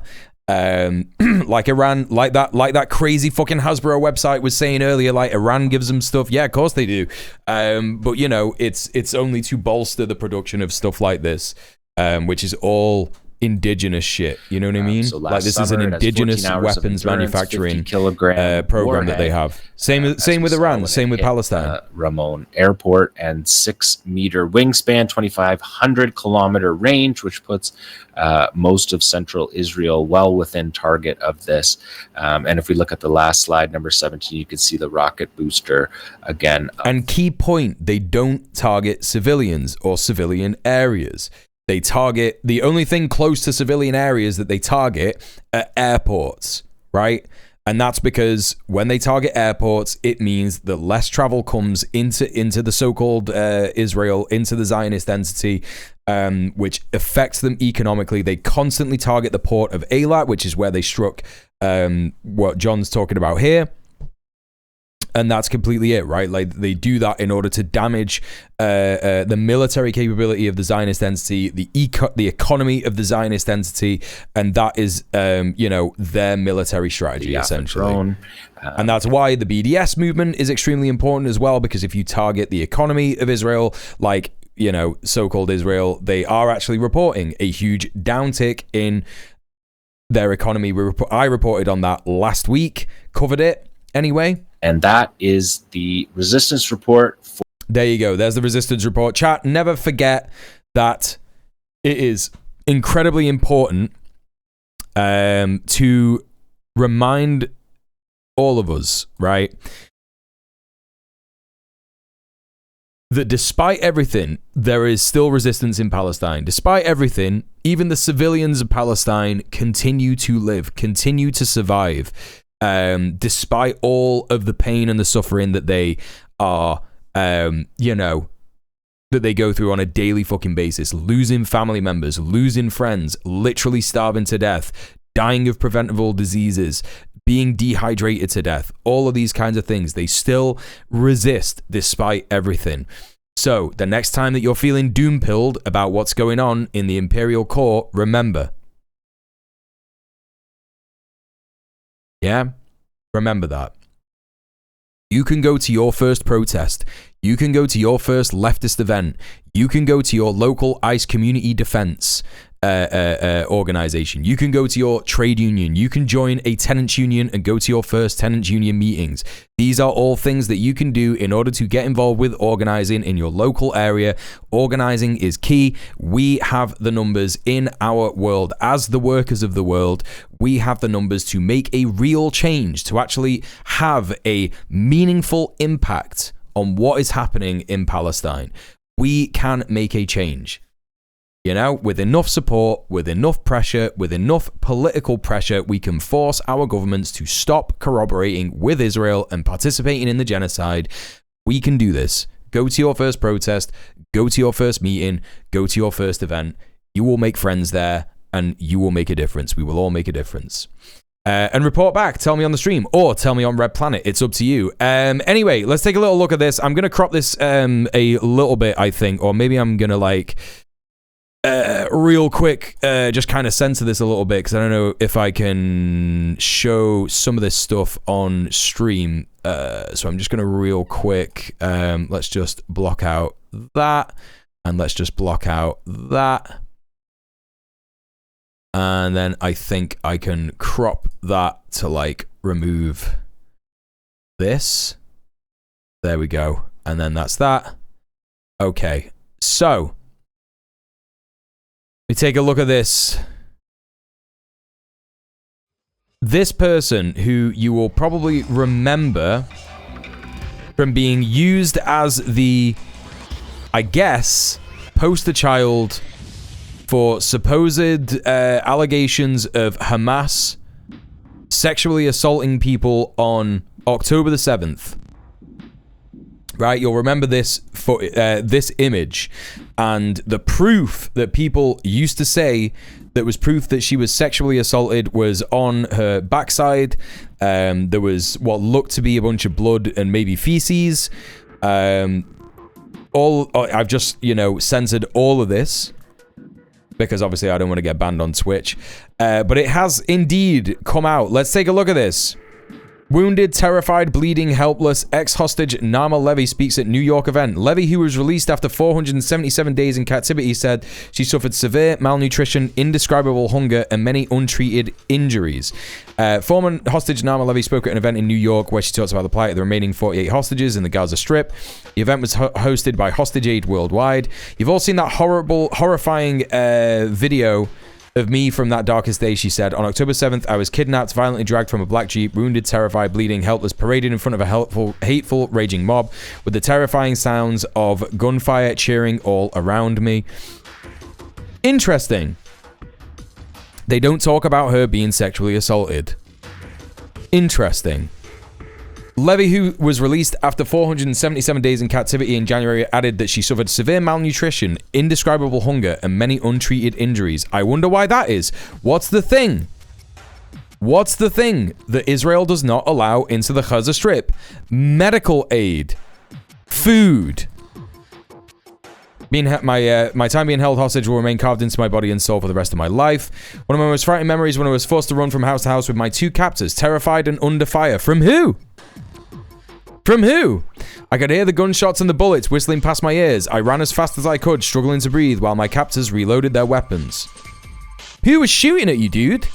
Who was aiming for your head, whistling past your ears? Who was doing that? You know.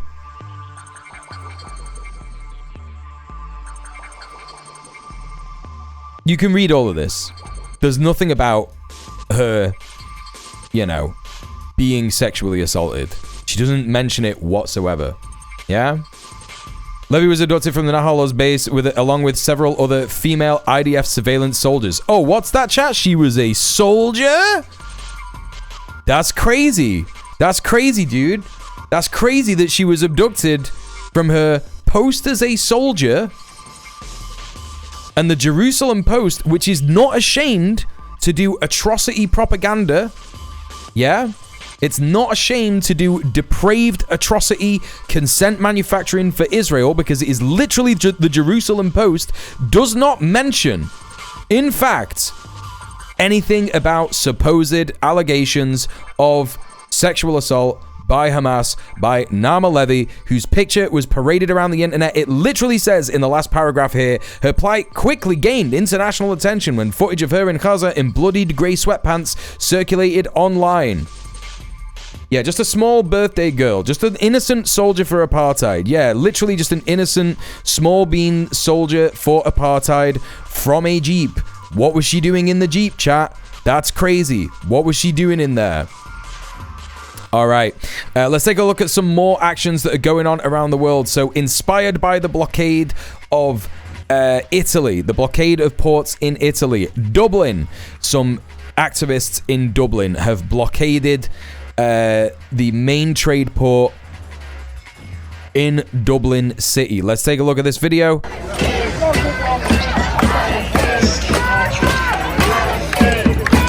Legends.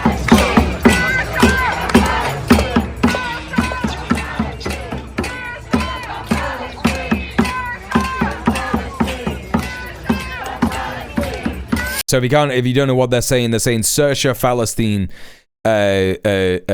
Irish Gaelic for Free Palestine. I'm guessing as it's all kicking off, the flotilla didn't make it. No, the flotilla's still on the way. The flotilla's still on the way. They're scheduled to get there either tomorrow or the day after. And we're going to take a little look at that as well, because some interesting news has come out about this. Now, I don't know what this means for the flotilla, and I don't know if the claims that is being made about this are accurate. But Egypt and Turkey are holding Friendship Sea Navy drills as tensions rise in the Middle East. I'm extremely skeptical of this. Extremely skeptical. Some people are reporting on this being a not announced show of support for the Samud flotilla. I don't think that that's true, but it is interesting nonetheless that this has happened, because it's historic, right?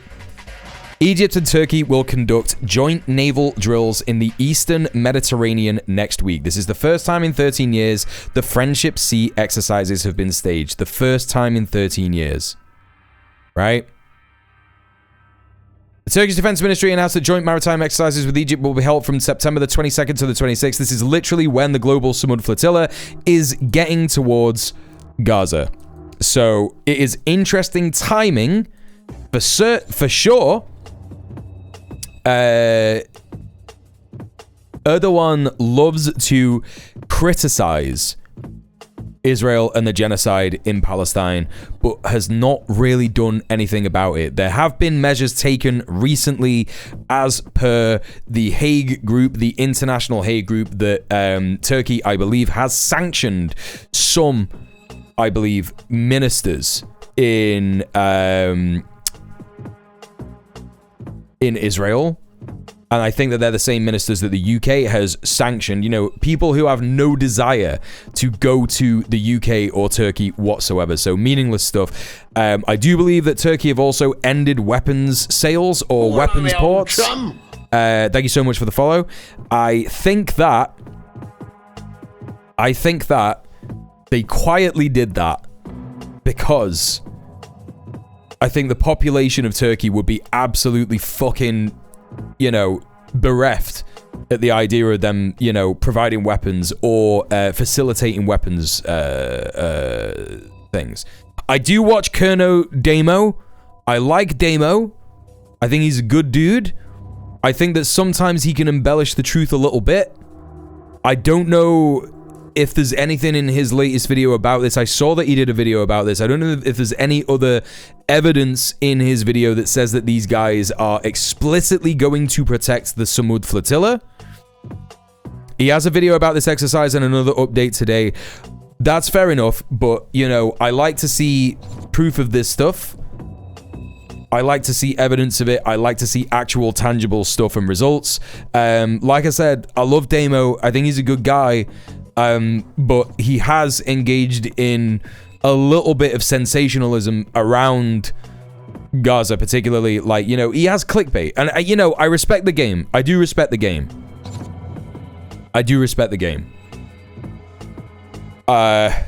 But yeah, sometimes I think that he's a little sensationalist about this. If there's new information that he has that I don't, that would be great. I would love to read it. I would love to see it. You know. Best case scenario is a show of force without anything to actually back it up. That's how I feel, yeah. You know?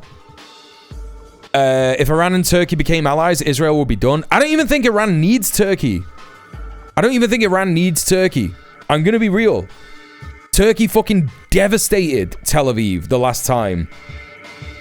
And the only reason that it stopped is because the fucking US was like, right, stop now, both of you.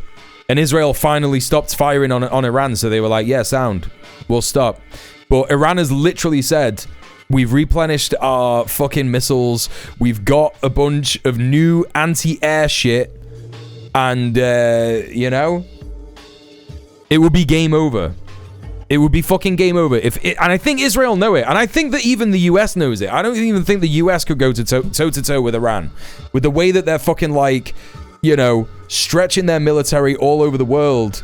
I don't even think that they'll fucking... I don't think they're gonna make a fucking dent in Afghanistan. I don't think... That was where I was thinking of before. Before, when we were talking about Trump's saber rattling with Venezuela, he's also talking about Bagram Air Base in Afghanistan. I don't even think he's gonna be able to take it back. I think that the Taliban are gonna fucking waste their ass. I think that that's exactly what's going to happen if anything like that happens. And that's why Trump was so mad about Biden getting people out of Afghanistan, because he was like, yeah, we actually, like, need some kind of a threat against Russia in that region. The Taliban aren't really a threat to Russia. We need our fucking troops there in order to prepare for an invasion. To sort out the fucking... To get the natural gas and all that kind of shit, right? Iran seriously pulled their punches. If they want to go out, they could, and it'd be all over, yeah. Yeah, they couldn't get it done in Vietnam. They couldn't get it done in Afghanistan. They couldn't get it done in Iraq. They're not going to do anything to Iran, and they know it. Exactly, Ash. That is exactly it. Yeah, so Turkey is in NATO, so they're part of the imperial core, right? Erdogan knows this. The people of Turkey know this. Every single fucking communist and leftist in Turkey knows this. They are a belligerent. They are also a genocidal state, right? They want to genocide the Kurds. So Turkey. I don't know. I don't think that Iran would ever ally with Turkey because of the way that they treat Kurds. Although, to be fair, I don't know how Kurds are treated in Iran. So remains to be seen, right? But yeah. Anyway, I don't think it'll happen. We'll have to see. Regardless, in 2023, the two countries began repairing links and reappointed ambassadors. I mean, again, also Egypt is also a client state of the imperial core. That's also true. And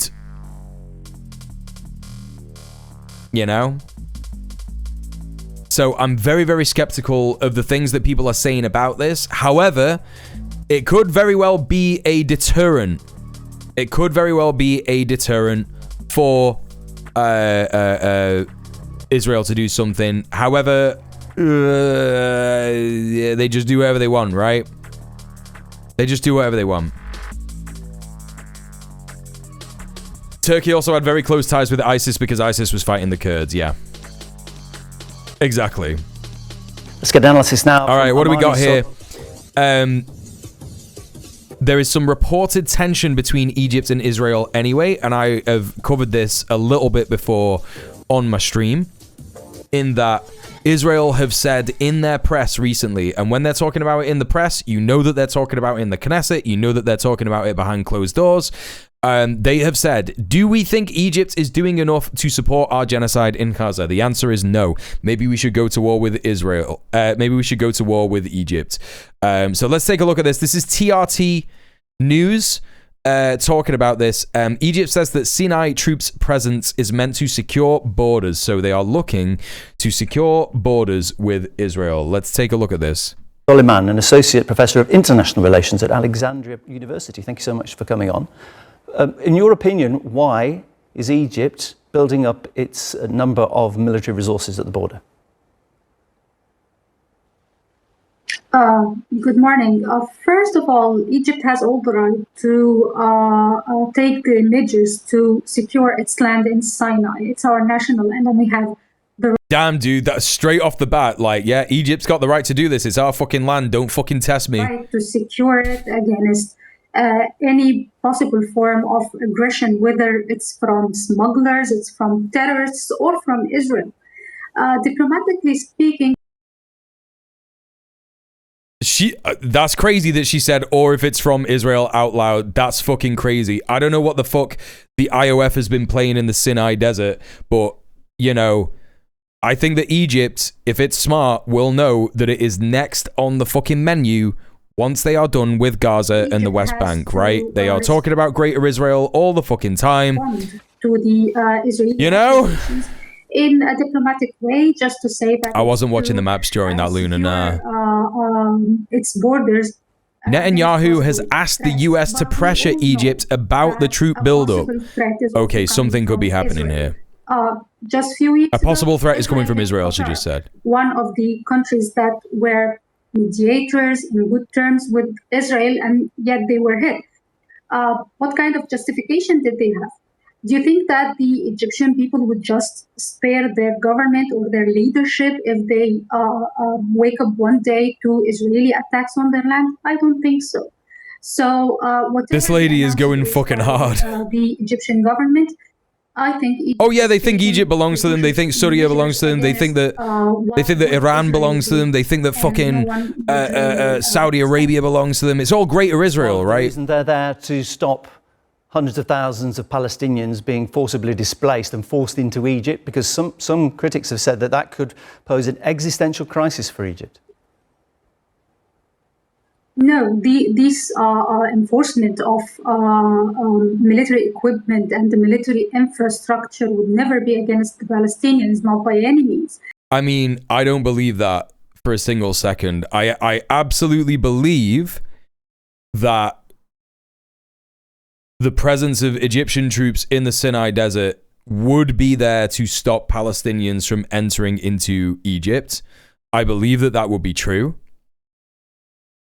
And I also believe that Egypt is terrified about its fucking psycho, genocidal, rogue state neighbor that keeps asking it to do more and more insane shit. Like, these two things are certainly true, right? If we think about things logically, laterally, I don't even know if that's the right way to talk about it, but if we think about that, yeah, of course, two things could be true. Egypt is a client state, but also it understands 1,000% that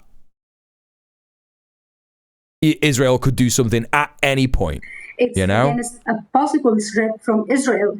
Netanyahu mentioned more than once Greater Israel.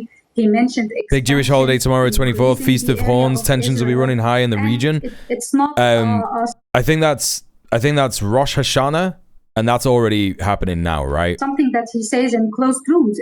He said that in interviews, in press conferences.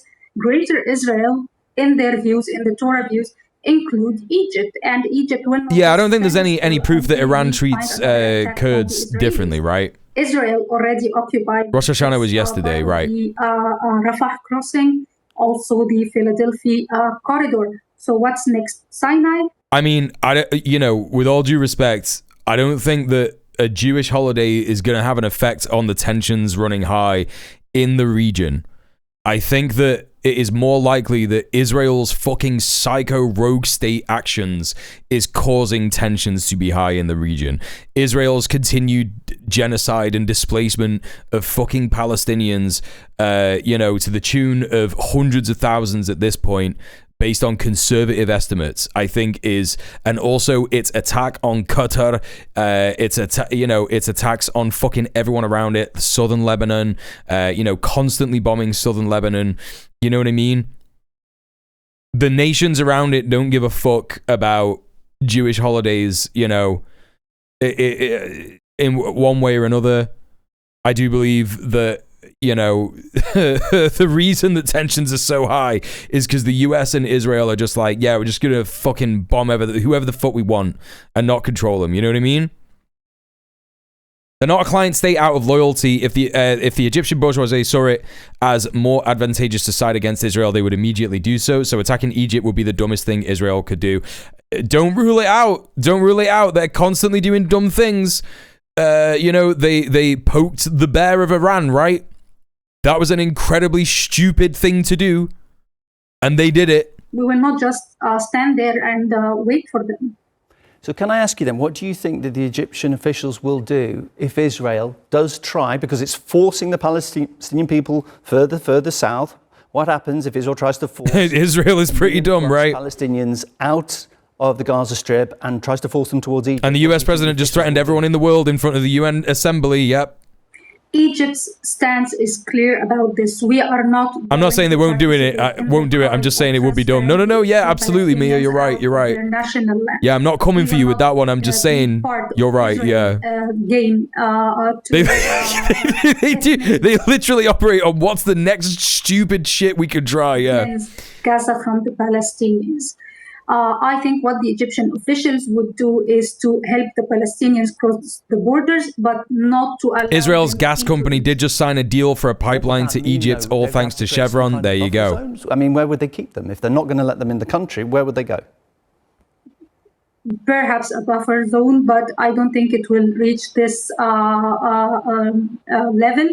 Israel knows that it would be like a direct attack on Egyptian soil that would really make the peace treaty collapse, and I don't think they want this to start with Egypt.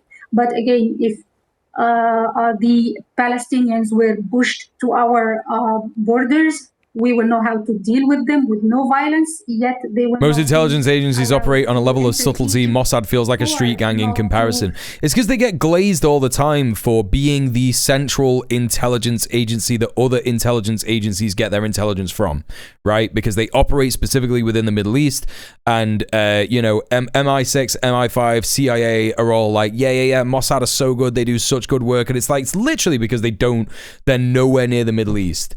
And that's the function of Israel, right? The function of Israel is literally it's there to do that intelligence gathering. It's there to be a military base. It's there to expand Western empire in the region, right? We're not going to be Israeli. And their origin is that they were a street gang, right? Exactly. The super brains that brought you weapons of mass destruction from Iraq. From its Mossad. We are not going to Shin Bet. their game. We are not going to participate in a genocide, in ethnic cleansing of the Palestinians in order for... So what's interesting about this interaction chat is that TRT World is often referred to as state media for Erdogan and Turkey, right? And by all measure of what we can understand that to mean, that's true. So this is the line, the political line from Turkey, and they will be concerned or feigning concern, at least for Palestinian people. So that's why this guy is pressuring this reporter, this Egyptian, well, she's not a reporter, this Egyptian academic, you know, who essentially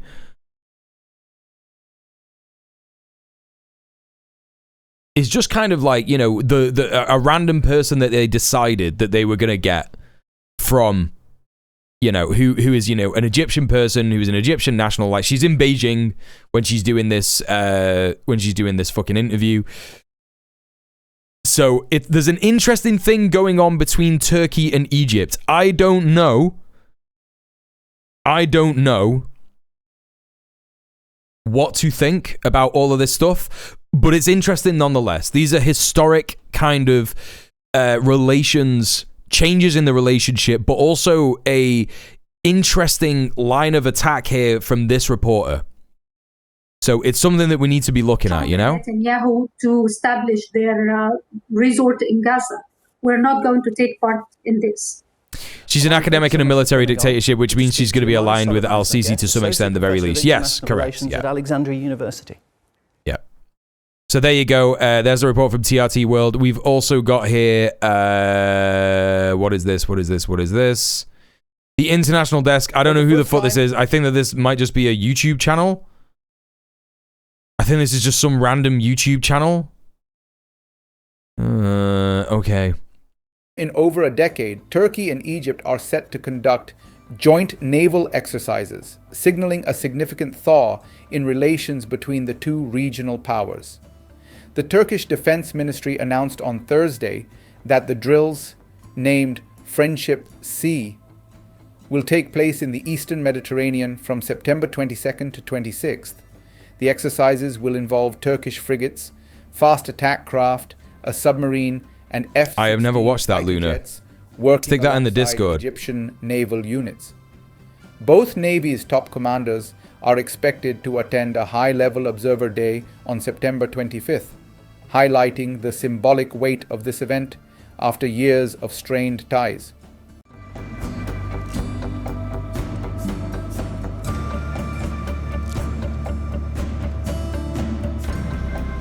So I first heard about Mossad and I assumed that they were some kind of anti-terrorism thing. Relations. How wrong I was. Cairo yeah, no, they're the fucking the biggest terrorists in the fucking world. Chat, I'm just gonna real quick go to the toilet. I've been drinking a lot of water. I really need to wee. I'll be back in a second.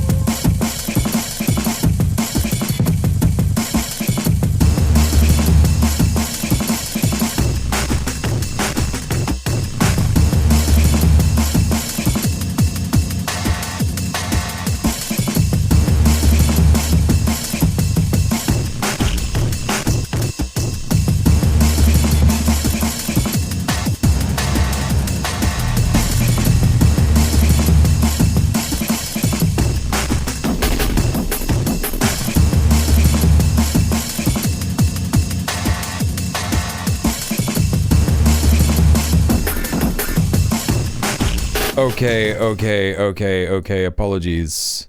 I'm back in. Troubled for over a decade.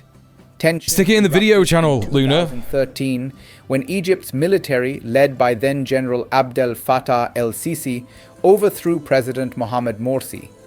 Morsi was affiliated with the Muslim Brotherhood, an Islamist movement strongly supported by Turkey's President Recep Tayyip Erdogan. Following the coup, Cairo banned the Brotherhood, labeling it a terrorist organization, while Ankara continued to champion it. This ideological clash created a deep rift that shaped the country's interactions across multiple so that makes sense conflicts. As to why they haven't done anything with each other in beyond the Brotherhood. 13 years. Turkey and I'm with Egypt you. Found themselves at odds in Libya, where they backed rival factions. Hey Johnny, welcome in. Protracted civil war. In the Eastern Mediterranean, they clashed over maritime boundaries, energy exploration rights, and alliances with Greece and Cyprus. For years, diplomatic relations remained frozen, with each side leveraging regional partnerships against the other. But recent years have brought a shift. Both nations, recognizing the limits of isolation and the changing dynamics of the Middle East, have taken steps toward rapprochement. Oh, I hate that map. I hate that map. In 2023, Turkey and Egypt agreed to reappoint ambassadors, restoring full diplomatic relations. This followed several high-profile meetings between their leaders and foreign ministers. The warming ties have also been reinforced by shared positions on major issues, particularly the Israel-Gaza conflict. Both countries have strongly calling it a conflict. Okay. Actions in Gaza and have coordinated calls for a ceasefire, finding common ground where once there was discord. It wasn't the Greater Israel map. It just showed Israel as controlling the entirety of the territory. They symbolize a broader geopolitical realignment. For Turkey, improving ties with Egypt strengthens its influence in the Eastern Mediterranean and helps ease its regional isolation. For Egypt, collaboration with Turkey adds depth to its security partnerships and showcases its role as a pivotal player, balancing powers in the region. The implications extend beyond bilateral relations. The Eastern Mediterranean is a hotspot for energy competition, maritime disputes, and great power involvement. Joint drills between Turkey and Egypt could okay, that's a better map. At least Palestine is mentioned. Shift the regional balance, creating new opportunities for collaboration and reducing the risk of confrontation. It also sends a signal to other regional actors, including Greece, Cyprus, and Israel, that Cairo and Ankara may be entering a phase of cooperation rather than rivalry. In essence, the Friendship Sea exercise is both a military maneuver and a diplomatic milestone. It reflects how former adversaries can recalibrate their ties. Oh, what a fucking garbage video. I learned a little bit there, but like not a great amount. Okay, chat, speaking of Iran, let's have a little look and see what Parliament is talking about. Hardline lawmakers demand a nuclear bomb as Iran braces for UN sanctions. Chat, what did we say? When Israel was bombing Iran, if they haven't started developing a nuclear bomb yet, they certainly will be now. Now, here's where we're up to. 70 members of parliament sign a letter calling for a change in the defense doctrine of the nation. Tehran, Iran. Hardline lawmakers in Iran have once again demanded that the country start building a nuclear bomb as Western powers are days away from reimposing United Nations sanctions amid concerns war could restart with Israel. Led by a lawmaker from the ultra-conservative holy Shia city of Mashhad in northeastern Iran, 70 members of parliament signed onto a letter calling for a change in the defense doctrine of the theocratic establishment. The letter, published by the state-run Fars news website, was not directly addressed to Supreme Leader Ali Khamenei because his commands cannot be second-guessed by other authorities. Instead, it was directed at members of the Supreme National Security Council, which is in charge of the nuclear file and includes the president, judiciary, and parliament chiefs. Iran has long argued that its nuclear program is for civilian purposes and it has no intention of pursuing an atomic bomb, even though arch nemesis Israel is known to be the only nuclear-armed power in the region. The lawmakers argued that a fatwa, or an ultimate religious ruling issued by Khamenei about 2 decades ago that prohibits the use of nuclear bombs, does not technically forbid building or keeping them as deterrents. They warned that Israel has reached the brink of madness, attacks without respecting any international obligations and kills innocent people. Such rhetoric has intensified significantly among the more hardline elements of Iran's establishment in the aftermath of Israel's surprise attack on Iran in June that triggered a 12-day war and saw Washington intervene on Israel's behalf and bomb Iran's main nuclear facilities. I saw Khamenei put out a tweet. What is that, recently? Russia and China should just give Iran some nukes for real. I think that they would be terrified if that information got out. They already are denying that they're arming Iran, but they absolutely have sold Iran air defense stuff. You know what I mean? Yeah, there's a reason that people just don't invade North Korea, exactly. Yeah. Either nobody has nukes or everyone has nukes, and if the West says you're making nukes, do it immediately. Right. Yeah. Iran's Supreme National Security Council announced on Sunday that cooperation is now suspended with the International Atomic Energy Agency after action by France, Germany, and the United Kingdom to reimpose international sanctions. I mean, that just, like, you know, what can people expect? The European powers known as the E3 are remaining signatories of Iran's 2015 nuclear deal with world powers that United States President Donald Trump unilaterally abandoned in 2018. You know, he talks about unilateral movements, right? He talks about unilateral movements. You know?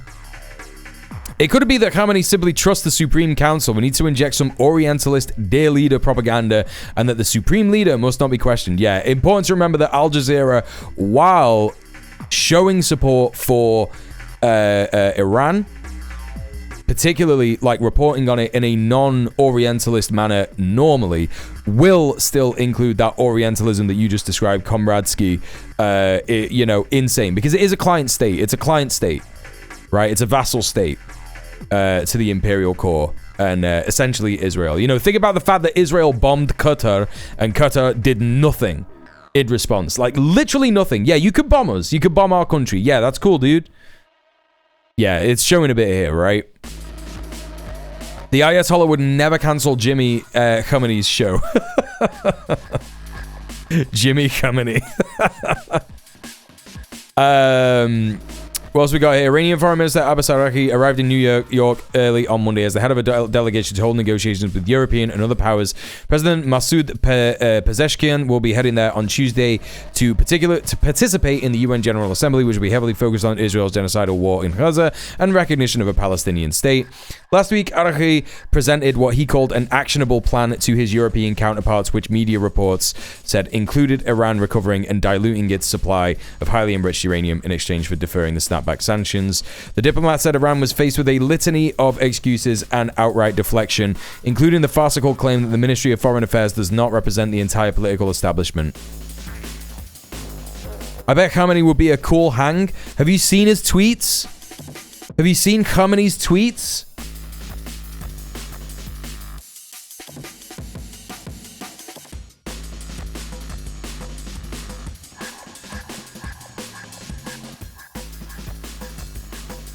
Woman is like a flower. Man has a responsibility to understand women's needs and feelings must not be neglectful toward her emotional state. 2013. Women are stronger than men. Women can completely control and influence men with their wisdom and delicacy. 2013. They celebrate a day for abolition of slavery, but such crimes are committed against the blacks. A bit of a weird, clumsy word in there. Hashtag Eric Garner, hashtag Trayvon Martin, hashtag Black Lives Matter. He's one of the best to ever do it. He's one of the best to ever do it. Woman is a flower. How evil of a man to treat a flower with violence and without appreciation. Hashtag violence against women. I went to school with a cloak since first days. It was uncomfortable to wear in front of other kids, but I tried to make up for it by being naughty and playful. I'm not into cinema and visual arts, but when it comes to poetry and novels, I'm not just a typical audience. Before studying Glimpses of World History by Mr. Nehru, I didn't know India before colonization had undergone so many important advances. He's decolonizing his brain, chat. Literally better than any other Western leader. Literally more of a feminist than any other Western leader. Than any Western leader. Sorry, not even any other. Than any Western leader. He's a wife guy. Anyway, I think we're done with that article there anyway. I don't hang around here much, but you passed my tanky test. Well, there you go, yeah. And like, you know, I'm not even a fucking tanky. Do you know what I mean? I'm just a fucking internationalist, right? I mean, obviously tanky doesn't fucking mean anything in this fucking world anymore. Comradsky, thank you so much for subscribing. I appreciate you. Thank you for supporting the stream. Really appreciate you. Like, you know, I know that some people call themselves tankies unironically. Like, I'm a communist. I'm an anarchist. I've been called a tanky by some of the worst people on the internet. You know what I mean? So, you know, I'm no enemy to tankies. That's the truth of it, because I'm seen as one. There are literally multiple videos out there calling me a, quote, dangerous tanky, right? You know? Yeah, ironically, why not? Ironically, that's what I mean. And I imagine Komradsky is being ironic as well. But I appreciate the sub nonetheless, even if you're not, even if you're being completely serious. All right, look. Let's take a look at this. Let's take a look at this clip. This Christian Zionist lady traveled to Israel in solidarity to show love. You know? I love Israel. Dude, that kid just spat in her face. That's crazy. Just fucking spitting on her.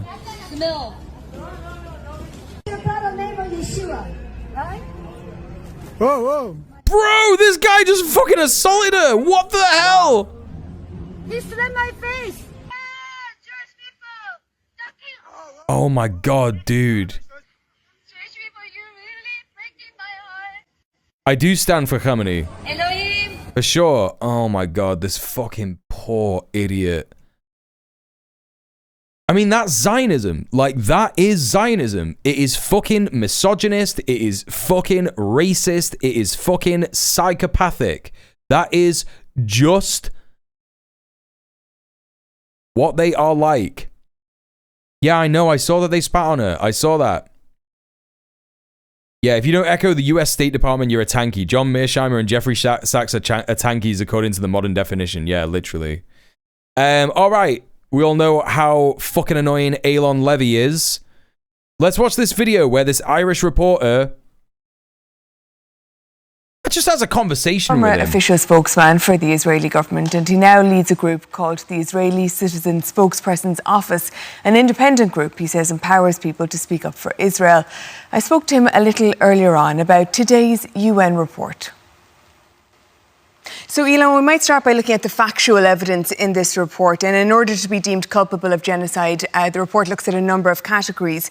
Under the category of killing members of the group, which of course in this case is Palestinians, the report cites the use of unguided munitions in densely populated areas, the killing of civilians in designated safe zones. It also gives the evidence of numerous nurses and doctors who reported an extraordinary number of children. You knew it was him when she mentioned his agency? Wound, a direct bullet wound to the head or chest, not shrapnel, not blast injuries, deliberately targeted.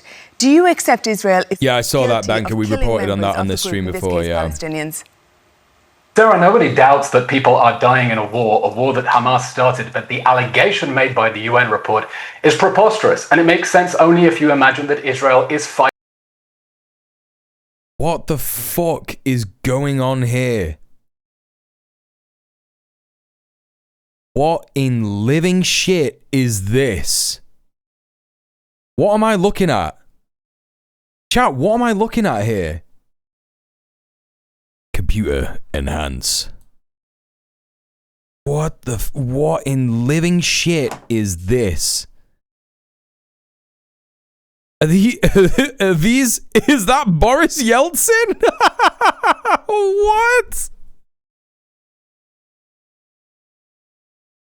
Are these supposed to be like world leaders? Is that Jelani? Who are these people?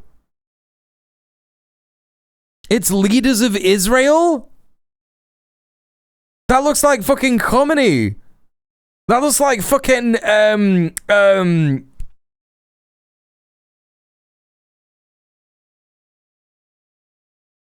Israeli leader pop vinyl. Are we sir? Is it that? Is that who it is? Guy in the back looks like young Stalin. Yeah, I don't know. I don't know if these are Israeli guys. Like maybe they're, I don't know, maybe they are. No, because this is, no, this. Yeah, that looks like fucking Theodore Herzl, right? This guy? Oh my god, no, it is Israelis. It is. It's like collectible Israeli war criminals. Oh my god, you're right. Oh my god, you're right. Oh my god, that's exactly who it is. That's fucking crazy. No, these aren't commies. These aren't good guys. I thought that some of these guys were wearing turbans, but they're not. I thought it was going to be people that he hates in like a funny fucking, you know? But no, these are all going to be like Israeli politicians and Zionists and shit. That's fucking crazy, man. That's fucking crazy. Front and center might be Golda Meir. Yeah. Right. Oh my god.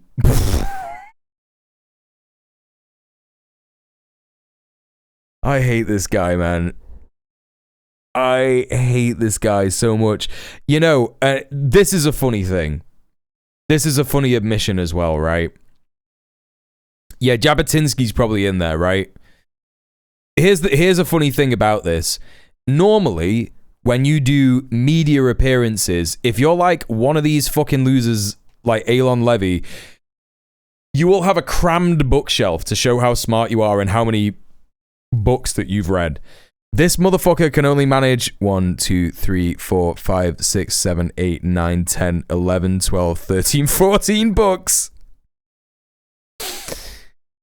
Oh, that's funny as hell, dude. That is funny as hell. Fighting leprechauns. You have to read down to paragraph 6. Members of the group, in this case Palestinians. Sarah, nobody doubts that people are dying in a war that Hamas started, but the allegation made by the UN report is preposterous, and it makes sense only if you imagine that Israel is fighting leprechauns. You have There is a reason that they sacked this guy. There's a reason that they got rid of this guy. Read down to paragraph 33 to find the first mention of Hamas, and absolutely no description of the 30,000 members strong terrorist army that is fighting from a network of tunnels 500 kilometers long underneath absolutely everything in Gaza. They make it seem as if it is not a war, and that is why the report is simply not serious. There is a word for what the crisis is in Gaza. That word is war. It's a war that Hamas started on He's saying this on Irish TV, brutal invasion and massacre of Israeli civilians, no mention in the report. A war in which Israel has very clear goals, and that is to restore security to the people of Israel by disarming the Hamas regime, bringing back hostages, and a war. So the way that this guy is this is literally from, he's posted this, by the way. He's posted this. I was invited on RTE News, that's like the BBC of Ireland, basically, for an Irish Inquisition. I will read you the charges and you'll tell me why you're guilty. This is this guy. This is absolutely why he got fucking sacked as spokesperson for Israel for the United Kingdom. Because he is a fucking plank. This guy is like Rabbi Shmuley, completely deranged by insane Zionist propaganda to the point that he is just like saying the most absurd things. And it's like, yeah, man, no, see you in a bit. I don't think this is no, RT is just Ireland, yeah. I don't think this is a specifically north of Ireland. That can end tomorrow if Hamas frees the hostages and lays down its arms. That's your word. The word being used in this report is genocide. There's lots of evidence under the category, another Irish Inquisition is an anti-Catholic dog whistle for sure, yeah. Mental harm. And I suppose the most compelling evidence provided in the report is the fact that over 146,000 people have been injured, including 34,000 children. Thousands of amputations. I think you'd have to agree that that constitutes causing serious bodily and mental harm to a group. There is a war, Sarah. There is a war happening because on October 7th, 2023, a 30,000 strong terrorist army invaded Israel, massacred Israeli families in their homes, and took hostages. And Elon, I would like you to engage with the questions that I'm putting to you, please. I have to point this out because the report completely... No. Dude, this is the thing. If you refuse to engage with the actual facts, the reports, none of this matters. None of this fucking matters. You could be saying anything. You could be saying anything about any kind of thing that happened. You could be saying, 10 years ago, the exact same thing happened in Israel, and it was like, I don't know, Iran or Turkey or whatever. It doesn't matter. It doesn't matter. You don't get to do it.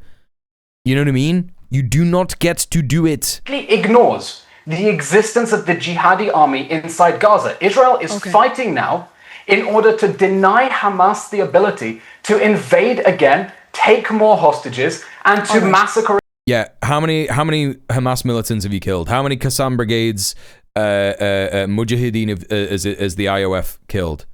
How much has the IOF secured in terms of Qassam Brigade's infrastructure, Saraya al-Quds infrastructure, Popular Front for the Liberation of Palestine Armed Brigade infrastructure, right?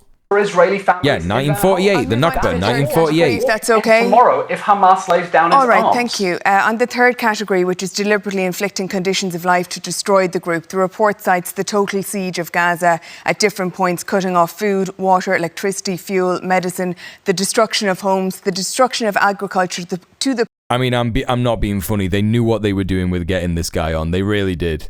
You could see by her completely relaxed nature that the producer is saying in her ear, yeah, just let him keep talking for a bit. Like, just let him, just make him mad.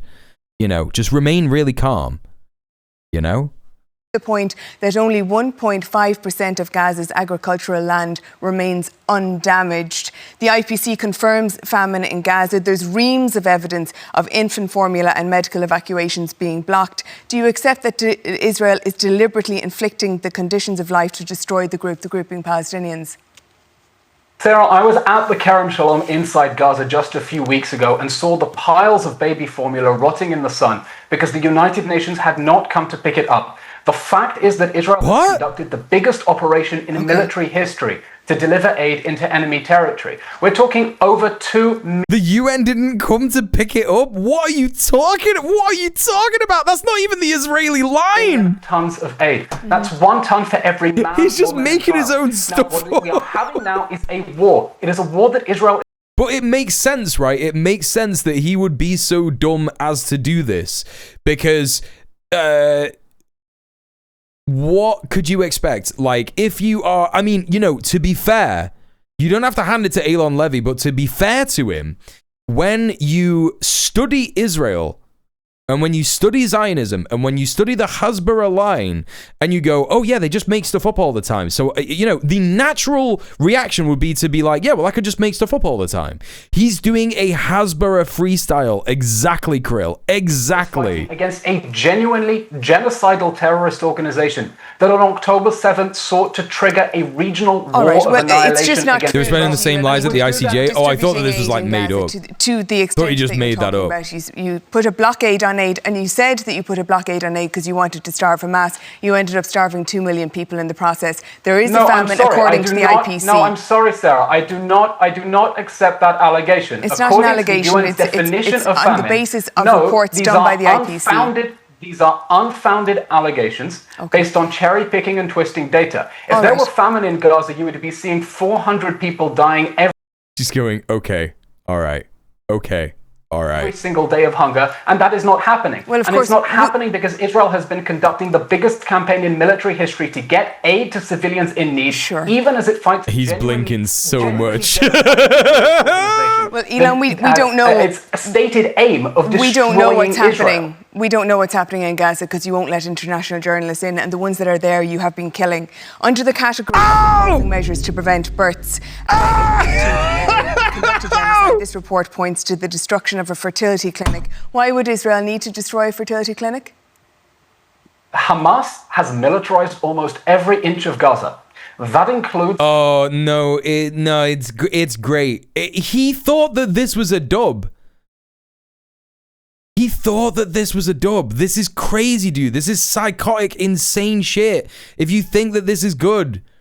Saying that Hamas is militarizing fertility clinics. What are you talking about? What the fuck? What in living shit are you talking about, dude? You know, this is how absurd his responses with this in terms of towing the Hasbara line. Because the Hasbara line would probably be, what are you talking about? Hamas doesn't allow fertility clinics because they're insane Islamic fundamentalists. He's completely lost it. He's lost it. He's completely lost it. This is why Israel were like, you can't work for us anymore, bro. Out of hospitals. The Hamas leader, Sinwar's brother, who was killed in Gaza just a few months ago, was hiding in a bunker underneath the European hospital in Gaza.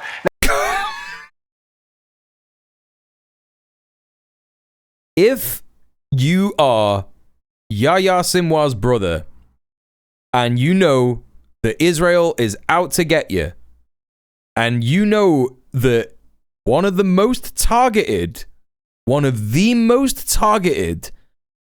types of civilian infrastructure that Israel bombs is a hospital, do you think that he would be hiding under a hospital? Like, you know, just throw that question out there. Israel loves to bomb a lot of hospitals, right? Loves to bomb a lot of hospitals. So why would he be hiding in a hospital? If he's going to hide anywhere. He was killed in his hospital bed? I actually don't know. But yeah, maybe, yeah, probably was. He probably was. Now, of course, you're going to reach that outrageous and ridiculous conclusion of genocide if you ignore the way that the Hamas army has been waging an urban guerrilla war from inside. Also, this is, you know, he's digging a hole for himself because it's like, yeah, so even if Hamas are doing that, you still can't bomb hospitals, dude. You still can't do that, right? And also the retort would just be, all right, so when Netanyahu, right, so you know, you're at war with Hamas, right? So would you say that Hamas would probably consider Benjamin Netanyahu a target, right? They would probably want to kill Benjamin Netanyahu, wouldn't they, right? And he would say yes, because to say no would be insane. And then you just go, hey, he was in hospital, wasn't he? Couple of months ago, he was getting his prostate operated on. So do you think it would be fine if Hamas blew up that hospital? Do you think that would be fine to get Benjamin Netanyahu? The answer would be no. The answer would just be no. And that's just it, right? Inside every inch of civilian Can I just say to you finally then, needs to end. I could go through all the different statements that Israeli ministers have made. A lot of them are cited in the report. But one of the authors of the report was speaking today, and he said that perhaps the most compelling proof of genocide is the fact that, and I'm quoting now, this pattern of intensive military slaughter and destruction by Israel has continued for 2 years upon a totally captive population. There is no other conclusion that can be drawn. This war has been waging for 2 years because Hamas is still holding hostages. It is starving, torturing, threatening to execute, and because it refuses to lay down its arms. If this war ends, I want to explain to your audience at home because I do think they deserve to understand. If this war ends with the Hamas regime still in power, there will be another war in Gaza because it is a jihadi regime that is sworn to permanent jihad against Israel. And as for the quotes Ilan Levy, we'll leave it there for this evening, and thank you for joining us on the programme. One by one. Thank you. Come off. All right, Ilan Levy, thank you very much.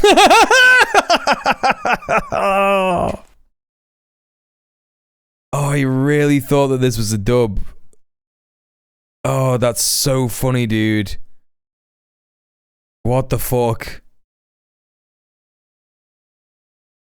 As an Irish person, I rely on facts. The fact you said leprechaun was a hard no for me. Done with you. This isn't a joke, it's a genocide. That's actually crazy that he used leprechauns when he was trying to debate an Irish TV presenter. That's fucking crazy, man. She would call a 3-year-old who stood on an ant a genocider if the child was Jewish. No, she wouldn't. What is this?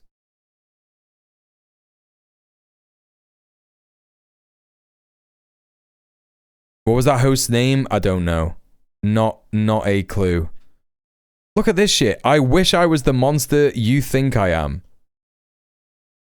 So, what, you wish? Like, what are you saying? What are you saying, dude? You saying you want to kill this lady? Is that what you're saying? You saying you want to genocide Irish people? What are you saying, dude?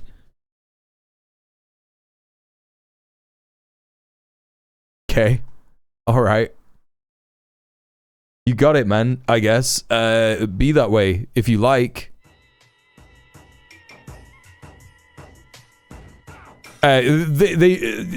Israel have definitely already said that island is Hamas. They've already said that for sure. Without a shadow of a doubt. I don't doubt it.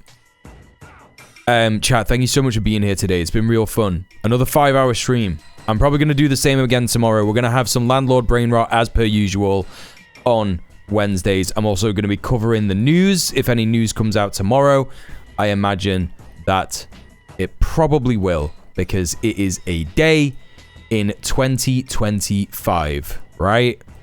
And all we are seeing at the moment is fucking news. Just news after news after news after news after news after news after news after news. Chat, we're going to go raid Kel Thickness.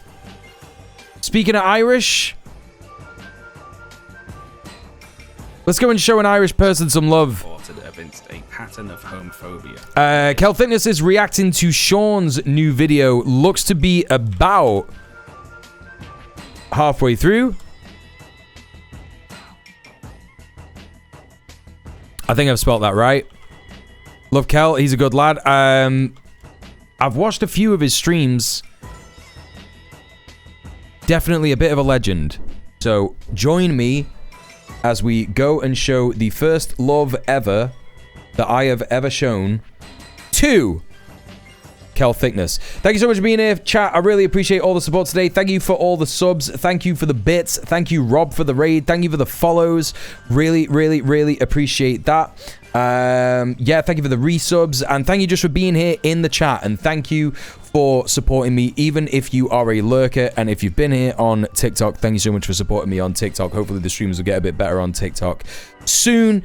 I'll be back tomorrow, like I say, but in the meantime, check out my YouTube channels, check out the VODs channels, check out Red Planet.